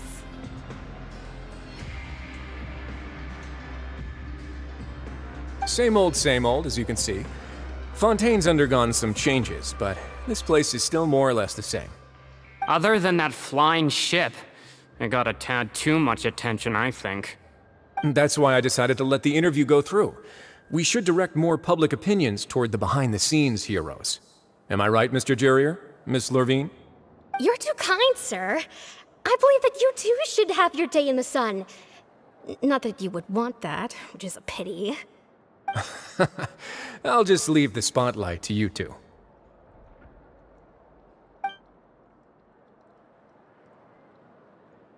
I see. Lots of things happened that day, huh? Anyway, regarding that Harbinger, I'm not sure you remember, but his 3 young followers are still waiting for his return. He sure did win them over, huh? I'll tell them that there's good news and bad news. The good being that their boss seems fine, and the bad being that they must face extended sentences for abetting his escape. Oh, actually, what about you?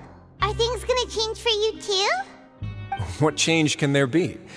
The fortress will keep chugging along, and so will my duties. As to what Miss Farina's departure will mean for the nation, and if our laws and governance will be transformed, we'll leave those to the folks in the overworld. Hey everyone, the photo shoot's done. Good. In that case, let's call it a day here. Thanks for your cooperation. Come on, Traveler, let's go. Till next time, everyone. There'll be a next time? Maybe. Who knows? I might write a story about the underwater factory next time. Until then. All right, last stop, the docks. Here are the interview notes. They mentioned that the flying ship may have many uses in the future, and the journalist asked me what I thought of them. Seriously, how would I know anything about that? Flight is just flight. Whether people want to use a flying ship to broadcast good news or organize weddings is none of my beeswax. A wedding? Huh.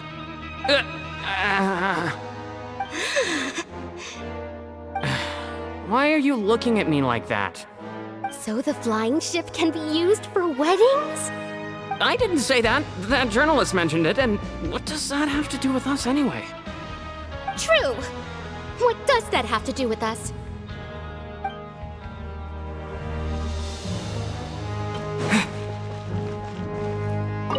Oh, you know, I'd love to see you in one of Charlotte's photo shoots one day.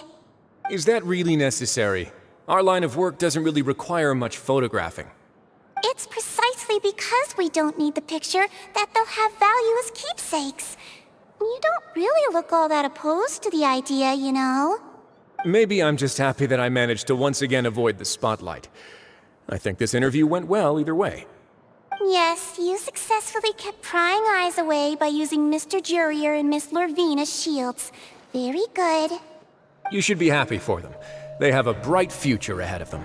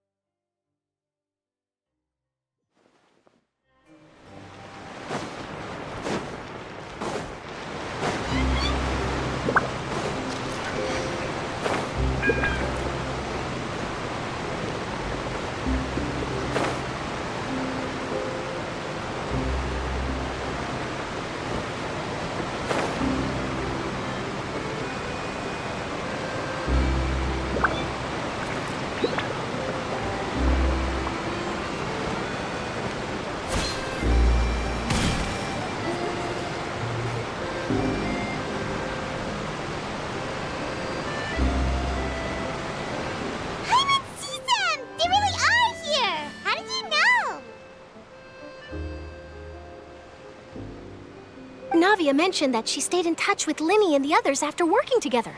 Apparently, they've been at the docks distributing these strange pockets the whole time since. Traveler, Paimon. Ah, and Miss Charlotte, too. Would you like a magic pocket? What sort of gadget is it?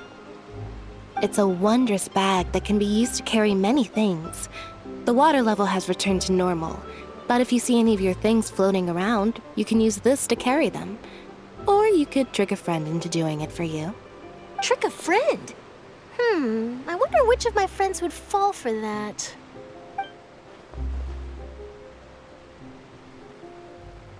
You could just make a friend like Fremine here. Isn't that right, Fremine?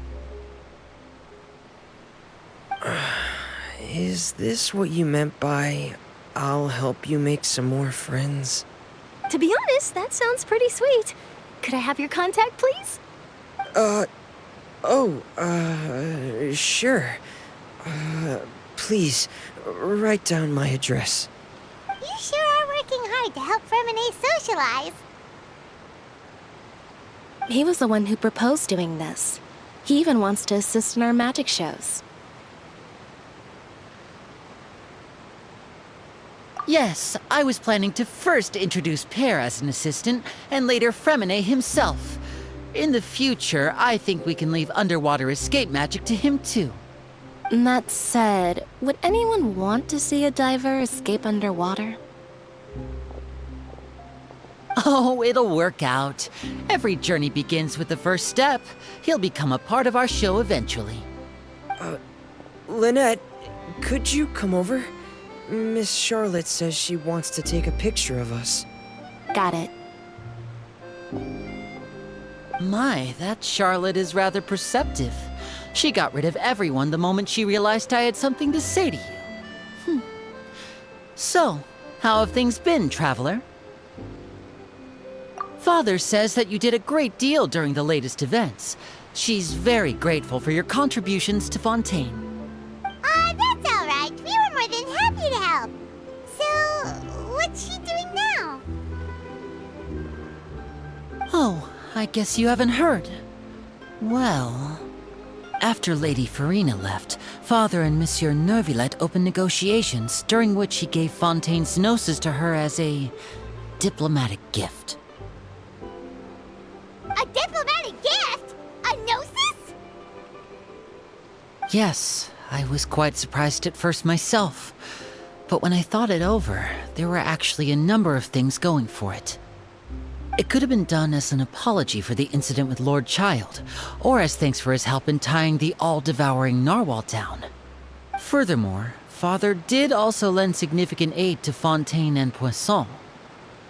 Well, that's true, but this is a gnosis we're talking about.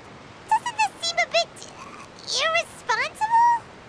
I would agree, but I've also heard that it seems that Monsieur Neuvillette has had a significant change of heart regarding the matter. So there's some reason for this that only Neuvillette knows about? I suspect you'll have to ask him about that yourself. Yes, speaking of which, I did see him strolling around the entrance to the Fortress of Meripede a while back. Isn't he real busy and stuff? Paimon didn't think he'd have the time for that. But back to the topic. The gnosis was given to the knave, right? What about Child? They say that he's returned to Snezhnaya to recover from his wounds. I hear that the recent disaster really did a number on his health. That's true. When you think about it, we've had loads of run-ins with the Fatui. To think we'd be allied with them this time. So shocked by such a simple switching of sides?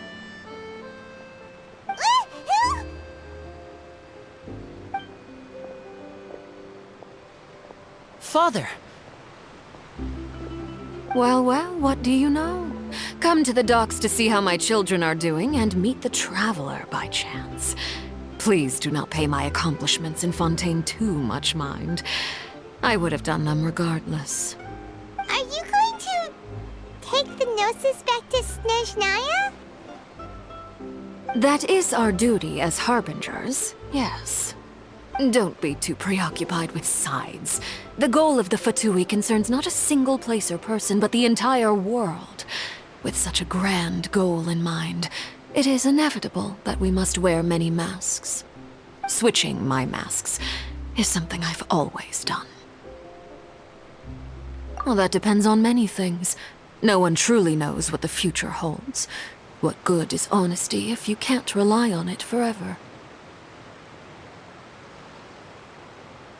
As for you, I very much look forward to our next collaboration. Good things cannot be achieved alone, and you've proved yourselves to be great partners. A vision? All right. I'll remember to return it. Thank you for keeping it safe for him this entire time. And that's a wrap for me. Huh? You're... Greetings, Miss Journalist.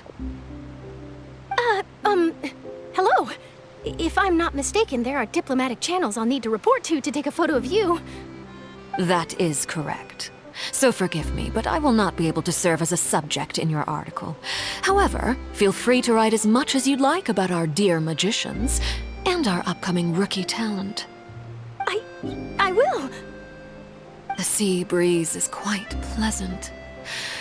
I shall continue my walk while the weather remains so agreeable. Farewell. Farewell, Father. Oh, she has such an intimidating presence. I didn't even dare to take a picture. Thankfully, I've already wrapped up all my pre-scheduled interviews.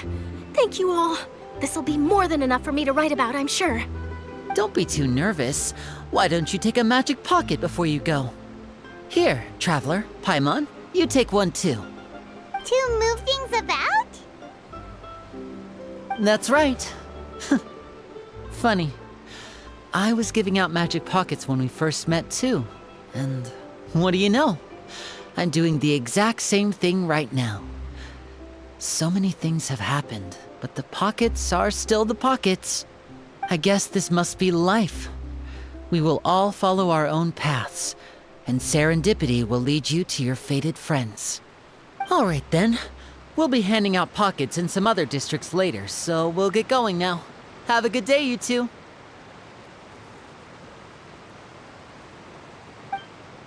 Well, guess we sent Charlotte, huh? Shall we go see what Nevelette's doing? As long as he's not so busy that he doesn't have time to chat anyway.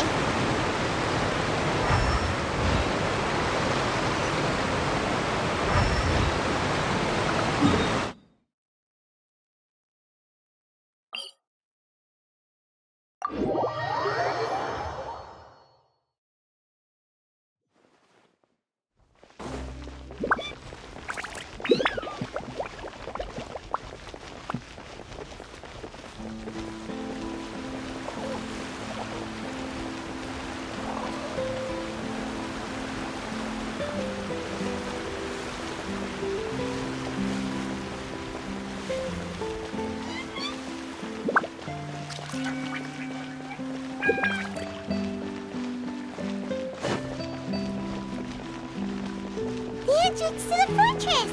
Ooh, he really is there!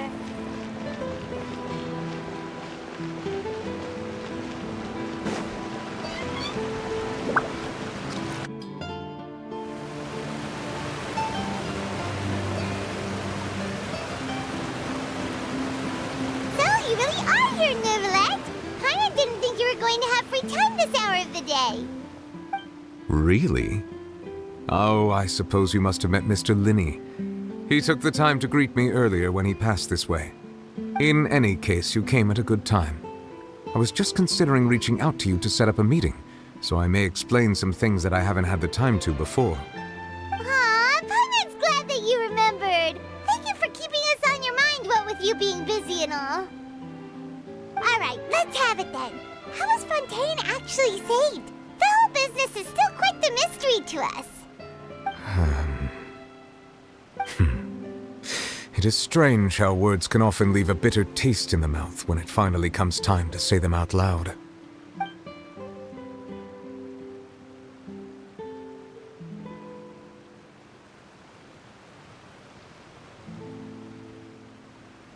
Whoa.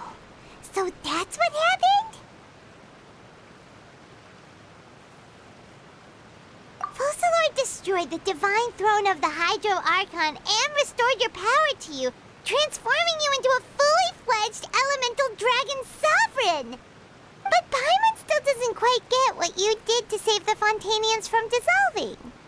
For me, the authority of the ancient dragons refers to absolute control over the hydro element. Fontanians were incomplete humans born of Egeria's use of the power of the primordial sea, with constitutions similar to that of mimics. But so long as those primordial energies remain within them, I could use the ancient dragon's authority to grant them true blood, after the fashion in which life was first brought into being on this planet. In other words, when I gave my verdict, Fontanians became true humans, and thus would naturally no longer be dissolved by water from the primordial sea. Focalor must have counted on you to make that decision as well. Your verdict was the key to making the prophecy appear to have come true while saving everyone. Yeah, and in a manner of speaking, Focalor finally managed to fulfill the original Hydro Archon's wish to turn Oceanids into real people too! It seems from your expressions that you still have more things you wish to ask. Ask away. I will tell you the truth as I know it. I have investigated his case along many avenues, and I have learned that he once fell into an unknown chasm when he was young. There, by chance, he awakened the all-devouring narwhal. But whether it be by sentiment or reason, that should not have been enough to consider him the root cause of the disaster. At most, he would have had tangential liability. As for the judgment passed by the Oratrice during the trial, whether it was due to that liability by association or Focalor deliberately using him to buy time for us on the assumption that he would be able to hold the creature off, I cannot say.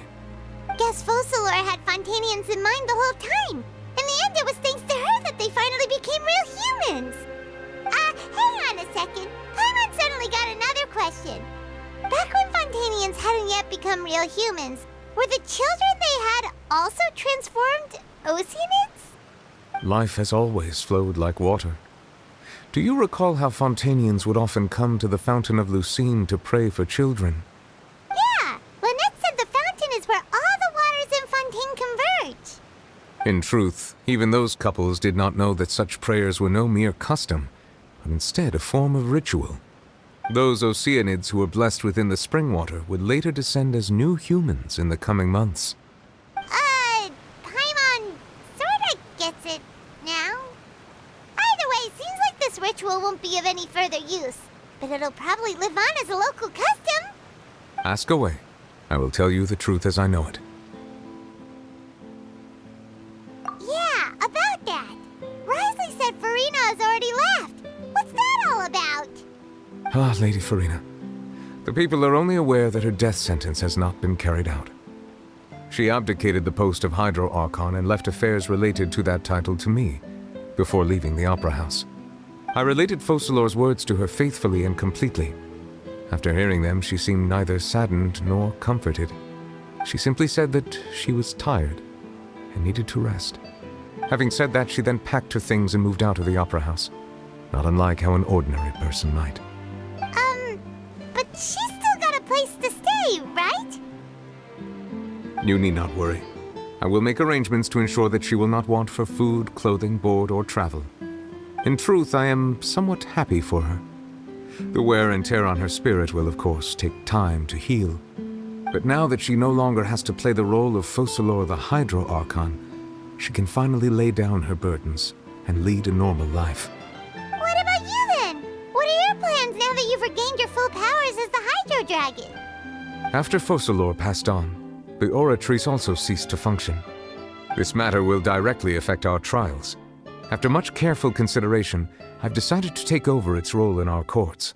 From now on, I shall hear cases and pass verdicts by myself. Looks like you're still considering stuff from the perspective of the Udex, huh? As an elemental dragon, there are indeed many things that I must do. But this power and this duty, in a manner of speaking, you could say that both were granted to me. As such, before I attend to my other responsibilities, I must first and foremost continue to serve Fontaine as its highest judge. The duty of the Hydro Sovereign and the duty of the Udex shall coexist within my person. Additionally, the Hydro Archon's departure has brought about another problem. which is that the Opera House shall no longer produce indemnitium. That's true. That power was derived from the people's faith in the Hydro Archon, wasn't it? Wait, but the various mechs and machines in the city are all still okay. Where are they getting their energy from? As I am now, I have full command over New Musia, and it can serve as a complete substitute. Another reason why I cannot quite leave Fontaine immediately. Wow. This ancient dragon's authority stuff is really quite useful, huh? Ask away. I will tell you the truth as I know it. Oh, that's right! They say you've given it to the knave as a diplomatic gift or something! Leaving aside their intentionality, the two Fatui Harbingers have indeed done much for us during this crisis. Their sole remaining goal in Fontaine, at least at this point, would seem to be the Gnosis. The Oratrice has ceased to function. The Hydro Archon's divine throne is now no more, and I do not need the Gnosis's power. As such, it has lost all meaning for Fontaine. If the Fatui have impure designs, then we might as well accede to their request now, and avoid unnecessary conflict. What complicated considerations! Paimon thought you were just giving it to them out of gratitude to the knave and as an apology to Child. Ask away. I will tell you the truth as I know it. You will soon be heading to Natlan, I presume? I'm afraid that I have little talent as a travel guide, so all I can do is tell you what I know about that land. As far as I'm aware, Natlan can be said to be a nation of dragons. A nation of dragons? You mean like you? No, I suspect that I would not find myself welcome there. Unlike ancient dragons such as myself, the dragons of Natlan have undergone long years of development and evolution. Large numbers of them have entered a form of coexistence with humanity. Natlan is also the nation of war. War ravages those lands like an undying flame. There is one other piece of information I got incidentally from my negotiations with the knave that I believe may be useful to you. The Harbinger known as the Captain has thrown his hat into the endless ring of war. The Captain. Sounds like a real tough customer. Seriously, everywhere you look, there's a Fatui Harbinger doing their thing. I suggest that you fully prepare yourself before going to Natlan. In the meantime, Fontaine's doors will always be open to you. Ask away. I will tell you the truth as I know it. Hang on a sec. Paimon's still got a question about the Gnosis. When we spoke to Linny earlier, he mentioned that your attitude towards giving away the Gnosis had clearly changed. We guessed that there might be some reason for it that only you were aware of. No wonder the House of the Hearth is the Fatui's intelligence division. They are certainly sharp. So regarding this specific issue, I was just getting ready to share something with you. What is it? In truth, I exchanged some further words with that lady named Skirk after sending you two back to the surface. It went something like this.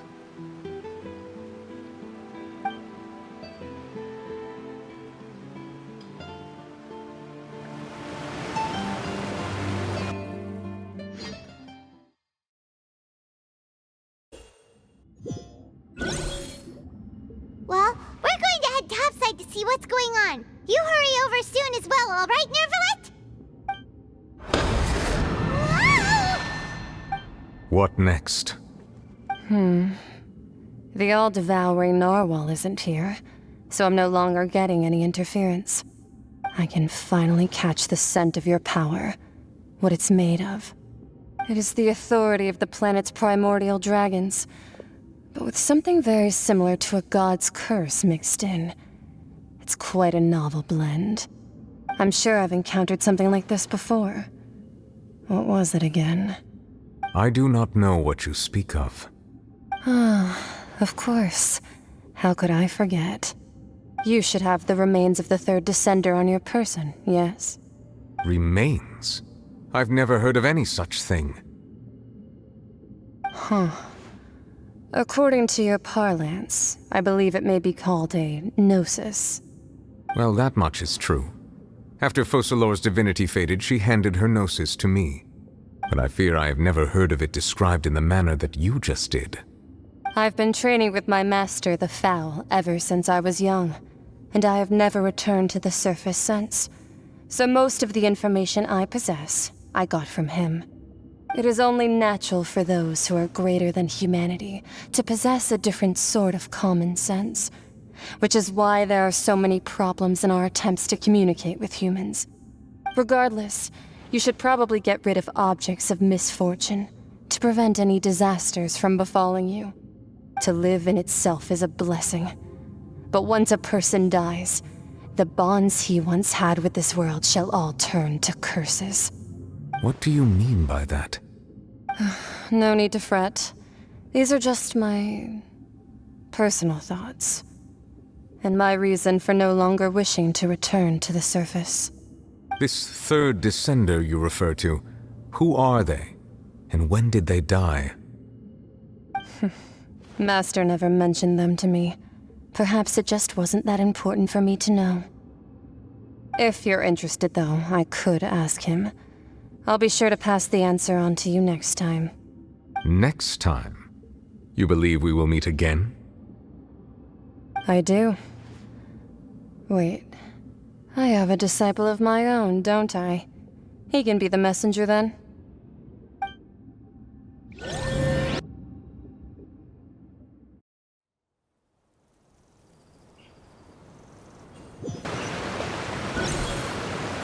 That's what she told me.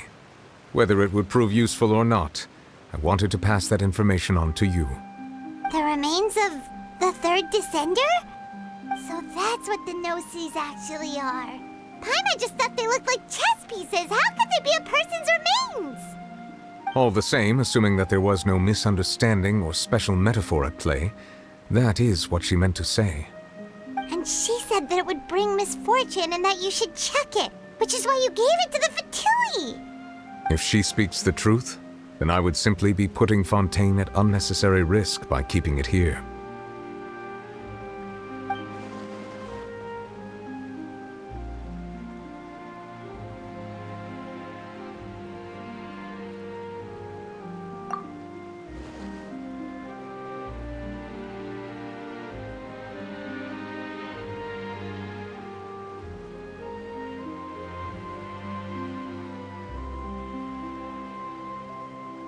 I had guessed that you might already be familiar with this concept, but I did not expect you to be one of them.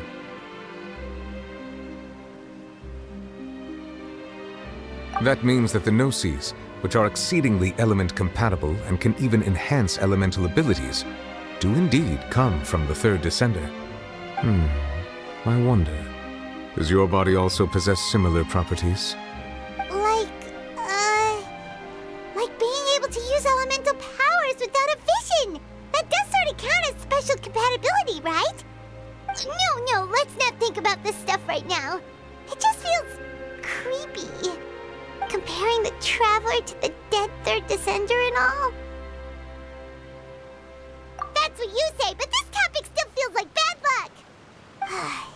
Once Child recovers, let's get some more answers out of him. Or go look for his master and get the answers that way. I too believe it unwise to make too many blind guesses when information is lacking. The same is true of being at court. All right. Whatever the case, it seems like the crisis here in Fontaine's over for now. Yes. All of Focalor's efforts were for this moment as well. But she sacrificed herself in the end as a god, and she suffered through all those years as a human. Was that really what she wanted? I suppose that would be the mystery of a god's will.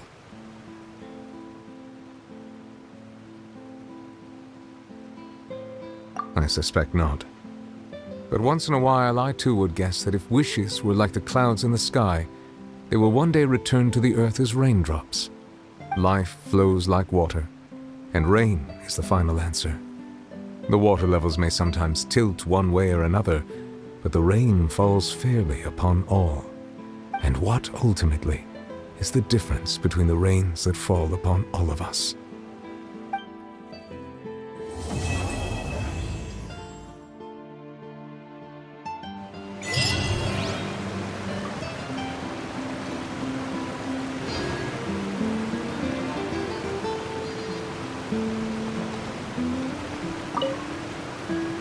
It seems from your expressions that you still have more things you wish to ask. Ask away. I will tell you the truth as I know it. I suggest that you fully prepare yourself before going to Natlan. In the meantime, Fontaine's doors will always be open to you.